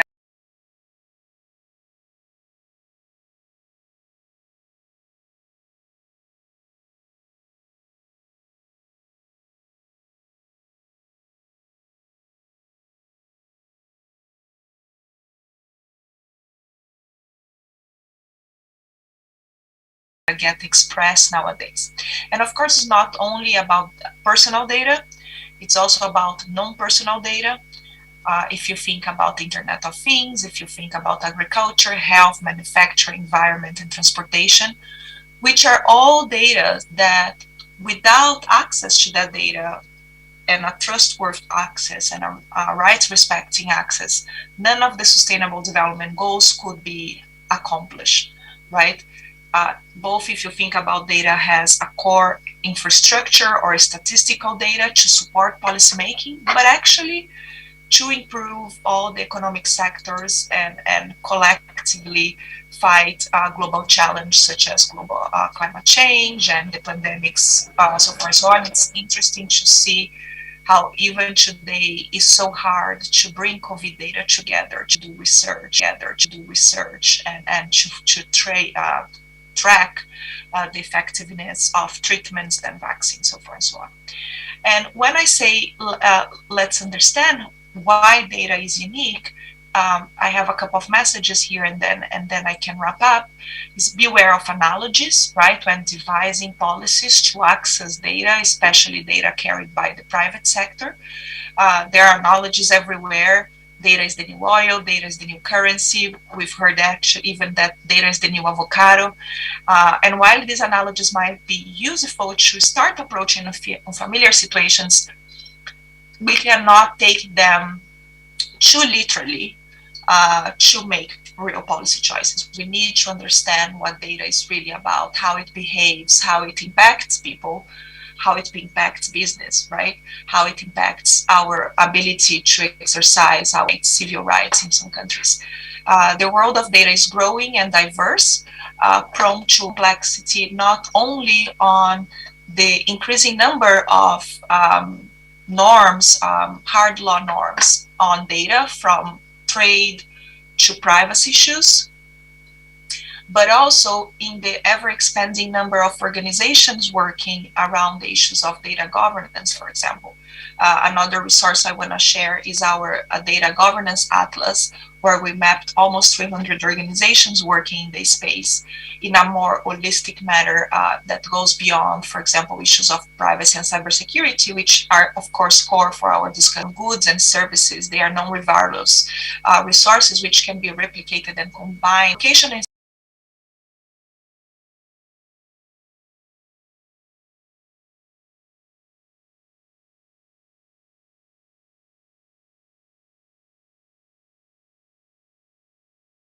storage and processing is not all that matters. Although the issue of location is usually the one where so much debate revolves around, and I think we're going to discuss a lot of principles today exactly dealing with this issue. Where data is being processed and stored should not be the focus, right? And there is even more proof nowadays that a lot of data localization and replication is not only bad for cybersecurity and data security, but actually is bad for the planet. Stop here for my contribution, and I'm sure we can discuss some of these aspects more. Thank you,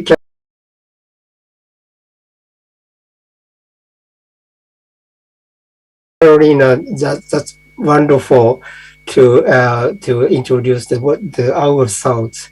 And you mentioned about the personal data and non-personal data in human rights and norms. That's a very, very important things. And I hope we will touch upon later in discussions as well.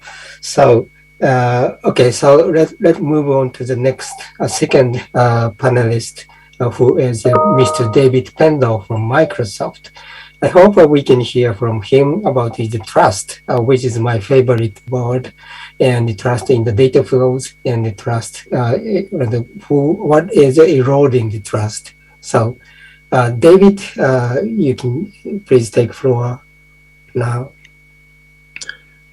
Thank you, Mac. And hello all. As Mac said, my name is Dave Pendle. I'm a senior attorney at Microsoft on the team that responds to government requests for data, the law enforcement and national security team. And first, apologies for not being there in person. That sounds like quite the opportunity. I wish I were. And second, apologies for not having my video on, but I'm sitting in Redmond, Washington, Microsoft's headquarters, and we had some snow and wind last night, and the power was knocked out. And I can promise you, I'm sitting in a suit in the dark, hoping that the power turns back on, and I'll join you on video if it does. But cross-border data transfers really are at the heart of how the global digital economy functions today. Yet around the world, we are seeing governments erecting walls around data within their borders, whether it's to ensure they have control over the data in their jurisdictions, or to prevent other jurisdictions from claiming any authority over their data. We're seeing compelled data localization measures pop up. This is somewhat in contrast to the fact that data is global, transcends borders, and that fact is in tension with compelled data localization, which effectively fragment the internet and its benefits. This lack of trust in data flows does have some pretty significant economic consequences. It clearly slows economic growth and reduces trade and impacts GDP. Individuals and companies and governments don't take advantage of the global digital economy. They have some consequences as well. Individuals are obviously less connected globally. Businesses may maintain data on premises using infrastructure that's more prone to service disruptions, more costly, doesn't scale, more vulnerable to cyber attacks, even more vulnerable to unauthorized access from nation states. Governments similarly risk falling behind, and they can be slow to adopt new technologies supported by cross-border data flows and not take advantage of hyperscale cloud technology. There's not one cause for the eroding trust in data flows, but there is one cause we seem to hear about more than others, and that's government access to data, and specifically cross-border access. We at Microsoft hear these concerns in our conversations with customers. We see them reflected in restrictive regulatory guidance and enforcement actions around the globe. The concerns are often focused on U.S. government access, and that's what I spend much of my time working on at Microsoft, and specifically laws such as Cloud Act and FISA. But increasingly, there is recognition that many countries around the world have broad laws on paper that may be used to compel technology providers to produce certain customer data, including personal data. However, the fear here is largely theoretical, based on, my view, on mistaken notions of mass or systemic surveillance across borders. The reality is much different. For example, in the enterprise context, over the last 6 years, Microsoft has provided the U.S. law enforcement with content data belonging to a non-U.S. based enterprise just 12 times. That is against a period where we received 330,000 requests for customer data. So I would just conclude this portion of my intervention just by noting that while this risk of government access is quite low, the fear is very real, and it is driving both restrictive policies and business decisions globally. Thank you again. Well, thank you, Dave.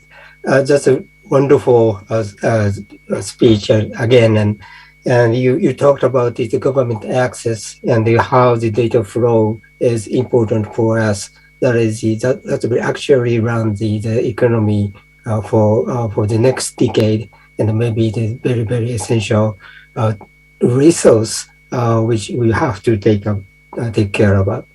And you touched upon the government access as well, so which is the what we are talking about in the next session, but it's very good demographics of the what is the issue real access.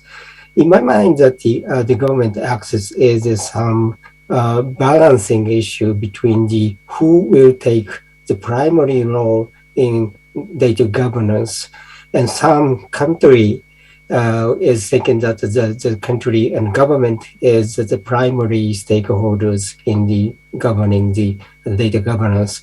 And in the most of the countries or economies, it is the private sector and the data subject who can take the primary control of the but fundamental debates here we can see. So we will talk about that later in the second session. So thank you, you two, Carolina and David, and you can join in just raising the flags to speak in any time. So okay, so thank you. That was quite nice 10 minutes discussion about the what is the data flow and how it is important for us. So we will move on to this part 2 of this session. Take 20 minutes to including the 4 speakers from Mr. Peter Farrell, who is the global privacy director on the trusted government access. Maybe this is the first one, and this is very important. And we talked about the data flows and principles in thinking about this issue. So, Peter, please take floor. Thank you. I think it may be on now. Yeah, I think it is. Yeah, I think the personal data from business perspective is that it makes a lot of certainty from governments in terms of what principles they are going to sign up to, so that we can be certain that there is a level of trusted access to data from the government in those countries, and we are able to transfer our data freely to countries that sign up to these trusted government access principles on trusted government access to personal data. I don't know if we've got any of the slides on this. Yeah, they're great, excellent. So the first, we've got 8 in effect, 8 that we've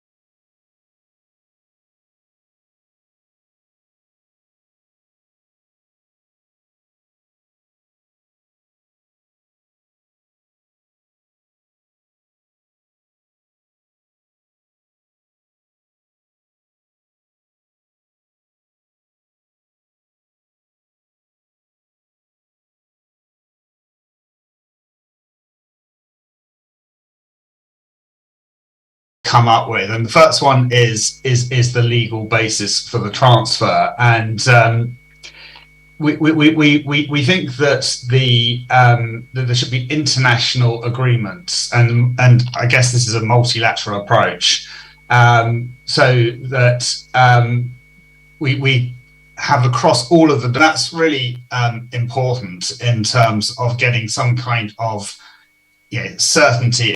We've got a clear and comprehensive legal basis for access across more things, as mentioned previously, is basically sort of SREMS related in terms of for access to that data or public data by governments. And we want the principle that the purpose and the reach of government access laws should be proportionate to meet the defined public safety needs.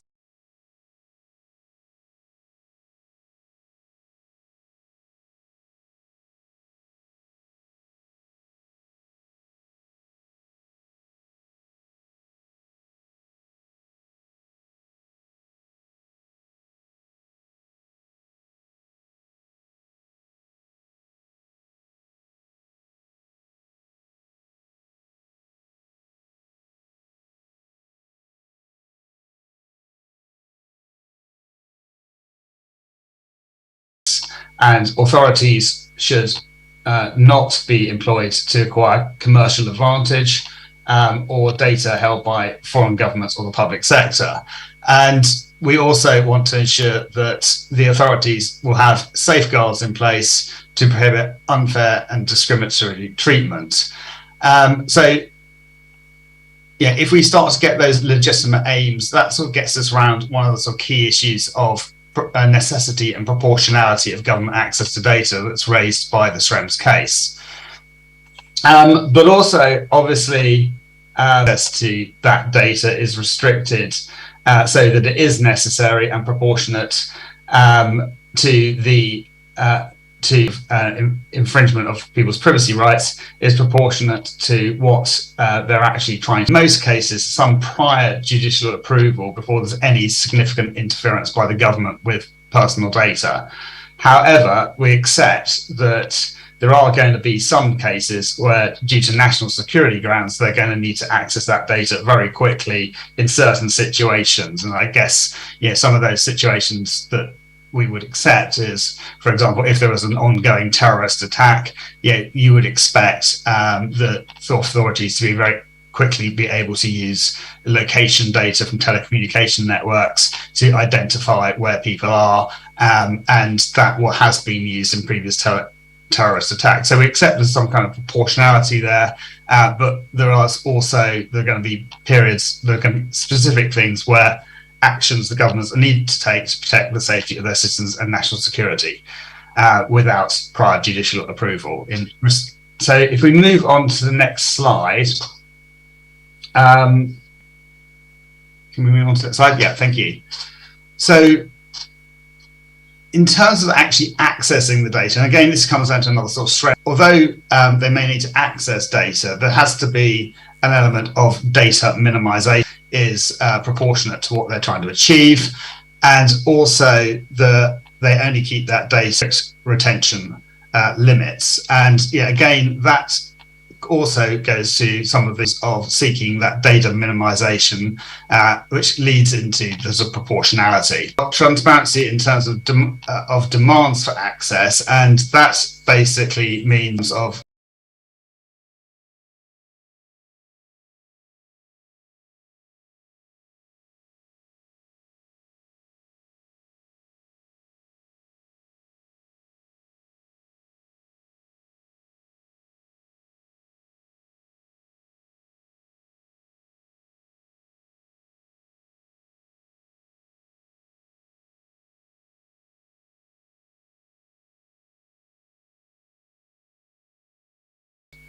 are transparent in terms of, in aggregate, in terms of access to personal data by the national security agencies, and are transparent about when they are seeking access. Now, obviously, there's going to be a certain amount of secrecy in terms of national security, but we do need to have more transparency from governments in terms of when they are accessing data for national security purposes, and specifically on bulk processing, which is one of the sort of key things in Schrems, again, to limit that access to what is necessary to achieve those purposes.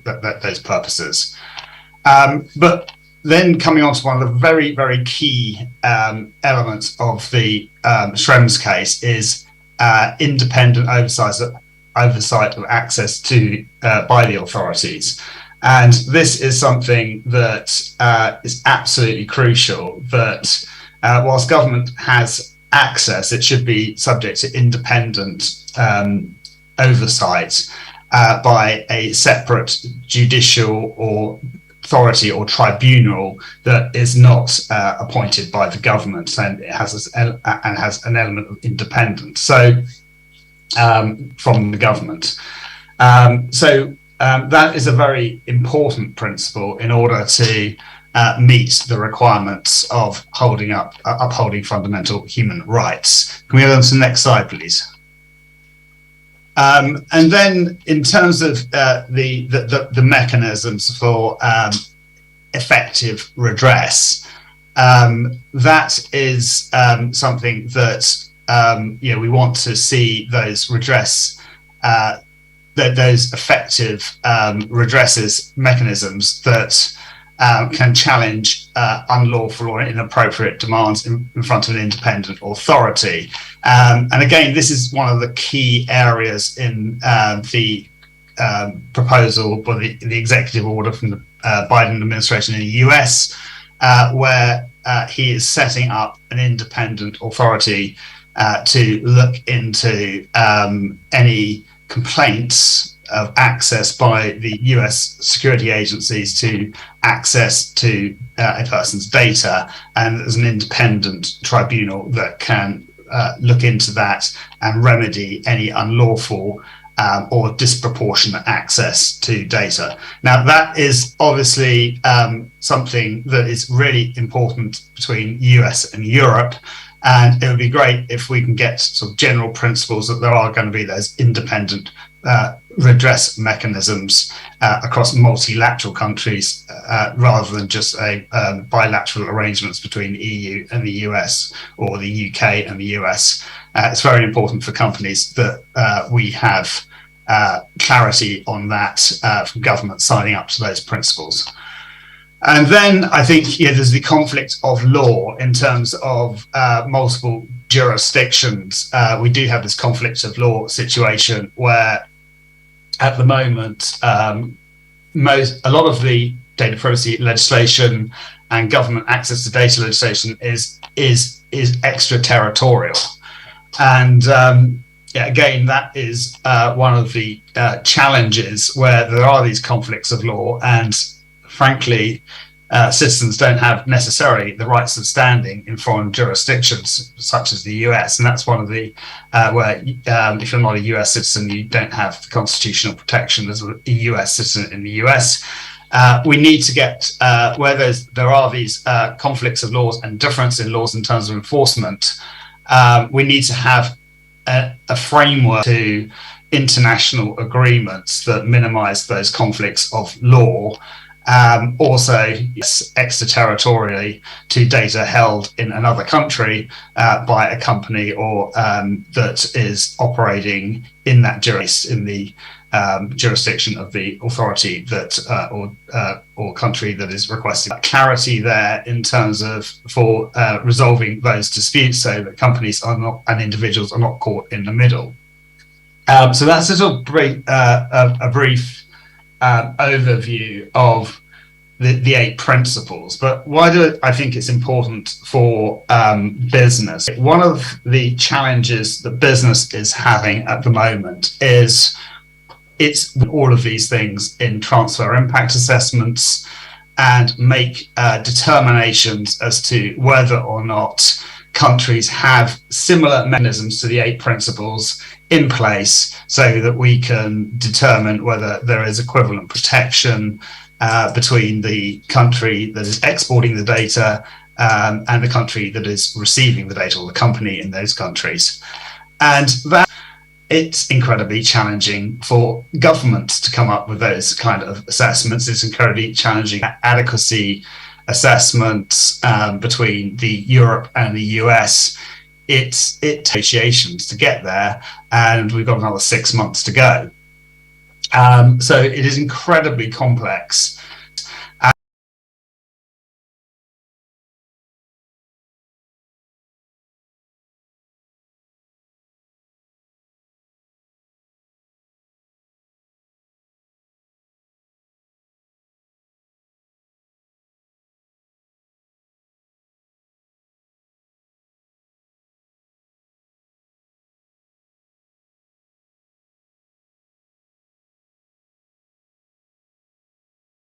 And by asking companies to do these assessments on a case-by-case basis is incredibly bureaucratic.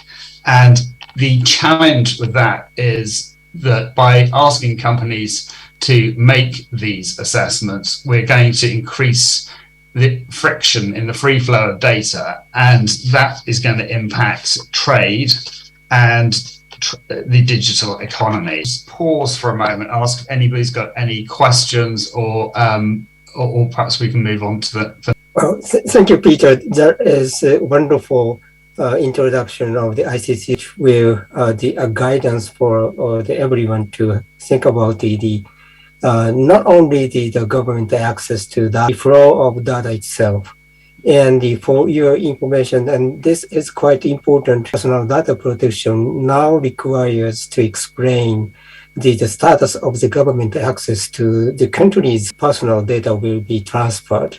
So this is actually a new regulation in private sector. It actually happening. So this is quite important. So Gregory, and who can I hope who can dig a little bit deeper about this matters in the private sector. So Gregory, please take floor. Thank you so much. I'm Greg Nojheim. I'm with the Center for Democracy.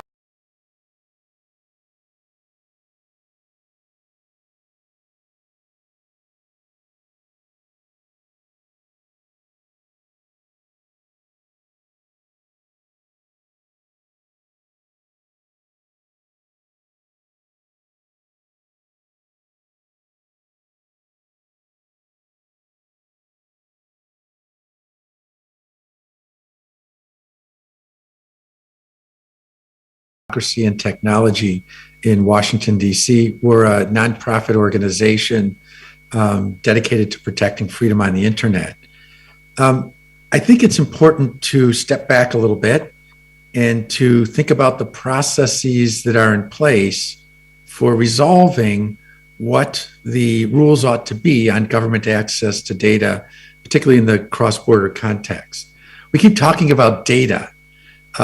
What we are most concerned with is government access to personal data, to data that often contains the communications and very sensitive communications between two individuals. It's very easy to say, oh, we need to have a free flow of data across borders to facilitate economic growth and economic activity. That data is your conversation with your lover. It's your conversation with your children information. It's very important that data be protected against government access, except in the extraordinary circumstances where it can be justified.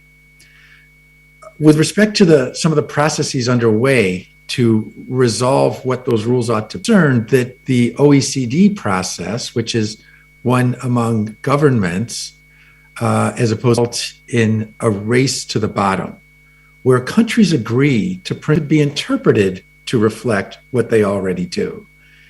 And that makes it that negotiating position, then what you get is the lowest common denominator. That's a significant risk.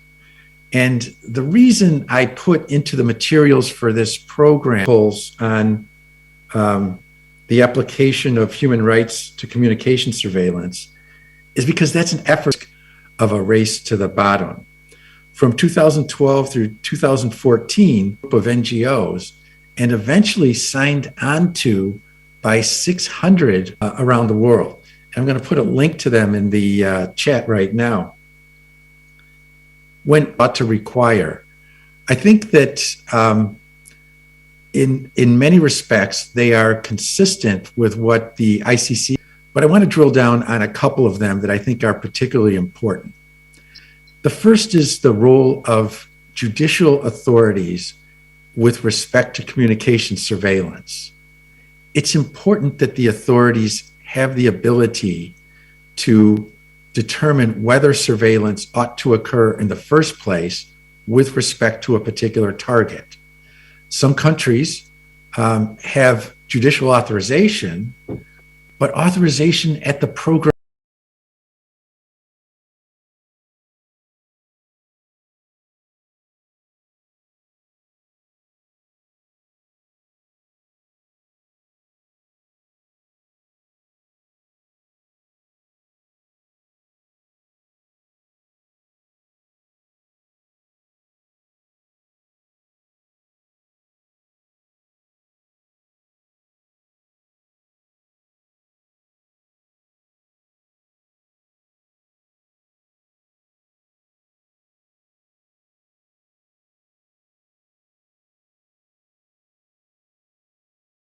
programmatic level, as opposed to at the individualized level, where there is a determination that the individual, information to be collected through the surveillance either reflects a strong probability of crime or a strong probability of regimes. Another aspect that I wanted to draw, the first is reporting the numbers of surveillance demands, and the demands were based on national security concerns. Raw numbers, it's reported without substantial risk to national security, particularly when the numbers are high. That is very low. There is some risk, I have to acknowledge that there will be an adversary or a terrorist organization information that could be used speaking. There should be the ability to publish these numbers. The other aspect of transparency that I want to address was user notification. In some countries, user notification of surveillance is unlawful. It's a crime. And I think the approach ought to be the opposite. And I think that internet notification be standard and be required. It doesn't have to happen prior to the surveillance, because that could thwart the aim of surveillance.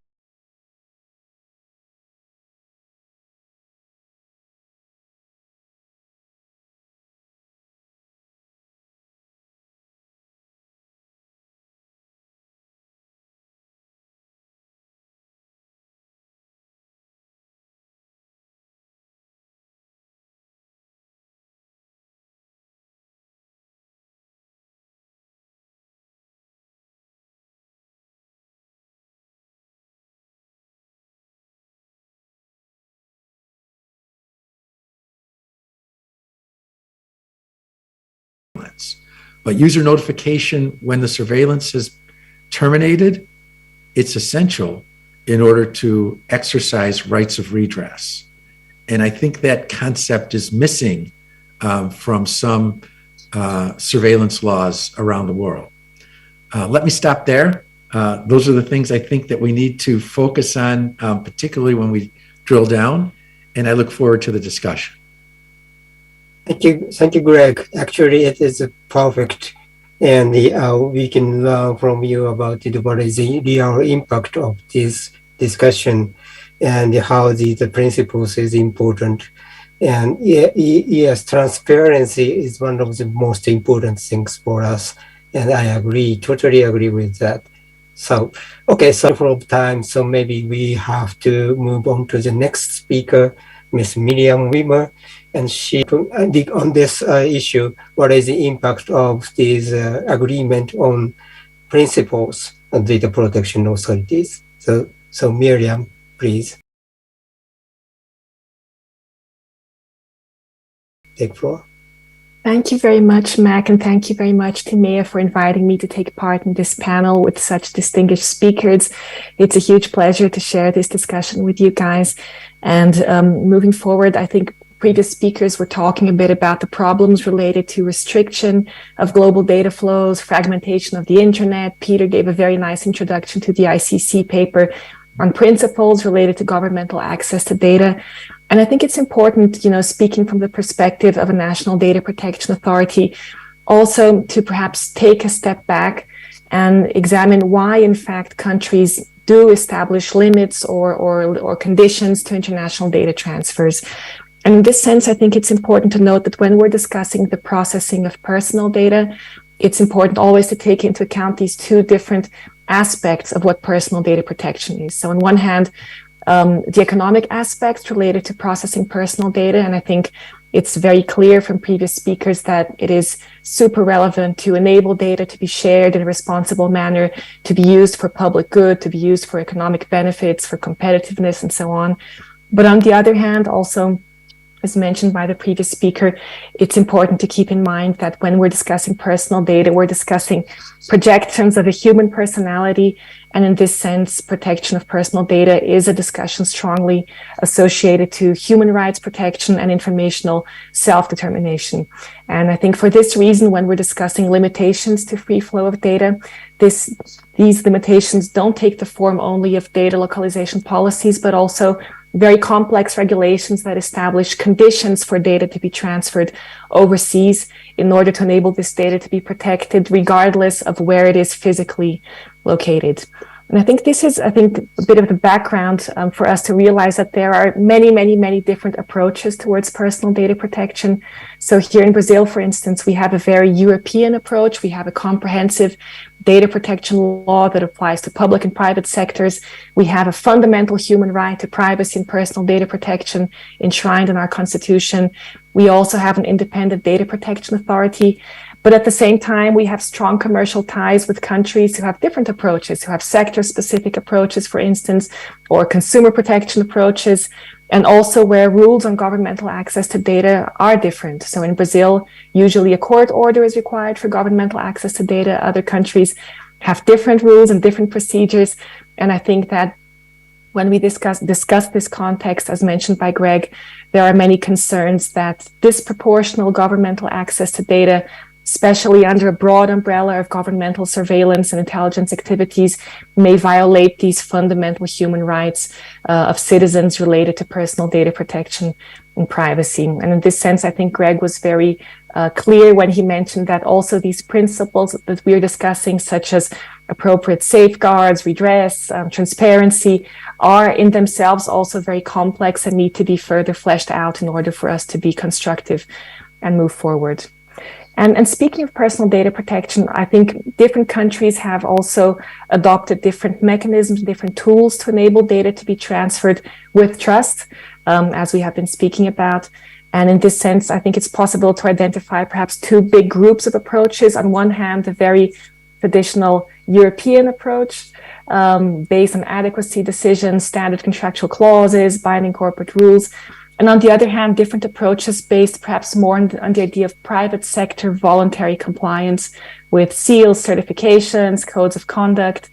And I think, in fact, it is very challenging for data protection authorities to navigate this very complex network of international data transfer mechanisms and to establish priorities considering their own specific circumstances, but also the specific risks that may be posed in different jurisdictions. So to close these opening remarks, I think perhaps an important way forward is for us to discuss also regionally. So we have a number of different venues currently debating these issues, and we've spoken about the OECD, we've spoken about different approaches. We here in Latin America have the Rede Ibero-Americana de Protección de Datos.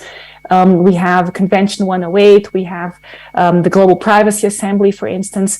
And I think perhaps an important way forward is for us to discuss these commonalities between our different approaches regarding both substantive principles, for instance, data quality, purpose limitation, but also procedural principles. And in this sense, there are a number of principles that are enshrined both in domestic legislations, but also international frameworks regarding the right to access, the right to correction, the right to opposition, the right to transparency, that may perhaps work as important stepping stones for us to further develop these principles related specifically to government access to data that were very nicely presented in the ICC paper. Thank you, Miriam. That's great. And I totally agree with your saying about the contrast between the economic impact and also the human rights. We have to raise both values with us. And also you have talked about the GDPR versus certification voluntary mechanisms like the CBPR in the APEC, and some of the Brazilian agencies are interested in joining the CBPR mechanism. So that is a great effort, and the expanding those circle will be benefit the free flow of data with trust. Designing the GDPR style, that is again very valuable and very series, and the framework to have a united privacy. And I will invite the last speaker, last panelist, but one, who is Ida Reed, Balka. Sorry, she will talk about the means for the bilateral or multilateral issue, and it's not only the government access, but the cross-border data flow itself, I hope. So, Marit, please take floor. Yes, thank you very much. Thank you, and apologies accepted. Finnish is not the easiest language, so my name is Marit Valavirta, and I'm from ETNO, the European Telecom and Network Operators Association. So we represent the largest operators, and of course, if you think about it, operators are instrumental in all kinds of data transfers, and of course also cross-border data transfers. So the networks that we have for channels for data. And so when we talk about data flows across borders, data, that's a key consideration. I'll come back to that. But what is also important to understand that today, dynamics happening around the networks and in the connectivity ecosystem, such as the cloud IoT.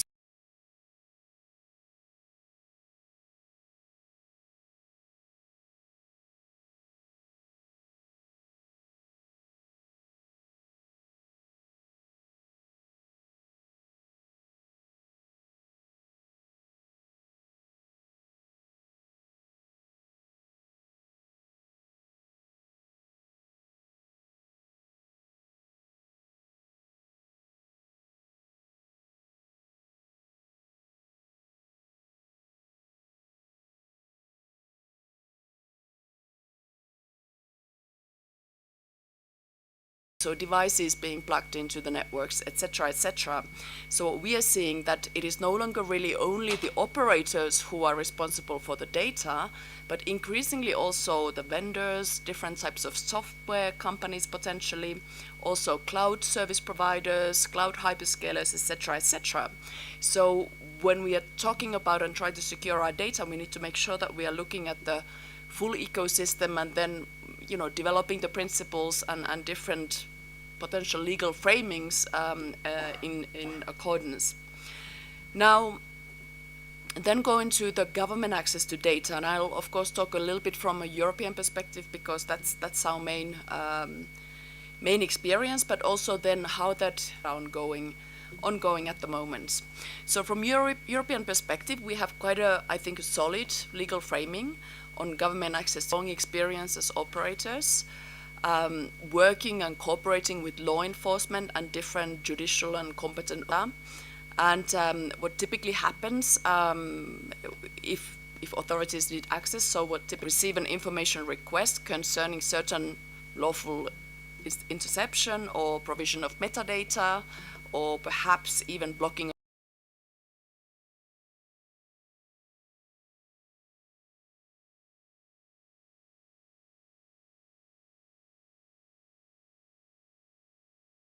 of some specific concern. But the request comes to the operators, and it's typically then issued by then from a law enforcement agency and other things. So the process is fairly well streamlined and legally speaking quite sound. And then what might be interesting as well, that operators, we take this very seriously. So operators, many telecom companies have actually standardized rules and procedures within the companies internally to ensure that compliance with the fundamental rights of citizens are protected, so that we are not going too far. Bigger operators, even they publish annual transparency reports with some information on the requests received from government. So there's also a certain level of transparency.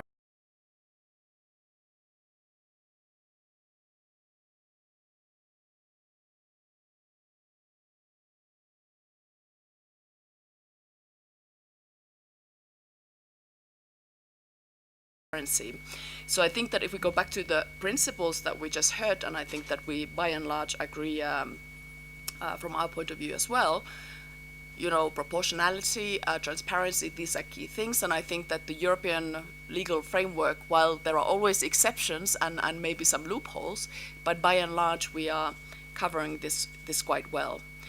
Now, what we are seeing then moving to the kind of the more international framing is that there is some, from our perspective, rather intrusive third country legislation that has raised some concerns with us in the past years. And just, I think we already heard the US Cloud Act and also the China's Personal Information Protection Law. And while we start to then have, let's say in our case, the European framing and these other third country regulatory frameworks that seem to be sometimes in conflict, so we find ourselves as operators being caught in between different laws, and then the jurisprudence is not quite clear from our point of view. And of course, this is not made easier in Europe because, well, we have the legal framing on government access to data, but we also have the GDPR, the General Data Protection Regulation, and then we have the European Court of Justice jurisprudence. So it becomes a very legal framing, and the international dimension doesn't then necessarily provide always the legal certainty that private company would ideally have. And then, taking this thinking further and thinking into the future, so the EU is at the moment also in the process of reinforcing different, the policy framing and regulatory framing around data, and also cross-border government access to data in particular terms. So we have a new piece of regulation coming on e-evidence. We have the European Data Act that is currently fresh and being discussed. So these are different things that, even further than complicate I think the well-intended policy framing.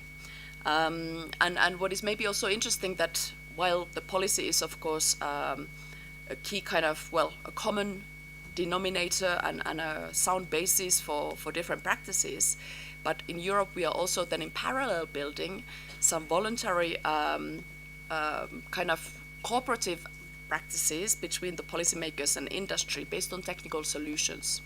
So trying to build some technical, if you like, even best practices to limit foreign governments' access to data. And just to name a few, we have an industry coalition called Gaia X, which is for the cloud world. And then we have different, for example, which are on voluntary basis, but let's say perhaps reinforced from the soft and very practical perspective. So then when we go back to thinking about any international agreements, and I think there are quite a few, and the view is important that we would then also take into account the different regulatory and technical developments that makes, of course, a very quite a hard task, because these are very complex pieces of regulation, and they might. And I also think that, okay, we have the European regulatory framing as one thing, but then also endorsing. So, for example, the Council of Europe's Budapest Convention on cybercrime, that was recently updated. So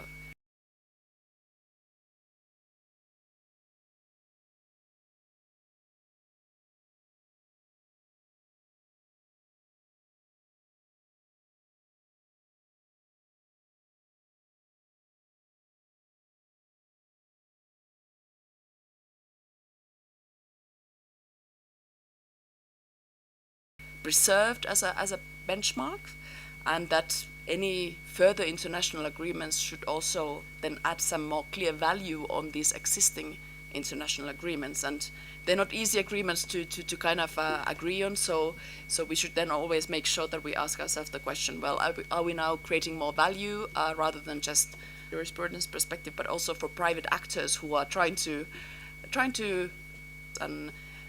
with respect to all the privacy concerns and respect to rights of citizens. So I'll maybe stop there from my perspective.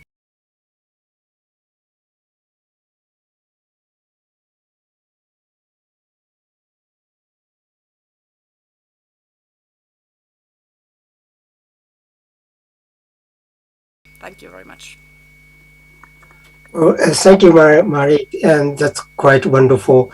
And I would like to wrap up, but before wrapping up, I think Carolina will have to leave the room very shortly. So, Carolina, if you're still there, and maybe if you can spend a few minutes in just answering to the next question, which is what is the next step for the future regarding this government access and cross-border data flow, free flow of data. So Marit, sorry, Carolina, if you are there, please take floor. Yes, thank you, Mac, and thank you so much for all the colleagues and the commentary so far.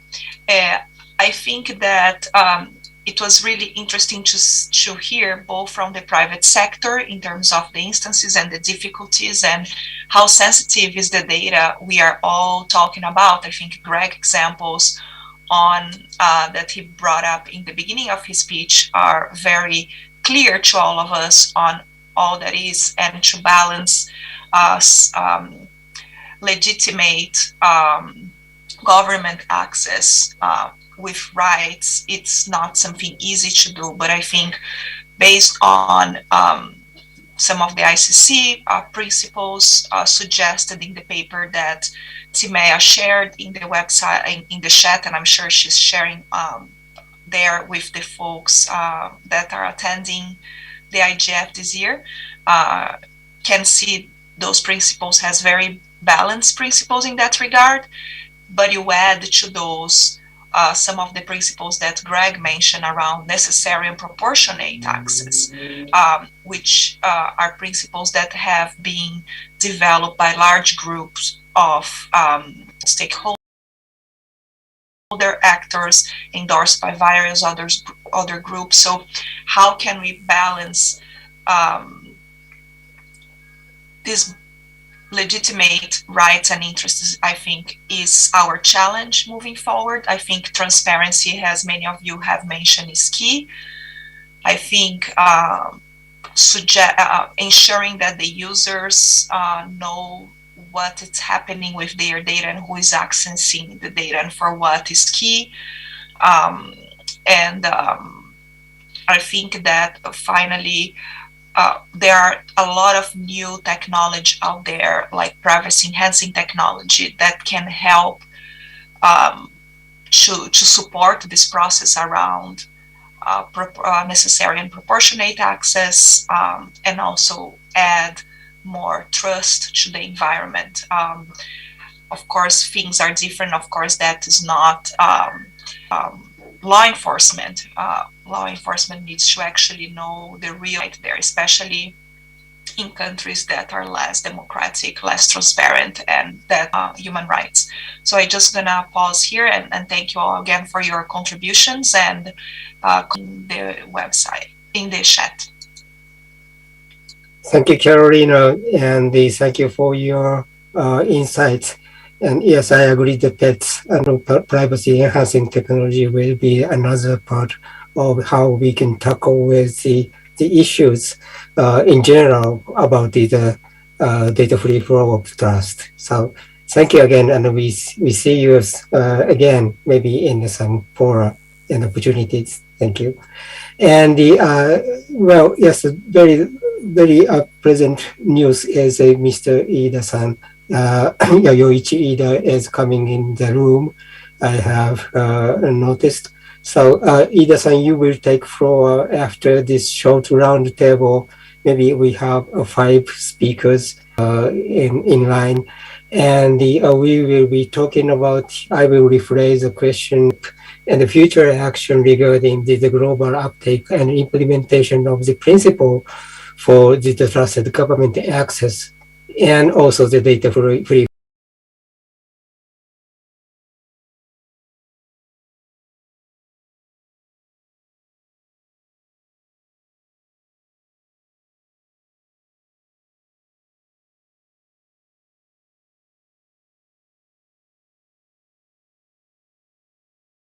Flow with trust. So I will go back to the scheduled order. So I will ask start asking to Marit again. So maybe in 2 or 3 minutes, mindful time. So sorry about that. So, but Marit, if you have any insights in answering this question. I'll be very brief. I already talked a lot, so I think that the principles that were outlined. the principles that were outlined were very valid, and we should then seek to find concrete places where we could elaborate on them. And I think that from our point of view, as I already said, so they should build on some of the existing, well, perhaps policy framings. And these can be, of course, at regional level, can be regulatory or also kind of market standards, if you like. But could be also some of those bilateral or multilateral frameworks that already exist, and to try and find if we could somehow build these principles into some of these frameworks. And I think that also it shouldn't be forgotten that much progress can be made also outside the strict legal framing. So different types of cooperations, as I said, and technical kind of standards and agreements can be also interesting, especially if policymakers, of course, are part of this. So kind of the role of soft law as well could play a role. Thank you. I will stop there. Thank you, Marie. That's great. And yes, I totally agree with you. So, and next, yes, Miriam. So if you have any thoughts and any insight about this question, the future Sure. of the, yeah, thanks. Yeah, I'll also be very brief and somewhat echo what Marit was saying, in the sense that it's important for us to flesh out these principles and perhaps move beyond word and legal text and seek out more effective cooperation between countries and also data protection authorities. So perhaps more practical, more operational cooperation, taking into account not only these common principles that bind us, but also common challenges that we are facing. So I think that, in fact, when we seek to develop these interoperable policy frameworks that may enable cross-border data flows with trust, a key aspect to take into account is the need for multi-stakeholder engagement, and also the need to keep in mind that, in fact, we are discussing the protection of fundamental rights and liberties of citizens. So those are my closing remarks. Thank you. Great. Thank you so much. So next, Greg, if you have any thoughts. Yes, I think that we have to keep in mind that the principles that are adopted have to be specific enough to adequately explain how rights will be protected, and yet flexible enough so they can be revisited as technology changes. Who'd have thought 20 years ago that location information would be so important and so revealing, such that it ought to have perhaps higher protections than other types of metadata? And have we gotten the standards right with respect to metadata, given how it can now be analyzed and sliced and diced in different ways to draw intelligence from it? And finally, brokers of data. They didn't exist when a lot of surveillance regimes were put in place. These brokers have the ability to collect data that governments couldn't, because they don't have the legal authority to compel its disclosure. And now the brokers are selling the governments without sometimes the legal process that would be involved if it was compelled. That is flexible enough to account for new changes, and that we're willing to revisit when those changes in technology occur. A great point. Thank you for that. And yes, I agree. And I am just imagining that the quantum computing will change the rule totally. So in the future, so the technology will be changing, and that's very important to think about. Thank you again. So, and next, Peter. Peter, please. Thanks. Yeah, I mean, I think that we do need a multilateral approach to establish advanced trust for data sharing, and that we need governments and regulators to look at how we achieve that multilateral governance of the flow of data, trusted flow of data across borders. Because I think when you're looking at it from a business protect people's personal conversations and stop disproportionate access to personal data by governments. But what I can't see happening is that businesses on their own entering into SCCs and doing transfer impact assessments are going to be effective in maintaining that trusted free flow of data. So for me, it's, yeah, we've made some progress. Governments are continuing to make progress. But actually, if I was going to be a little bit radical about this, like Max Schrems, I would say there's a lot of gaps, and the people that are being asked to fill the gaps are not capable of filling them. So we need to have a multilateral government approach to solving this issue. I accept that there are challenges in terms of data flows between democracies and data flows between countries that are not seen as democracies. Data that was exported in terms of value of data digitally enabled services from the US exported to Europe, that was 167 billion in digital services, and the EU exported 130 billion of the same services to the US.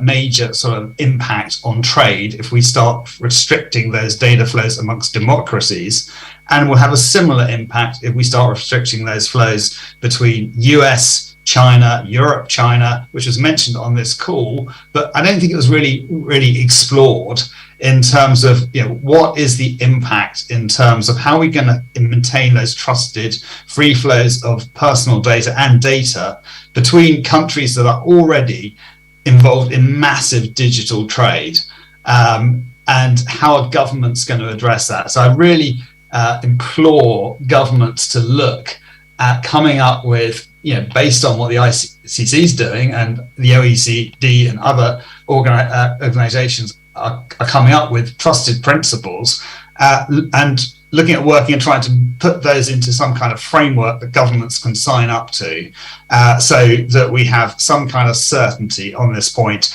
in terms of getting the balance right. I totally accept Greg's comments, and you're probably thinking, actually, you can do all that and you'll get to the lowest common denominator. And I think governments have to be careful how you avoid that lowest common denominator. But this is a really interesting discussion. But my key message is, please don't ask businesses to pick up this. We need help from government. Thank you.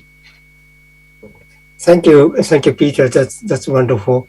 And I think, and my next question should be the world countries in talking about the multilateral negotiation with a discussion about this issue. So, but it's not for now.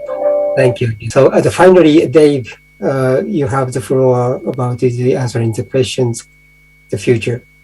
Thanks. I absolutely agree with so much of what has been said in terms of looking ahead. There does seem to be a path forward here with these ICC principles. You know, when we see rights respecting rule of law nations kind of agreeing on these basic safeguards that should apply when seeking data for law enforcement national security purposes, that would seem to lend itself to a framework that different states could sign up to. I mean, clearly, you know, the principles under discussion, minorities, independent oversight, redress, these are all key. But I agree with Greg and Carolina that transparency must extend beyond transparency reports to user notice. It's not impossible for an individual to assert their rights if they don't know that their rights are at risk, because they don't know that their data was searched by to obtain each other's public sector data from third-party providers, never placing, you know, a technology worthy of considering. Also, strongly agree with the ICC paper for elevating resolving conflicts of law to its own principle. We need governments to ensure that mechanisms exist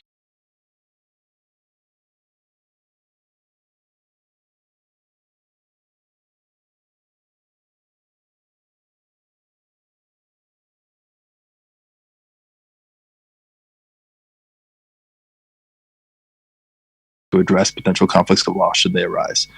And fundamentally, you know, we believe that a provider should never have to violate one country's laws to comply with another's. And this is a problem, as Peter said, that really cannot be solved by the private sector. Governments have to fix it, and there are different models. There's kind of a bilateral approach that we've seen with like the data access agreements stemming from the Cloud Act between the US and UK, and coming agreements with Australia and Canada within the US. You know, they provide for cross-border data requests that meet certain safeguards. But, you know, I think the OECD effort suggests that a multilateral solution is possible. And ultimately, that's what will be needed. Thanks, Mike. Okay. So thank you, Dave. That's you have wrapped up most of the things, and I will lose the job as a moderator. So thank you anyway. So okay, so I will now finally invite Mr. Yoichi Ishida, who of Internal Affairs Communication, and he will be not limited to that, but he is a flag keeper of the data free flow with trust.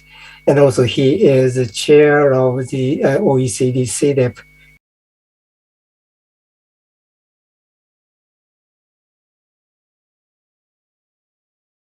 Committee on the Digital Economy Policies.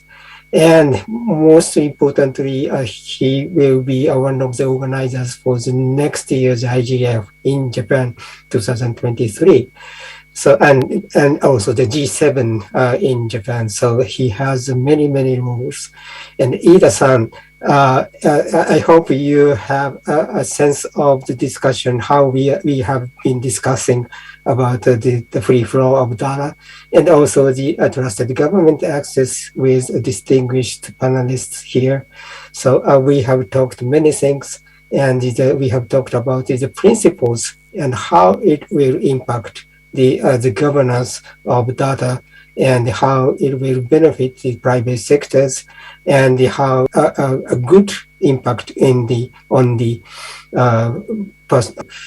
Ida-san, and I would like to hear from you your general thoughts about the issue of the DFFT right now and how you are planning to facilitate the discussion in the next year, G7 and IGF, and also the one is the rule setting framework we have been discussing, and we very much appreciate your thoughts and insights.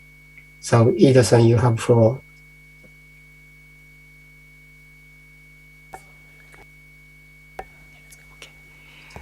Okay, thank you very much,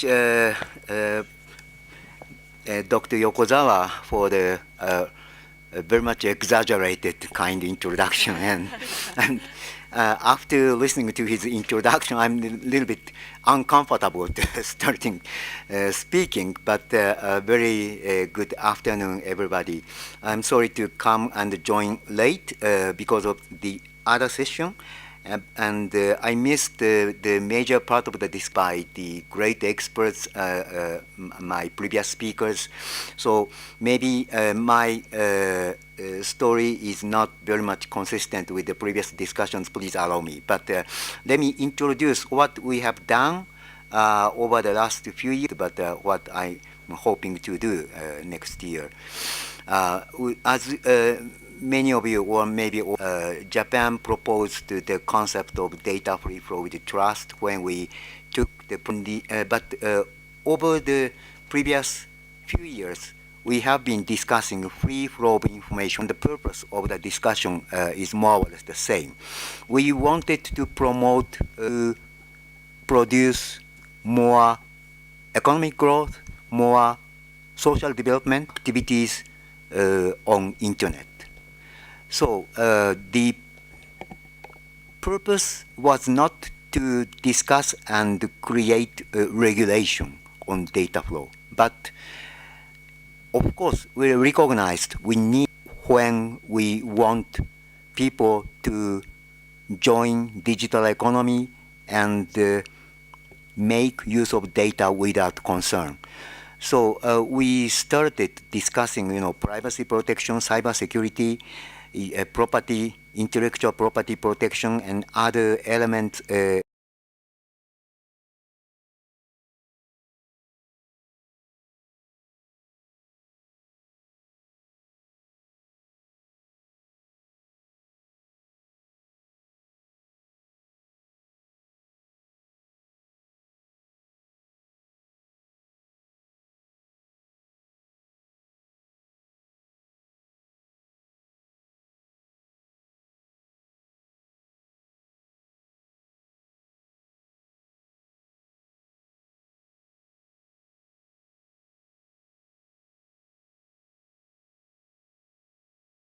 Which may restrict data flow. And in the end, we found, many countries are looking at different directions.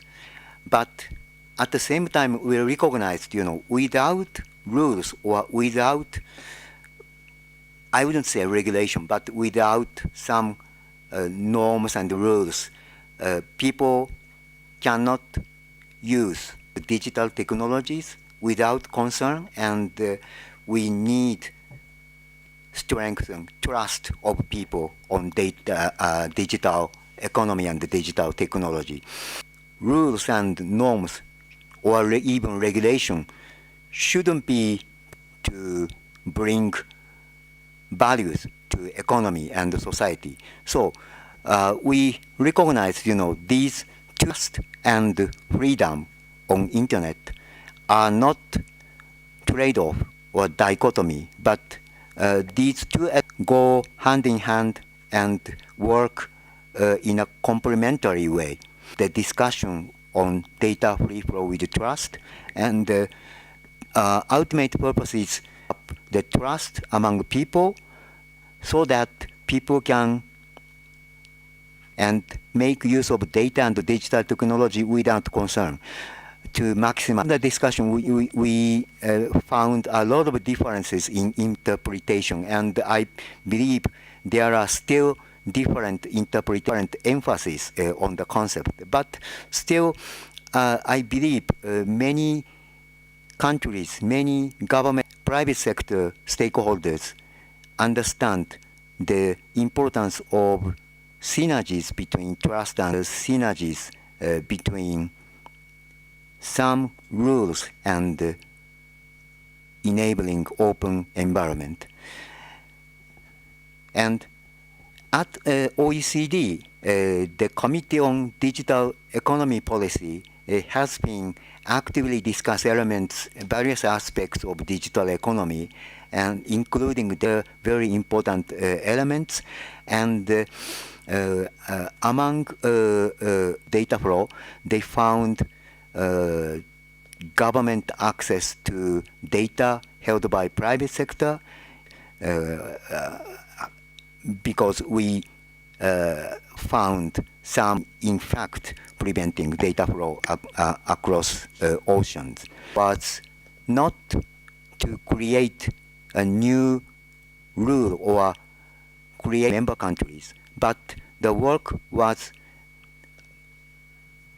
objected to collect current practices on government access to private data across member countries and extract the common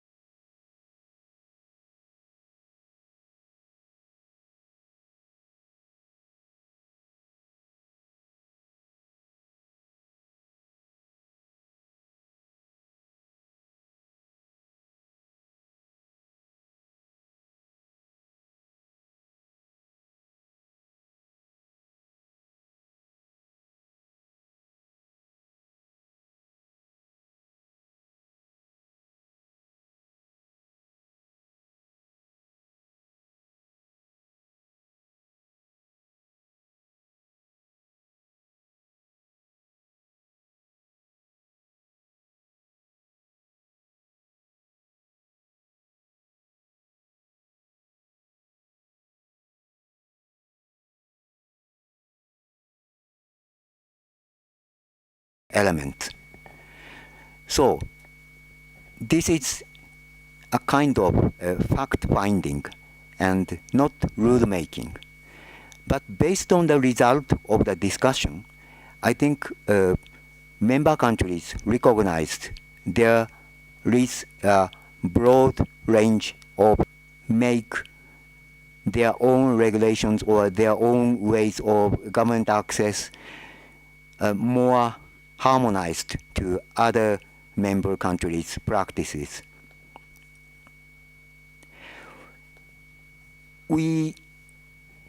Japan and probably many other countries understand the rules and regulations not only on data flow but in digital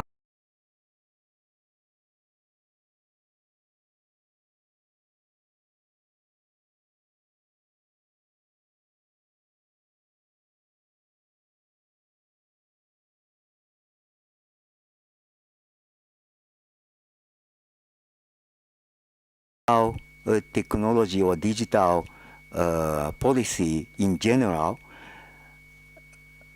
must be varied from country to country because these are rooted deeply in the social backgrounds, cultural backgrounds, or even historical backgrounds and economic development stages and many other factors. So we never believe all countries can achieve the same regulation and policy framework in digital, but we try to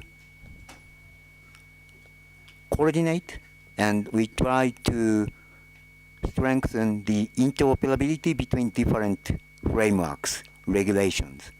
So government access practice is one of the such practices to strengthen the interoperability and promote harmonization so that the people can transmit their personal data without concern to overseas, to other countries, to other regions, because their own personal data are not abused or accessed without legitimate reason by authorities in other countries. So that's what we have done until now, and we are looking to hosting IGF next year and taking the presidency of G7 next year, and we are hoping to create some synergy between discussions in governmental forum and the IGF multi-stakeholder discussion. And discussion on DFFT and data flow would be one of the most promising factors to share between different work streams outcomes from the discussions. Even at G7 or G20, we are always, and also in OECD, as ICC has been making a tremendous contribution through now, and we are also trying to listen to business community or civil society when we discuss digital policy in G7. So next year we try to cover those topics not only in IGF but also under G7, and we try to synergize the discussion between those different work streams and more continuous and more open, invite all those speakers from different communities to join together and discuss data flow and take actions to improve the data flow across borders by improving the interoperability in frameworks, policy frameworks, regulations, but also the practices or other elements which related to data flow and data management, data utilization. So that's what we are trying to do next year, and we definitely need collaboration, support, and engagement from different communities. And so please contact us and join our discussion, and we look forward to working together. Thank you very much. Thank you so much, Ida-san. Yes, and that is a great answer to the what will be happening in the next year, and that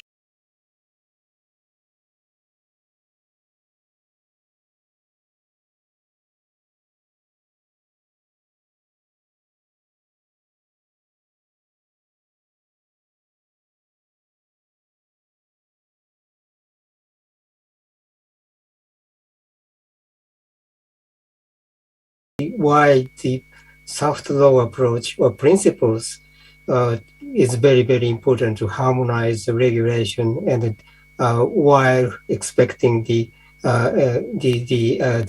diversity in the culture and the all many countries, many nations are facing differently. So thank you so much. And I apologize, we don't have a good time to have an audience Q&A time.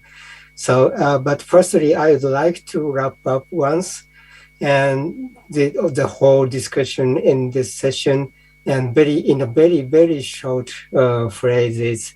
So we have nicely discussed about the cross-border data flow and also the trusted government access, how this is important to business, but not only for the business, for the civils and also the more important data subjects and these people. Oh, yes. And this is very uniquely described as this is the rule setting for the government itself.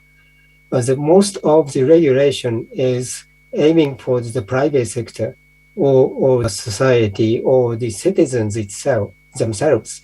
So the government makers. So this is a very difficult argument here in this room. But I personally found there is many coins who has both sides, one side and the other, and we will have to take care to which side is how we can expect which side, like the human rights versus economic improvement, economic growth, and many things. And data utilization and the data protection is one of the things we have to take care. So this is a very difficult challenge, but worthwhile working on that with multi-stakeholder approach, as Ida-san and many other speakers has mentioned. So that's me. This is a wrap up. And Timea, if you think we have a few minutes to take the question and answer from the audience, or if not, we will close this session. So Timea, please. Thank you very much, Mike. I hope you can hear me. I negotiated 2 minutes with the kind sir that is keeping the door closed here for others not to come in for the next session. So I believe there was one question there at the end of the room. If you want to take the floor. Hi, firstly, thank you so much for the amazing conversation. So I come from Turkey. The Turkey is Internet Observatory, and I think we are quite, the description of which you have mentioned when it comes to surveillance technologies being used to push back the dissent. So what we encountered was recently a disinformation law which gave obligations to Twitter and other social media platforms to give data to the government when the government thinks that there is someone doing some panic. So what we see in this particular situation is that this legislation that gives responsibility to Twitter can be used for suppressing opposition. And the thing is, we don't have a mechanism that would allow or prohibit Twitter from actually protecting us. And we can't see in a legal framework that would support us in our effort for democracy. And we also are not a country like tech companies totally pull out. So in these situations, what would be your recommendations about governments from spying on their citizens? Because just like you said, the IP information and all kinds of personal information will to go to jail if Twitter complies with certain governments. Thank you. If somebody want to respond to this interest.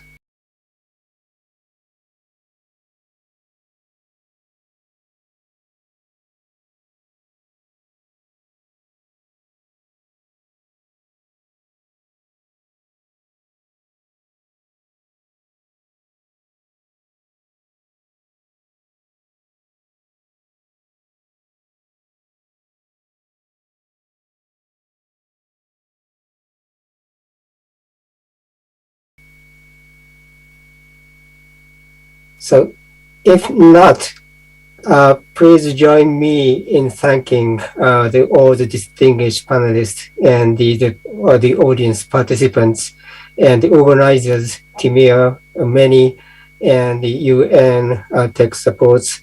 Thank you very much. And I hope, thank you again. So have a nice day. And thank you to you, Mike, and to everyone on the room. And again, apologies for running out of time. We will take your question back and ask our speakers, and please leave your contact details. Thank you, everyone. Yeah, thank you. Thank you.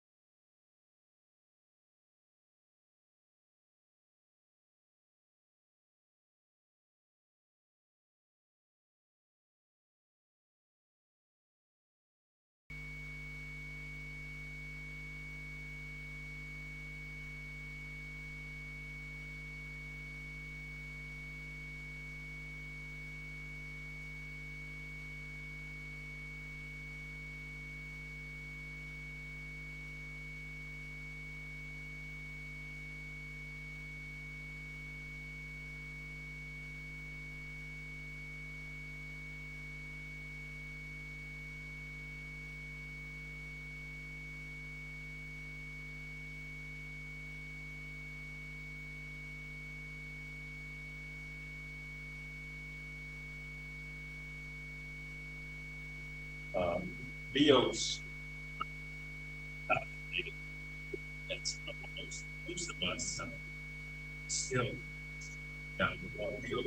Hello, everyone. My name is Joanna. I will be. Hi, Larry. I'll be moderating this session. I can see our speakers arriving and being able to share their video and audio. Thank you for testing, Larry. And we have Bernard and we have Michuki. Thank you for being here. If you would like to test your audio video sharing rights, please feel free to do so. Hi. Do you hear me well? Yeah, okay. Great. Thank you for testing, Bernard. Hi, everyone. I hope you can hear me well. We can hear you well as well. And we have Dan with us, Dan York. I hope you are able to share your video and audio as well. If that is not the case. Yes, I think I'm here. And then also, let me just test if I can the share screen. Let me just see if that. Yep, that works. Great. Excellent. Brilliant. Thank you very much. We will be all good. Great. Well, I believe I have been granted the role of the moderator, so I'm happy to start us off.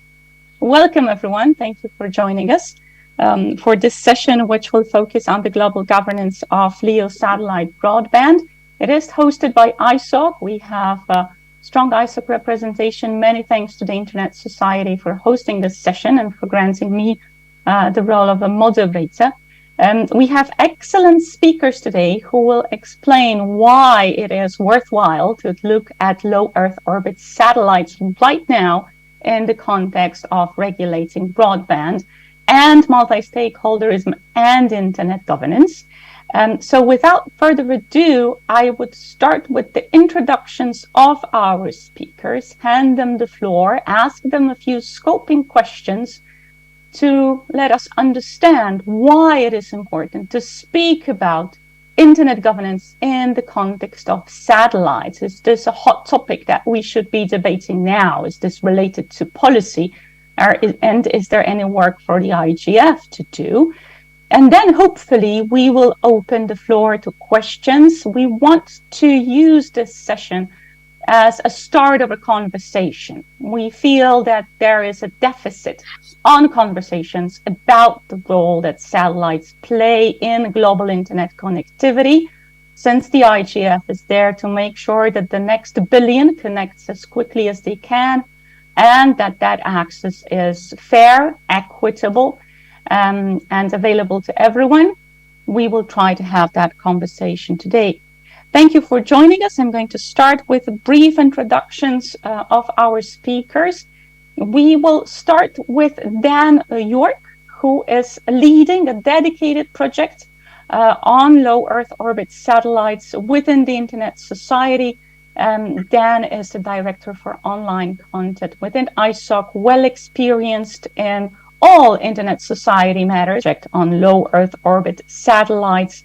I don't want to reveal any surprises that you might have to this very brief introduction, and I will let you share whatever you feel is appropriate at this point. Start with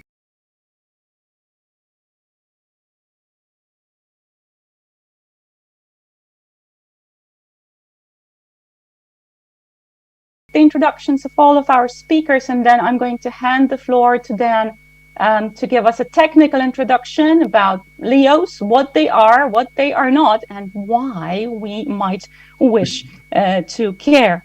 Then I'm going to turn the floor over to Berna Aktaligur, who will be discussing the regulatory aspects of LEOs. Berna and myself, but just to give fair and due attribution, have been working on an Internet Society Foundation project dedicated to the policy aspects of LEOs. This work complements the work that Dan's group has been engaged in. And that's one of the reasons we thought it might be good to put our heads together and share with the IGF audience the work that has been done. I am going to turn the floor over to Berna, who is a professor with in London, working on trade law, working on cybersecurity, internet government regulatory attempts as they stand with regards to low Earth orbit satellites. Kim Wangi, the second of our ISOC speakers here today on the agenda, today acting in his role as the Distinguished Technologist for Internet Growth at the Internet Society, as grows, is equitable and is fair. Available join us here today since the IGF is happening in Africa. Africa is the region where likely low Earth orbit satellites will be particularly important. So we're very much looking forward to your intervention, Michuki, trying to understand with regards to ensuring connectivity through low Earth orbit satellites. And then we university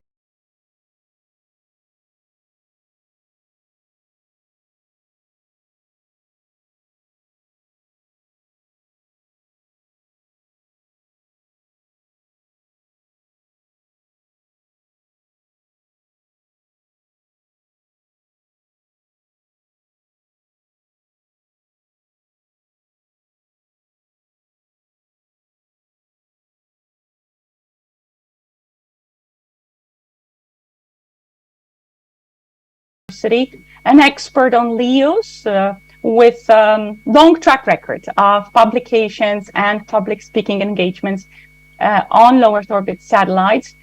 We have asked Larry today to speak about the North American perspective, if you will. Definitely the companies that offer this service commercially right now are based in North America. So we will try to see what they are up to and if there is anything for us as the IGF crowd to consider or be particularly aware of.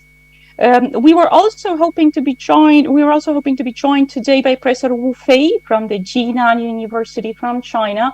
Very recently, we were informed that he might not be able to join us. I will be keeping my eye out for Wu Fei, maybe making his way to our virtual Zoom room. If that happens, I will be happy to give him the floor. So that is our plan. I am going to ask our speakers a very general question about what and whether there is any recent activity that might make us care. Is there room for the IGF to discuss further policy? And what can an average IGF participant orbit satellites and internet connectivity? And with that lengthy introduction, I hand the floor over to Dan York. Should we care, Dan? Please, the floor is yours. Thank you. Thank you very much, Joanna, and thank you everyone who's joining in from wherever you are in the internet, and maybe some of you might even be coming in through a LEO system in some way. So I was asked to just talk the basic premise with the Internet Society. We certainly think that the internet is for everyone, everywhere. And, you know, we have this question of how do we connect the unconnected? That's really the question on what can these low Earth orbit satellites or LEOs do? We've certainly seen plenty of press around this. Interest really comes in a lot when we look at, we've had satellite internet access for decades from what are called geo connectivity, and they work. It's great in that regard, but it has long latency for the reason. LEOs have become quite interesting because of the fact that they can provide a low latency, high speed connection. So we can do things like have over a Zoom.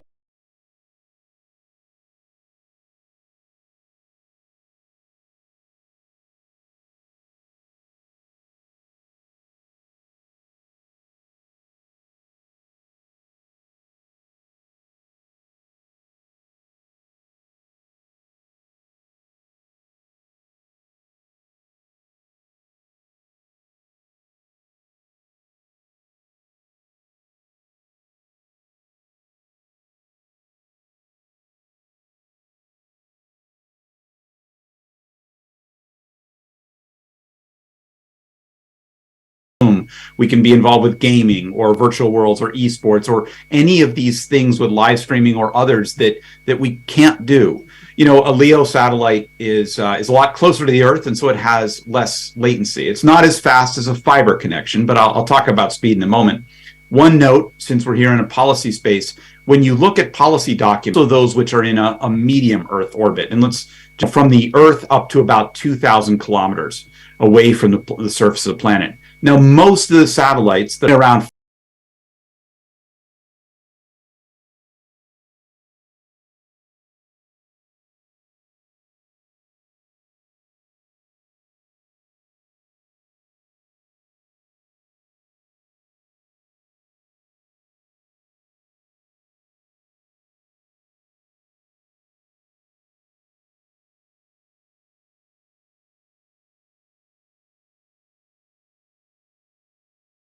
400 to 500 kilometers away from the Earth. Some are out at 700, there's some in 300, there's a wide range of different areas. It's a crowded space. That's where the International Space Station is, that's where other space stations is. It's a lot of that activity happening there.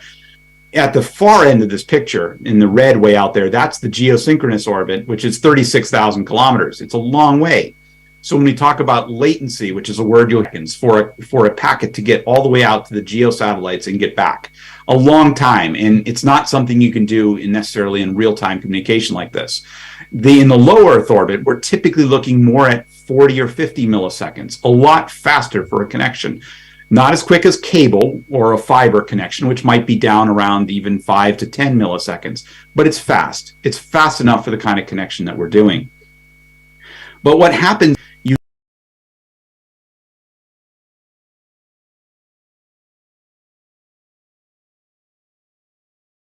can't just put a couple of satellites up.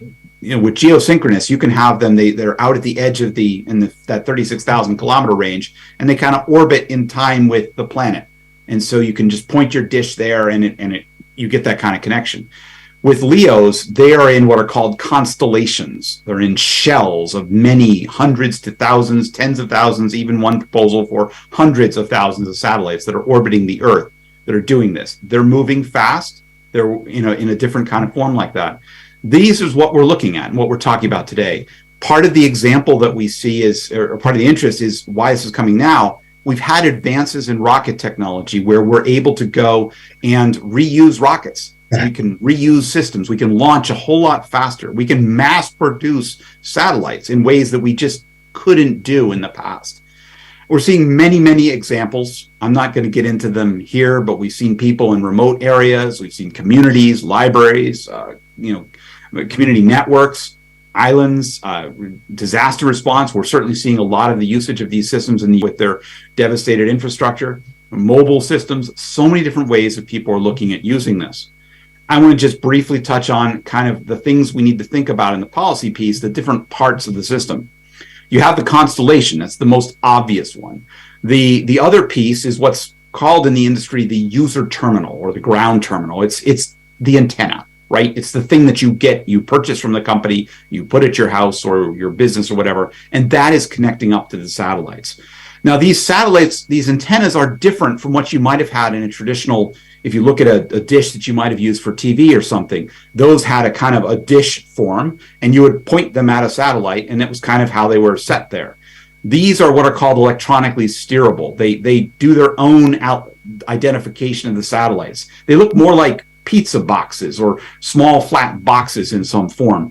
Those are the kind of things that are there. And in the third part of the equation is the ground station. These are the gateways, the sets of antennas that connect these constellations to the rest of the internet. To look at it graphically, this is what you see. You see a user terminal, somebody's thing, going and connecting up to one of these satellites and then connecting down to a ground station, which connects out to the rest of the internet. These pieces have to be there for this to work. Now, what's interesting is because these satellites move so quickly, your initial request for a web page or for whatever might go off of one satellite and the response might come back on a different one. This is how this all works, this constellation of these different things moving on. One of the interesting aspects that's happening with LEOs and why there's a lot of interest is, what if you're not near a ground station? What if you're in Antarctica or the northern polar regions or out in the middle of the jungle in some area of our world? What if there's no ground station near you? One of the advances that we've seen is something called intersatellite lasers, which is where you get into lasers in space and other different conversation topics around this. And this is the idea that your request could go to one satellite, which might send it to another satellite, to some number until it gets to a ground station that are there. The Internet Society just recently, a couple of weeks ago here, published a document which you can get if you go to internetsociety.org/LEOs, which is our paper, our document around offering our perspectives on this. There's a lot more information in there that I don't want to take time here to discuss, but I just point you to that. If you go to internetsociety.org/LEOs, you can see our paper and read our information. I will just touch on some of the concerns and the questions that we raised were some around affordability. Capacity. Can these systems support all of the different things that we want to connect to them? What kind of competition happens in here? On the policy level, there's a whole lot of questions around spectrum allocation, interference of systems with each other, allocation of orbits, the approval process. Something people may not understand is that to bring one of these, to turn a system on in a given country, it has to be approved by the regulators in that country. So the vendors of these systems have to go around to every single country and get the approval in that kind of area. There's a range of technology questions, standards, all of those things, and there's a lot that we can't answer yet. There's things around, are all of these systems sustainable? Will they truly work? What are the environmental, any questions, which I know other colleagues here will be talking about as we get there. And so I want to leave you with that and just say, we're excited about this conversation. I think LEOs, have a considerable potential to help us connect the rest of the world, but we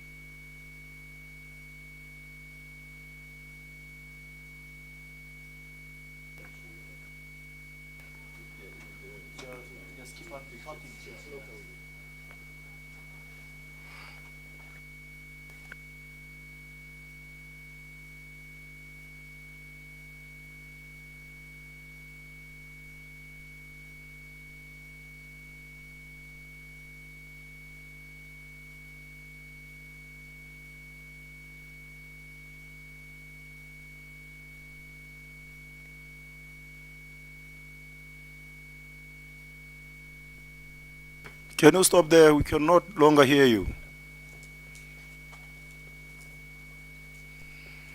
Mr. Presenter.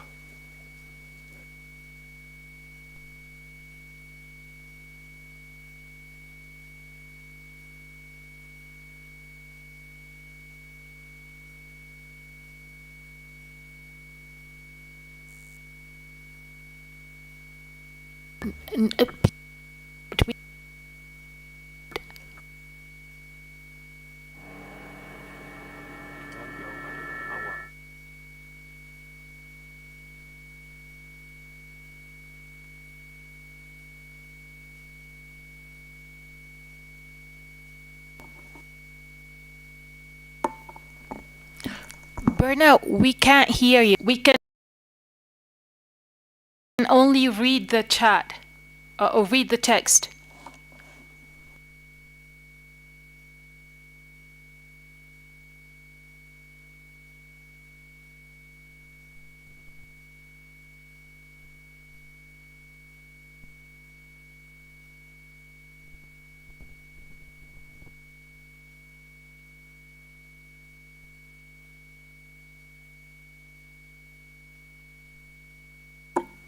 On site, we can't hear you.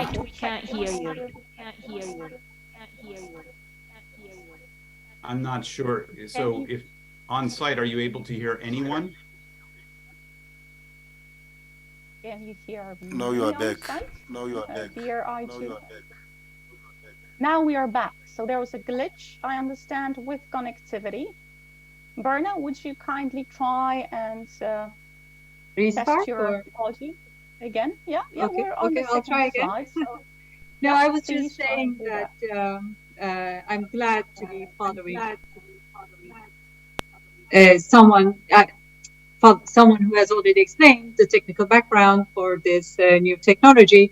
And then did a fantastic job. So, but as legal scholars, the questions we are asked and the questions we think about are more along the lines of, are states and private companies allowed to deploy as many satellites as they like? Who's controlling all this? Which authority is responsible? And is there any regulation? Is there any international coordination? So in the first part of my presentation, I'll provide a brief, given the time limit, answers to these questions. And in the second part, I'll provide an overview of the response in the EU to the emergence of these new mega constellations. So can we move on to the third page, please? Okay, maybe I can. Okay, so the private enterprises undertaking these projects, such as SpaceX and Amazon Kuiper or OneWeb, are subject to a wide range of domestic laws and regulations, and in all phases of their operation. Most licensing and authorization procedures happen at the pre-launch phase, and rules and regulations about the in-orbit phase are primarily an extension of the oversight and control responsibility of the states. One example for this is the in-orbit tracking for purposes of traffic management to avoid collisions. The end-of-life procedures are also regulated at the domestic level, and I think it is safe to say that in most cases, more than one governmental agency is involved in regulating various aspects of the operation of satellite services. But of course, this all depends on which regulation, which jurisdiction they are operating in. Can we move to the fourth, please? Okay. So now, let's say that all these constellations have obtained all necessary licenses and authorizations, and they are in orbit, and they have global coverage. Can they provide services anywhere they like? The answer is yes and no. The provision of satellite services in a particular country is subject to that country's laws and regulations. These are called landing rights, and the countries decide for themselves the terms of these landing rights.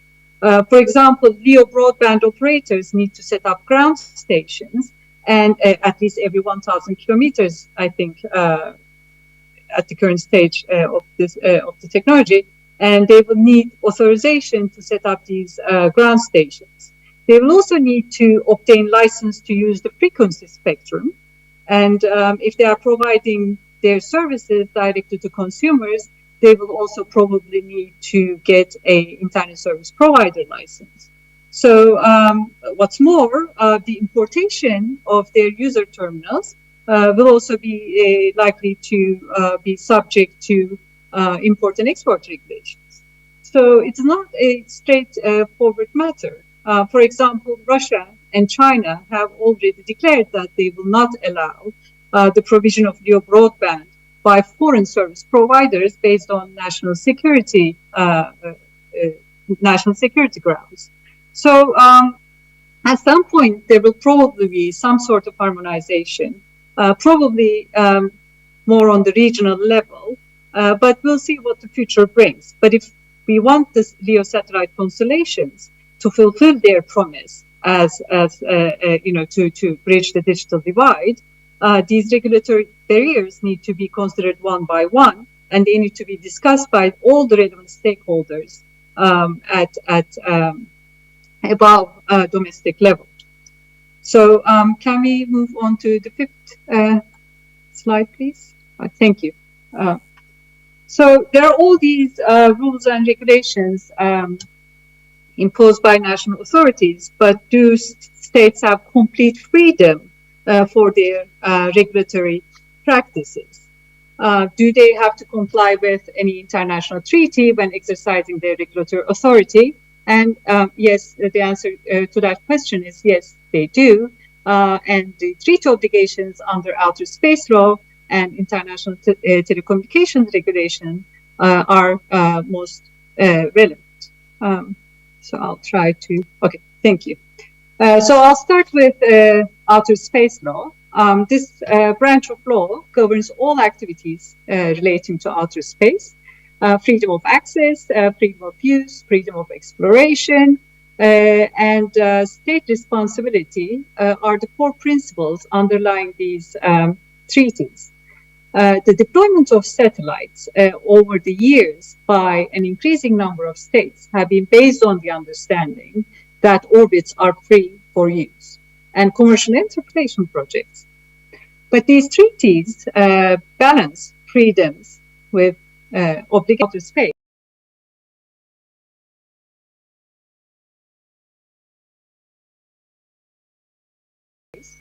Has been recognized as a province of all mankind as global commons. So no sovereignty claims may be made. And states cannot prevent or restrict others' peaceful space activities. States are also directly responsible for all their national space activities. It is their responsibility to make sure that all their activities are conducted in accordance with international law. So they have a strong incentive to supervise and regulate.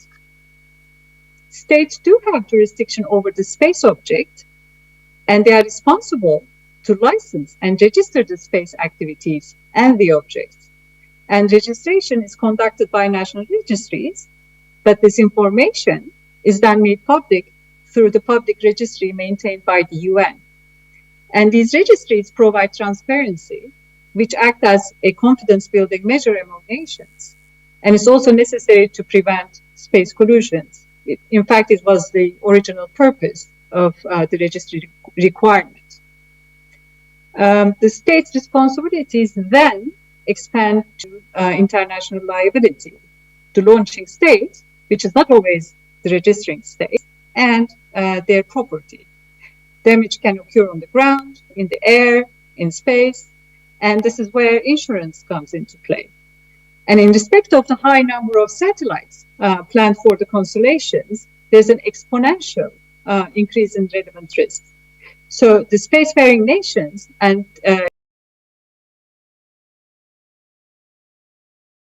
satellite companies should be mindful of these responsibilities associated with the state and their liability regimes. There's a recent example in the US, FCC recently voted to require post-mission disposal of LEOs within 5 years. The previous recommendation was 25 years. And with this move, the US aims to increase its efforts to decrease the orbital debris, the risk of collisions, and the likelihood of space communication failures.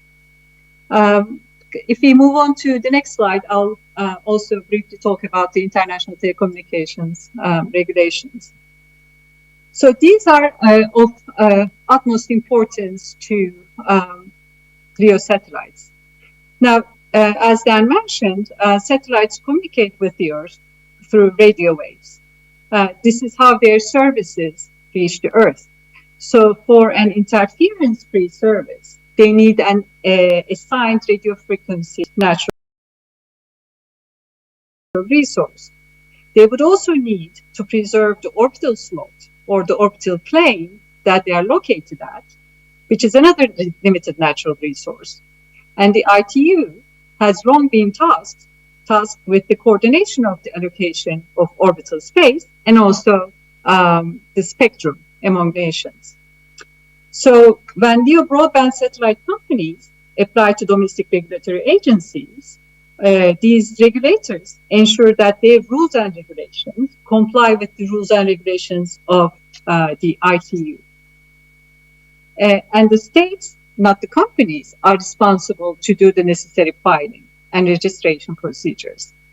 And these registrations provide international recognition of the frequency assignment and the orbital positions used or intended to be used once it's recorded in the master register. This registration is important because it also gives a right to claim of protection from harmful interference.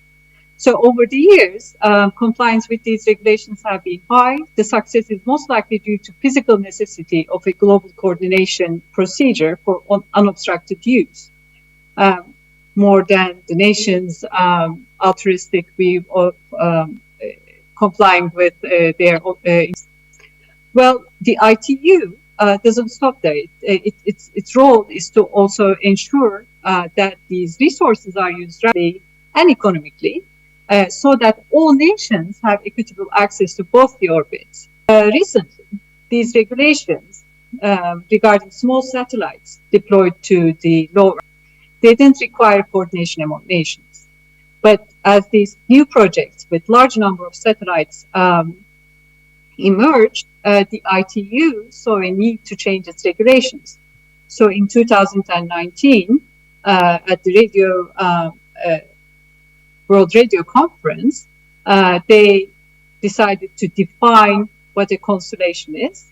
It was defined for the first time. And then they also established a requirement for a coordination procedure. It's a time-phased approach. Could we move on to the next slide? It's there. And this time-phased approach is designed to help ensure that the registration is aligned with the active satellite systems. It's intended to establish the balance between prevention and notification and registration mechanisms. In a management of spectrum and associated orbital resources was instrumental. And I think this is a good start to achieve a fairer and more equitable sources and the associated frequencies. Now I'll talk a little bit about the EU. Could we move to the next slide, please? Okay, so what has been the response in the EU to these projects? Now, the EU does not have a constellation, and many of the EU states, in the slide you can see in the map of the EU, the light blue states have authorized the services of Starlink, and they are considering to also authorize and license other LEO broadband companies as well. So unlike China and Russia, they are open to allowing foreigners to provide services within their borders. Of course, only if they comply with their rules and regulations. Now, this doesn't mean that our content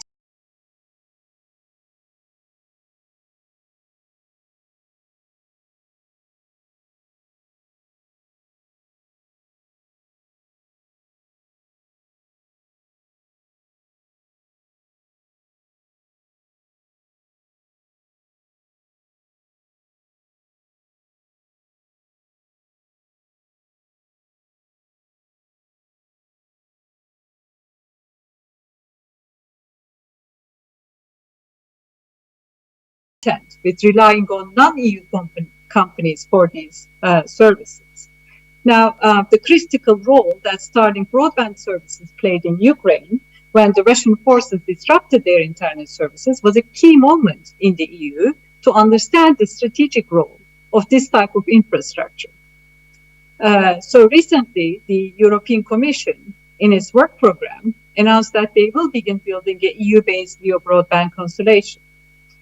Well, it is proposed that the EU should have its own satellite communication network to ensure guaranteed access in an unrestricted manner by avoiding dependencies, and this is the keyword, the dependencies on third countries, in reinforcing the resilience of our value chain. It has also stated that it has also started including space sector in its documents regarding its strategic autonomy and cybersecurity concerns. Now, there are two new directives on the resilience of critical entities. Well, one is on the resilience of critical entities, and the other is on network and information security. And they have now, they are new, and they now include provisions that target the cybersecurity of the ground-based infrastructure of space-based services. Now, the new proposed directives are going to impact the space sector. Even though they do not apply throughout the whole space value chain, they apply to the operators of ground-based infrastructure and as well as to public telecom service and network providers. So I think it is safe to say that the EU not only aims to harmonize the regulation of the use of LEO satellite broadband in a most efficient manner, but it would also like to see itself as a competitor in this emerging sector. Its motivation is not only economic, but also one that's motivated by strategic and security interests. So thank you, Joanna. This is my presentation. Thank you. Thank you very much, Berna. I'm going to stop sharing my screen right now. Thank you. And I am going to turn the floor over to Michuki to see if any similar or complementary approaches might have been implemented anywhere in the African region. I do understand it's a broad space we're talking about, quite a diverse one, but the intervention from Bernard clearly tells us that on one hand, there is a fundamental regulation in place that deals with the use of outer space, but at the same time, states, individual states and regions are noticing the potential policy issues that come with services like SpaceX and Starlink, but that's not the only company and that's not the only business model. We're not getting into details there, but clearly there are policy issues to consider to make sure that the access of the next billion in developing countries is fair and equitable. And if any liabilities are to come up, there is insurance and there is a clear liability scheme to be applied. That is another tall order. I realize that, Michuki, that's a lot of questions, but just feel free to share the perspective that would be applicable to this IGF finding place in this specific region with regards to LEOs. What's the next step? What would we want our audience members to take away from this session? Thank you for being here, Michuki. The floor is yours. Thank you, Joanna, and thank you, Bana, for that background and Dan.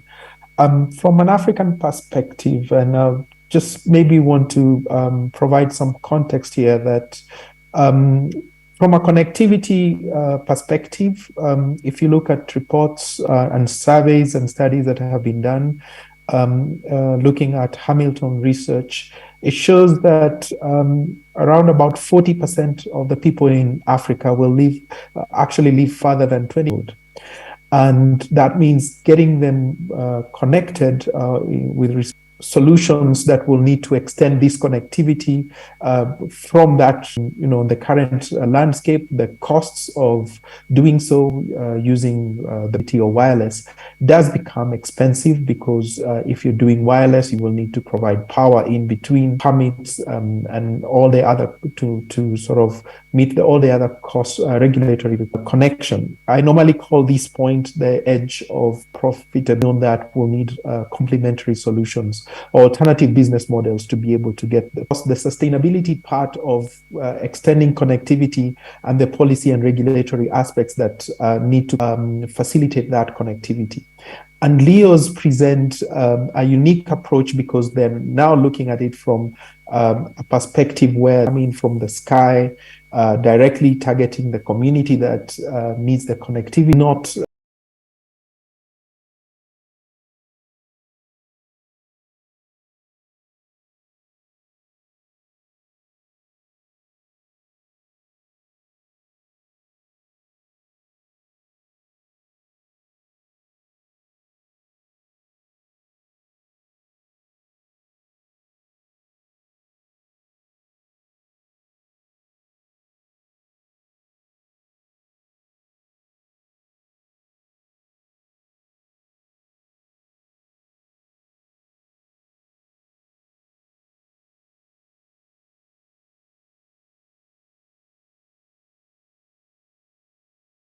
subject to the challenges or the limitations that the terrestrial connectivity is facing at present. That could also include the landscape and so on. And so the question is, I think, and going back to your question, Joanna, what are we seeing? There are a couple of challenges that are emerging and I think Bana has alluded to some of those. The first one, which is becoming more prevalent, is on data localization laws and regulation. By design, in terms of the way the satellites will work, it means that for those people who are connected, the packets will have to go out of the geographical, in some instances, if the ground station is outside of the country, by virtue of trying to scale this solution, they will need to be strategic in where they build the ground stations. So for instance, if you look at East Africa, they'll probably not have a ground station in each country. They'll pick one location which will be more strategic to serve as the ground station for that region. So if a country in this region has a data localization law that states that the data, local user data traffic cannot be hosted outside the country, then it means that this presents a new challenge for the service to be taken up by users, because then the question is, where will the data that the users will have be hosted? And trying to bring it back, once it's already left, again comes an additional cost, which could then have an extra cost to the users. So there are some consideration and discussions that will need to happen with respect to the data localization laws. I know some countries like Rwanda, for instance, has a data localization law, and so that will be something that will need to be evaluated. The other aspects that are quite connected to this is taxation. So one of the value that LEOs provide is low cost. We've seen the terminal equipment coming in at a very low cost. I think we've seen up to $600 for SpaceX and others. But then the taxation that actually is applied in many countries across the region would actually then increase this price and make it go much higher than what most people will be able to afford. And that in itself then would sort of take away the initial benefits we are seeing with this technology in trying to connect the unconnected. So if the taxes go up, then it increasingly goes out of reach for many, and not just on the terminal equipment, but also on the service. And we've seen a number of countries in Africa, including taxes on connectivity. And this in itself, that means that if the LEOs operators will come into specific, to some countries where there is a data tax of some sort, then it means that cost will also increase. So we've seen about $100 a meg, $100 a month for SpaceX. So if you add the local taxes, which could be in some places, or 8%, I've seen some numbers between 8 and 15%, then that cost means that it's putting it beyond the reach of people who could actually benefit from that. Comes with this with respect to being able to operate in terms of local service provider licenses in each of these markets. Operations, the higher the overheads, and the higher the overheads, the more expensive that the cost. The issues that will certainly need to be discussed at the local level and the national level. The regions, each region, to see whether there is room to actually come and give sort of like be provided. Because if you look at the movements of the satellite, it might make sense in providing regulations across multiple countries, as opposed to each individual ones trying to have a different one cut out for each of our costs, and basically make it more accessible to many people. The other thing that value we are seeing from the availability of LEOs is that presence in Africa would be helpful in not only bringing us to be able to extend their services there, but it also means that there is affordable backhaul as an option for other. We've seen, as we've done some of the discussions around connecting the unconnected and those in underserved areas, the biggest challenge has always been backhaul.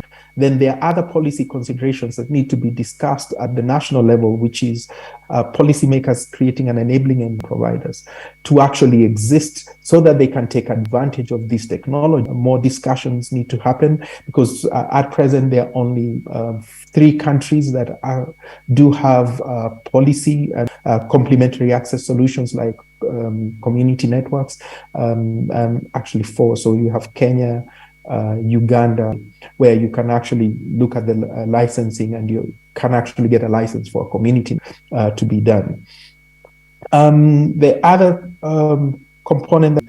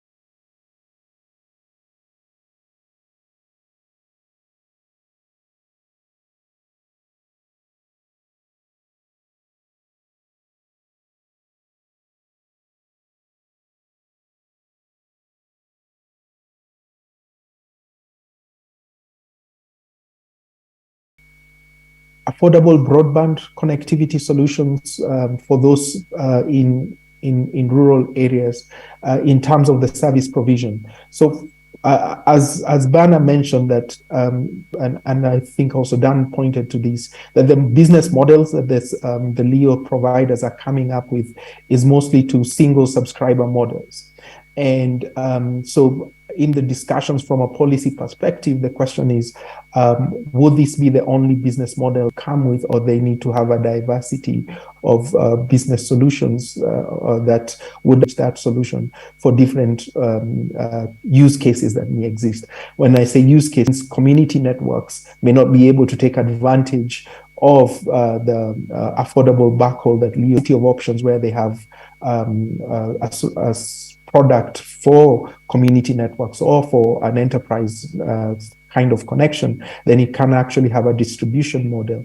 So those are things that will need to be considered in the licensing that will be provided to the LEO's operators to sort of cater from a broad-based subscription type, but also in the discussions to make sure that that is actually something that they are able to avail or provide to the markets that they're being licensed in. So I think those are sort of like the initial reactions that I would have based on that conversation, and happy to take on any comments and questions that participants. Thank you. Thank you very much, Michuki. To be quite honest, that are all the points that we have backhaul issues. So thank you very much for putting all of these on our agenda. I can see Q&A section, so I will make sure that these are addressed. Thank you. Just to wrap up what has been said thus far, this seems to be a relatively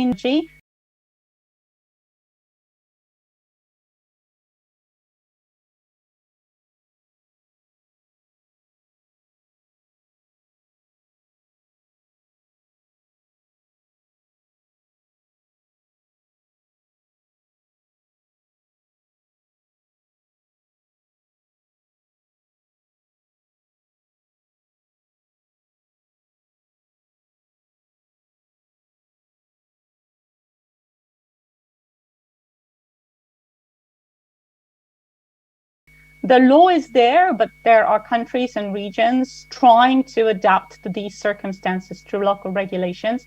And then finally, Michuki very rightfully pointed out all of the policy questions that should be at the top of any national regulator's agenda when it comes to allowing LEOs into your jurisdiction, data security, affordability remarks. I would like to kindly ask Larry Press to take the floor.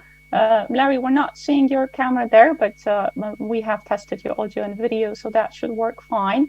Yeah, there you are. All right, brilliant. You might wish to unmute, and I am happy to share your slides for you if that would be useful. I guess I can do it too. I see I have a sharing option here. Let me see if it works. Brilliant. So please take us away. We are looking to answer questions about what has been done in the North American region. You have the leaders in technology. Are these issues being addressed? Should they? And how should we best solve this challenge? Thank you for being here, Larry. The floor is yours. What I'm not seeing.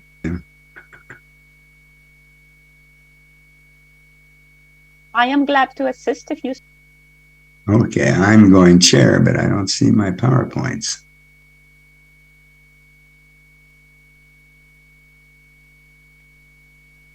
Bring up. No, that's weird. See that? Do you see the PowerPoints now?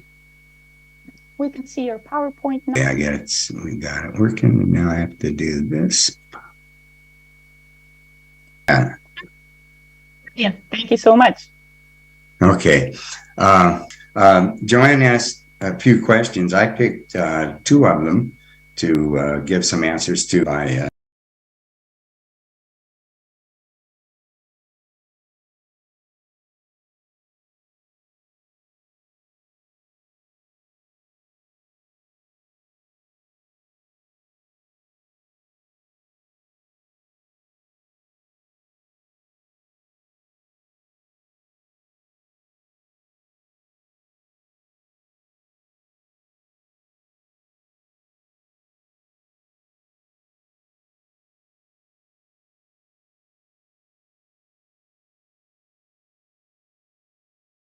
these LEO-based internet systems. And then I'll talk about that for a while, and then I'll switch to the potential benefits and challenges. So let's... Okay, here's a short run answer on that role. The short run answer is that it's important we're installing terrestrial internet fiber isn't possible. The kind of thing we just heard about in Africa and in rural and remote areas, to ships at sea, airplanes that are flying around, and so forth.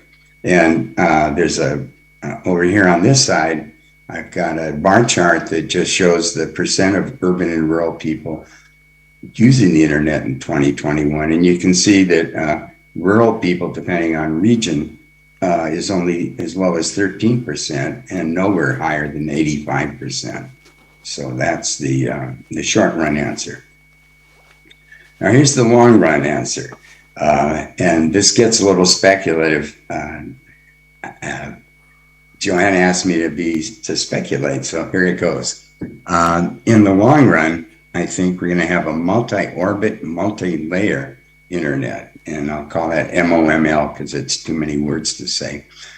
Here's a picture that kind of depicts that, and the components are shown on the left. They run from deep space to cislunar space. Cislunar space is between the Earth and the Moon, and then around the Moon.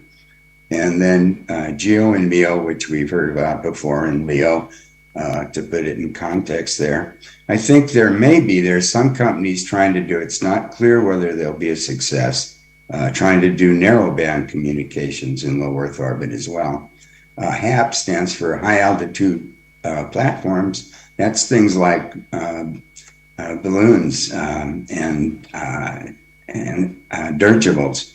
They don't exist yet, but there still are people that think that may be a possibility. And then for sure, airplanes that are flying, and then obviously the terrestrial land and sea network. So this is, I would envision the possibility that this maybe 10 years from now, 15 years from now, will be an integrated network. So where are we today with this NOML connectivity? There are data relay services using LEO and GEO satellites. Like a LEO satellite will gather some, say, Earth observation data, send it up to a geostationary satellite, which will then broadcast it back, send it back to Earth.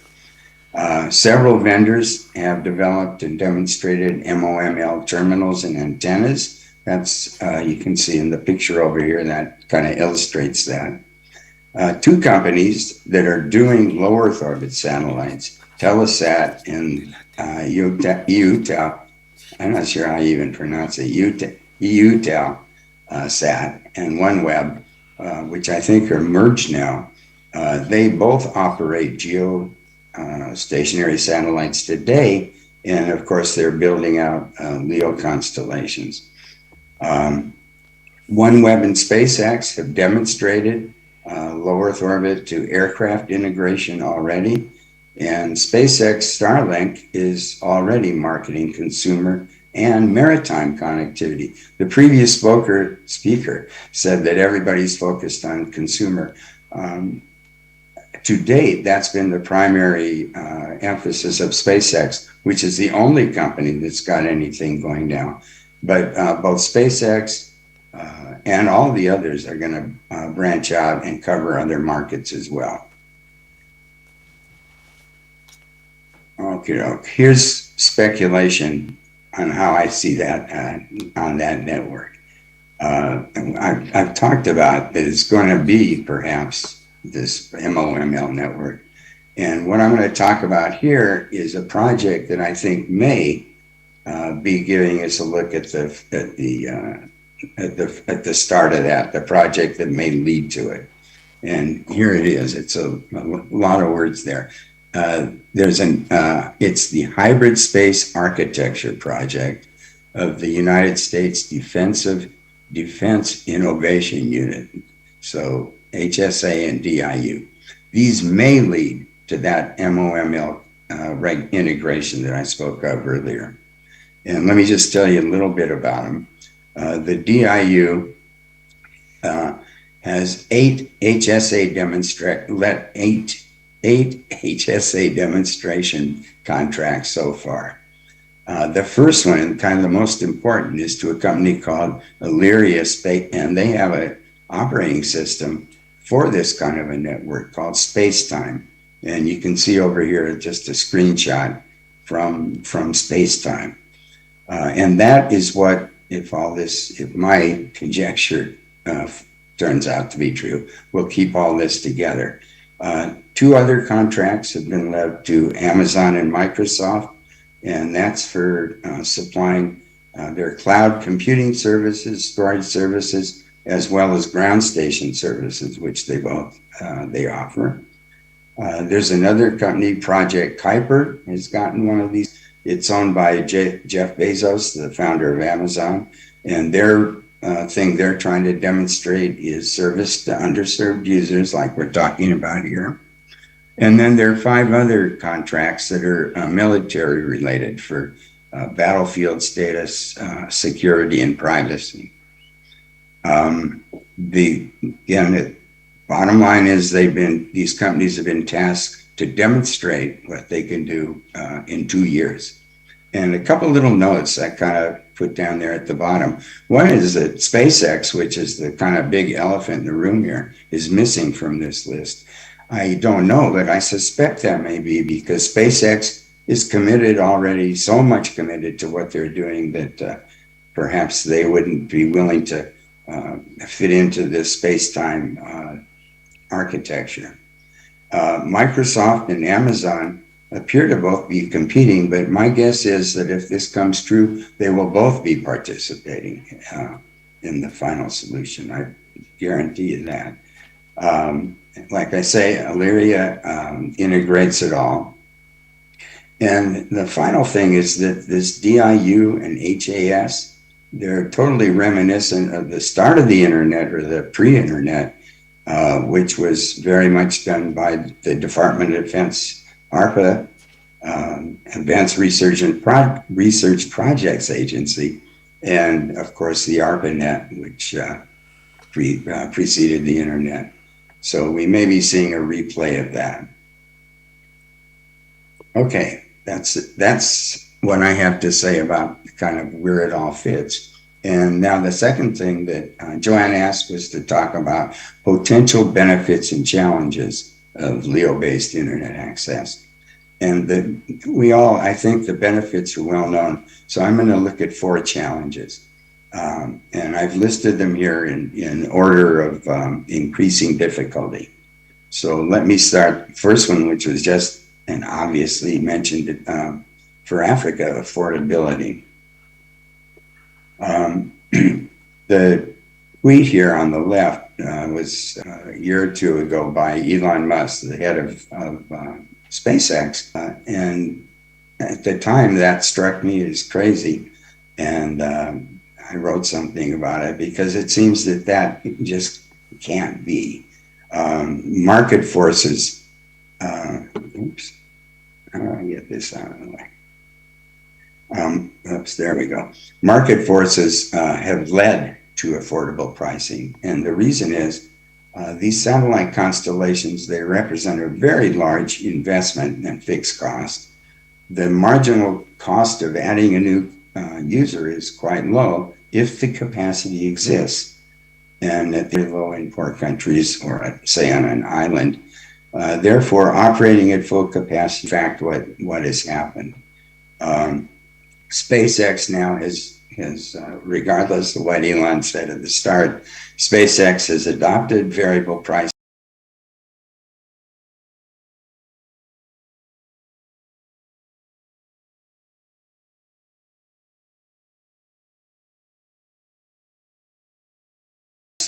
And also different service level guarantees, for example, for the kinds of enterprises that were mentioned before.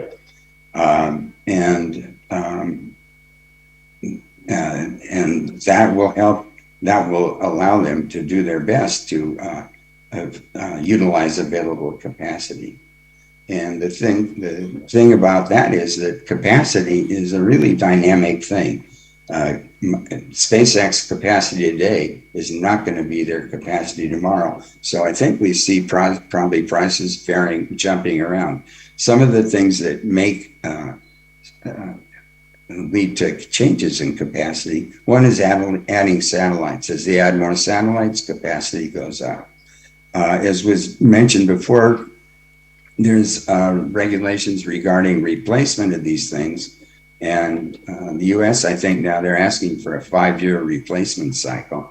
And a lot of technology changes take place within 5 years. And for example, SpaceX, their version 2 satellites are already being manufactured, and they have nearly 10 times the capacity of the current satellites. SpaceX, Dan talked about inter-satellite links. SpaceX has them now. I think certainly SpaceX is going to deploy all of them, and I think all the other vendors will too. And that in itself adds capacity. And finally, the radio frequency ground stations that Dan mentioned, they're time and they are getting better. Same thing with this technology improvement. And the optical ground stations that don't use radio waves but use light, they have several advantages. Two main ones: they're much faster transmission rates, and they don't need the kinds of regulation from regulators to install them.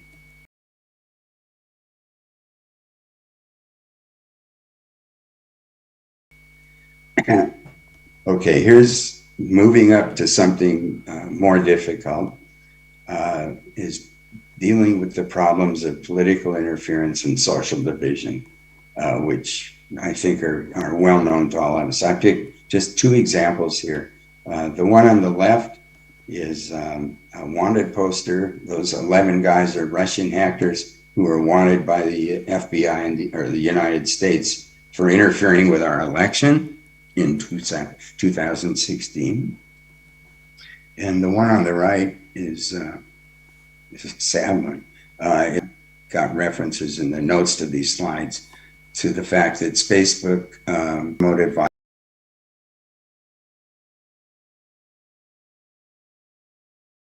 violence against the Rohingya Muslims in Myanmar. Just backing up on that, in 2011, only 1% of the population in Myanmar had internet access. In 2013, the government let contracts to 2 competing mobile companies to come into the country. And by 2016, almost, you can see in the chart here, the left-hand part is Myanmar. Almost 90% of the people were online. So once Facebook was able to be seen by people, it had kind of a disastrous effect. The reason I think this is maybe it's certainly a harder problem than affordability, which I think the market takes care of. But I think that a partial solution to this is critical thinking education. And for this, I did some original research for this presentation. I asked two of my grandchildren whether, when they're in school, whether they were kind of given lectures or if they talked about fake news and critical thinking, that sort of thing. And I'm kind of happy to report that both of them said yes. One of them is a junior in college now, and the other one is still in high school. And it's interesting, she was even more positive. She's positive that the unit that they got and the stuff that's been brought up in their classes, that it's really worked, that all students that in her school would be very sensitive to these problems. So that's slightly good news. Getting harder, I think it was mentioned earlier that with the necessity to regulate the satellite licenses is the problem of debris in low Earth orbit.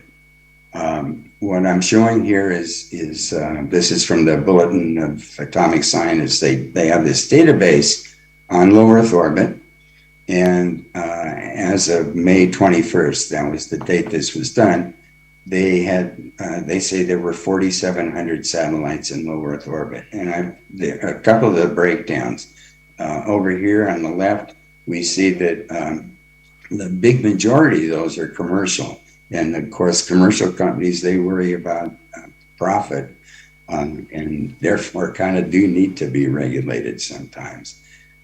Looking at the applications, the preponderance are in communication, but that is more than just the low Earth orbit broadband that we've been talking about. It's other forms of communication.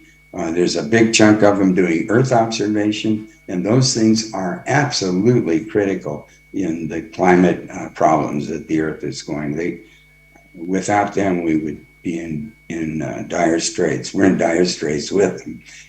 Anyhow, you can see that there are a lot of other satellites that aren't doing broadband internet. But then if you look at the thing over here on the right, these are the companies that are committed now and working on putting up broadband constellations.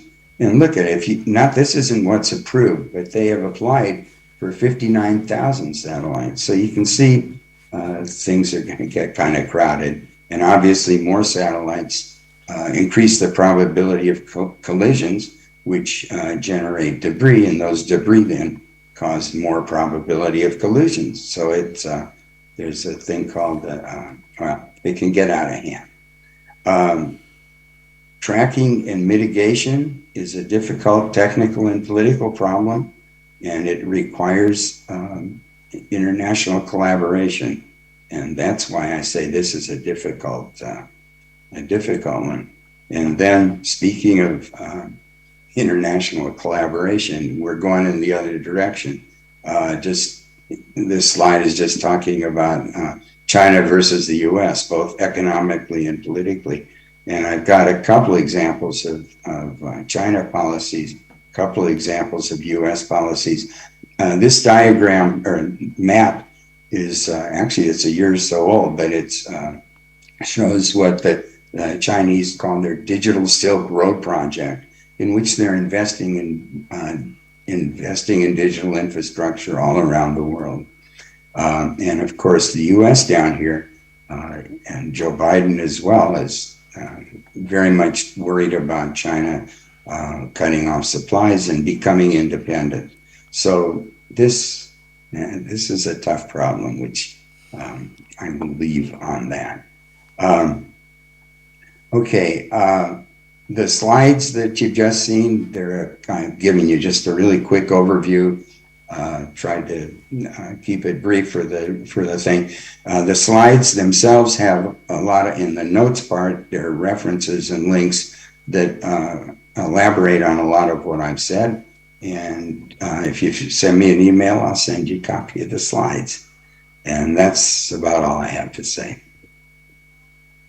Brilliant. Thank you very much, Larry. That is very comprehensive. Again, ticking all the boxes that we might have wished to be put on a table for this discussion, particularly the developing countries angle with the Chinese Silk Road, with the economic war, if you will, that is unfolding before our eyes.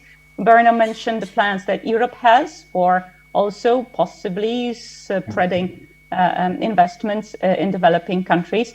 So with that, what I would like to do is I would like to take us into the Q&A session. We are doing relatively good on time.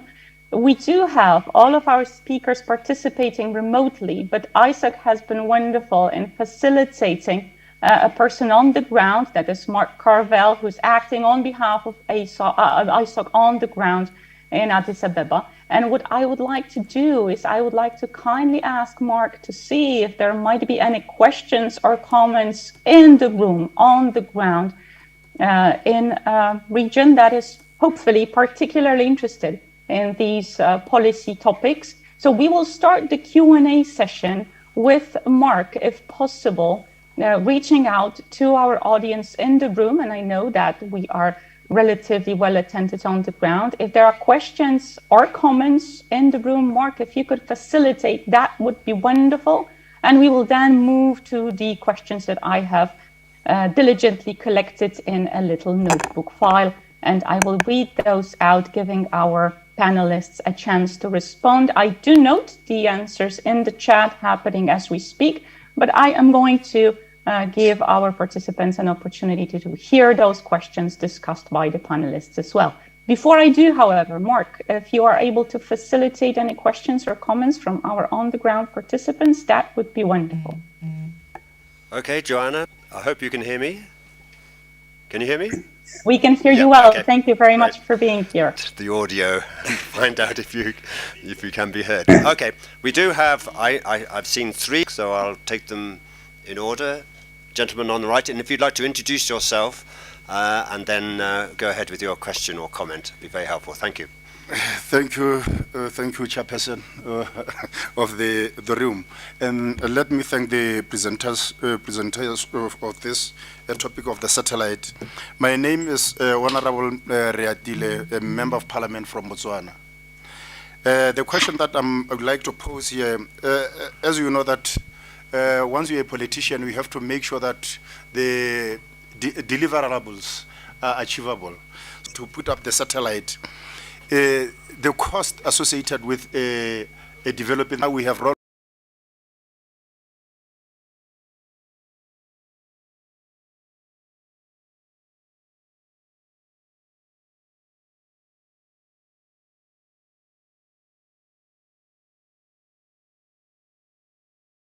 out the fiber. The fiber has been rolled almost 2,000 kilometers within the country, but is there on the ground, but the people are not using it because they are not connected. How satellite is more doable than the optic fiber? And again, maybe to expand on my question, hypothetically, let's say we talk about a population of 200 to make sure that it's going to service that kind of population. The ground station doesn't have a ground station to collect the information from the satellite. Joanna, there are, I think, three questions there. Much appreciated. Do you want to take speakers? Thanks. It might be useful for us to collect the questions, if that's okay with Dan. I see him raising his hand to answer that one, but it might indeed be recommendable for us to collect the three questions, if that's just three questions, and we will then turn the floor to our speakers, if that's okay. Thank you very much, Mark, for facilitating. Okay, so I'll take the other questions now then. Yep. Okay.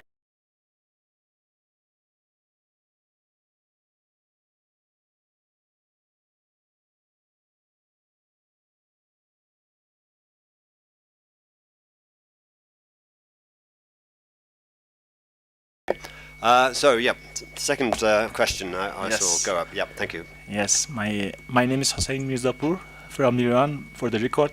Actually, I think I'm the youngest commissioner of Iran so far. So, first of all, thank you for this nice discussion. I think it was a unique opportunity to see two different perspectives on two sides of concerned with regulatory issues, etc. And it was really insightful. The other online platforms like social media, etc., the US is more advanced normally. Because let me just sorry, Europe has recently pivoted to a European constellation. It cannot catch up the US internet satellite providers, and citizens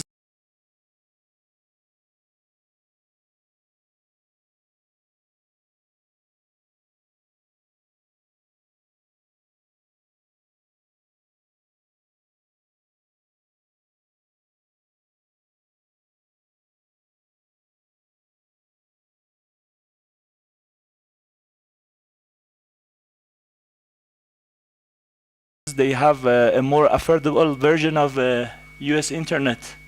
They can use it with less price and more easily. So what are the options in front of Europe to keep those satellite internet providers responsible to its regulatory system? Because advanced in terms of the regulation framework, etc. So, how? What is our? Thank you very much. A very interesting question.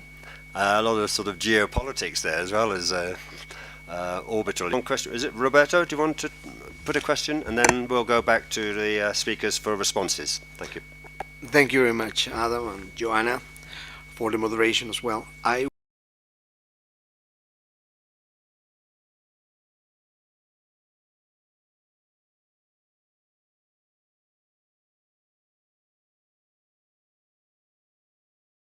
would like to ask about two questions. One related to price expectations, because in all satellite services, well, the current satellite services that we use for telecommunications is regarding, I mean, the problems regarding with the cost and also with the capacity. I mean, the speed that we can get for internet services, which is really low for the current services. I think we may be solving one of these issues with low Earth, which is the capacity. The speeds will be better, but the other problem, I think it's going to continue to be a problem in the future. Is there any expectation about how the service will be regarding how affordable it can actually be for the people's, I mean, for the population that will be using it in the future, particularly in the rural areas where they don't have any other option? And the second question is for the frequency, the spectrum assignment, because some countries, and I can include mine, have in their national spectrum plans particular allocations for particular applications, and of course it would prevent us to actually access to this kind of services. But is there a way, maybe going through the organizations like ITU, that could get some particular recommendations or strategies that countries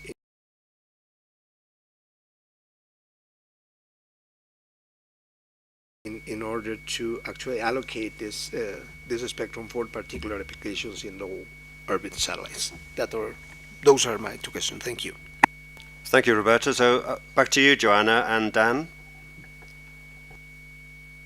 Thank you. Thank you very much, Mark. Indeed. Dan, please start us off, and we will hand the floor over to further speakers as we progress. Dan, thank you. Great. No, those are some great questions that are there.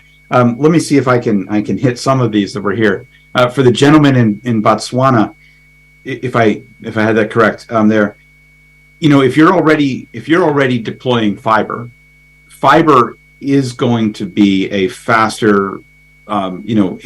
You can have lower latencies, higher capacity in fiber than you will out of any wireless system. It just will. So if you can get fiber to people, then that will give you the lowest latency, highest speed connections you're probably likely to get. So I wouldn't stop investing in fiber. I think that's a good thing to keep getting it out there and putting it out there. But the LEO, the satellite technologies, in particular LEO, can provide great connections for people who don't have access to that. Machuki mentioned how many people are, they're within 25 kilometers. They're too far away from a fiber endpoint to be able to connect to. So I think that that LEOs provide an excellent solution in that kind of space. I think your other questions around launching, it kind of leads into the question from the second gentleman as well. I think around who owns these systems, right? Does the country of Botswana need to launch its own system? Probably not, but who does control it? Right now, the major systems that are going online, in the case of SpaceX, it's a US company. OneWeb, which is the other system that has up there right now at this precise moment, but I know it was owned by the UK and an entity in the Middle East, and the consortium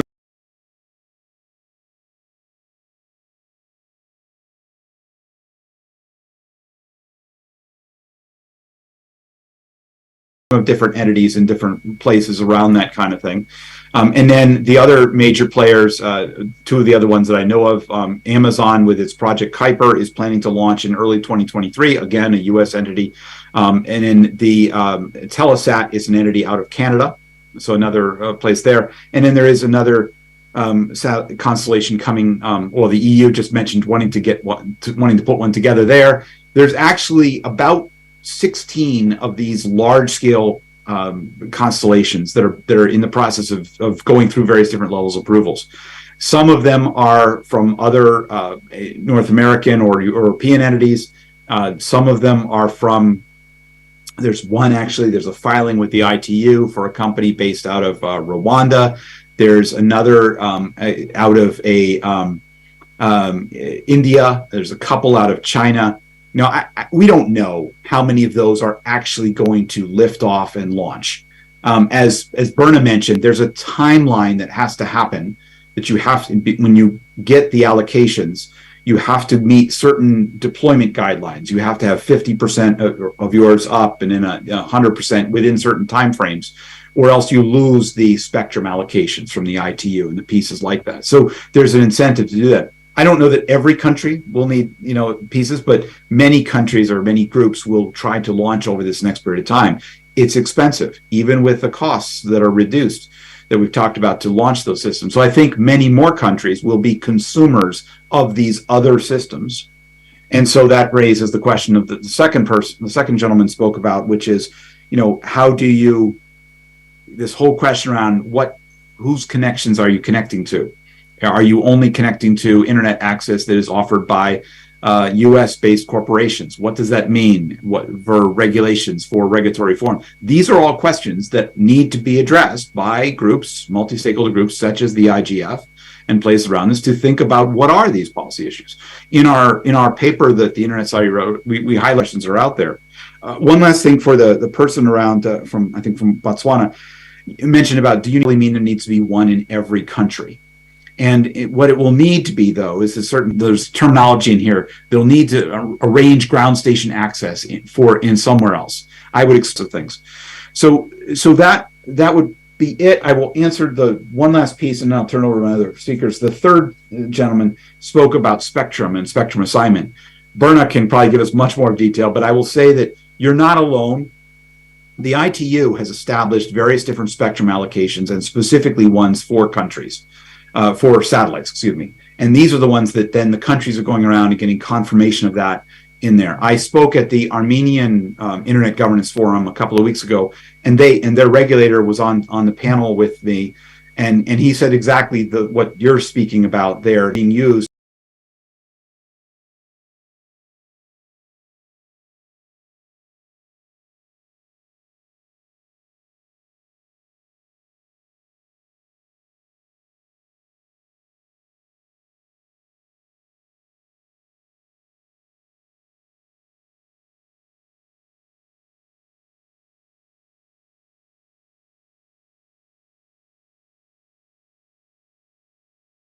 for SpaceX in particular, for LEO satellites, are already in use by their military and national security and other elements like that. And so for SpaceX to be operating in their country, there's collision there. It's a shared spectrum, but can they both interoperate? Or do they have to look at how do they move their military systems to some other frequencies to be able to work with that? There's a whole host of questions in there and lots of things, but ultimately it has been the ITU and the regulators out of that who have done that spectrum allocation. But I would probably defer to Berna to talk a bit more about that particular question. I'll leave it to my other panelists now, Joanna. Yes, Berna, please go ahead. That question had your name written all over it. Please go ahead. So I'll start with the question regarding the EU. So Joanna and I are working on a paper, and in this paper we talk about equitable access. We mentioned that it's not desirable to have one nation, one constellation in space. That are already planned should be more than enough to respond to the global need at this point. So I don't think the question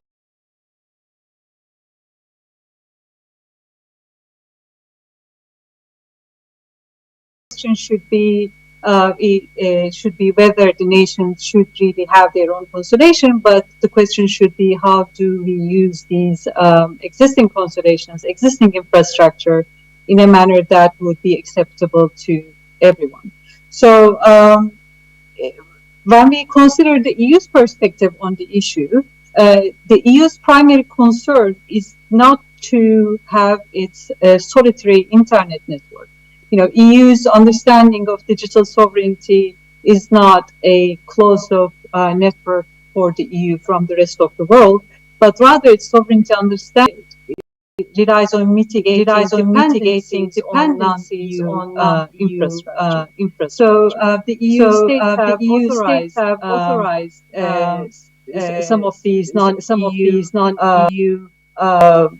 enterprises, and it's all fine. The EU is not concerned with authorizing these enterprises, but EU is more concerned about relying solely on these enterprises alone. It would like to have a backup system where it could fall back to.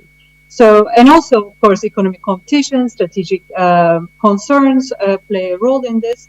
But as I said, the EU is still figuring out how to impose its cybersecurity regulations, data protection regulations in relation to. This model is also not a single business model. There's a Starlink model that you have, where you have the alternative OneWeb model, where the company prefers to. In that sense, the policy changes, the regulations changes, the requirements, and although it's still figuring out that it could impose its existing regulations to sovereign internet or digital sovereignty is quite different when is that so that's my answer to the question related to the EU. And the ITU is considered the oldest international organization. It's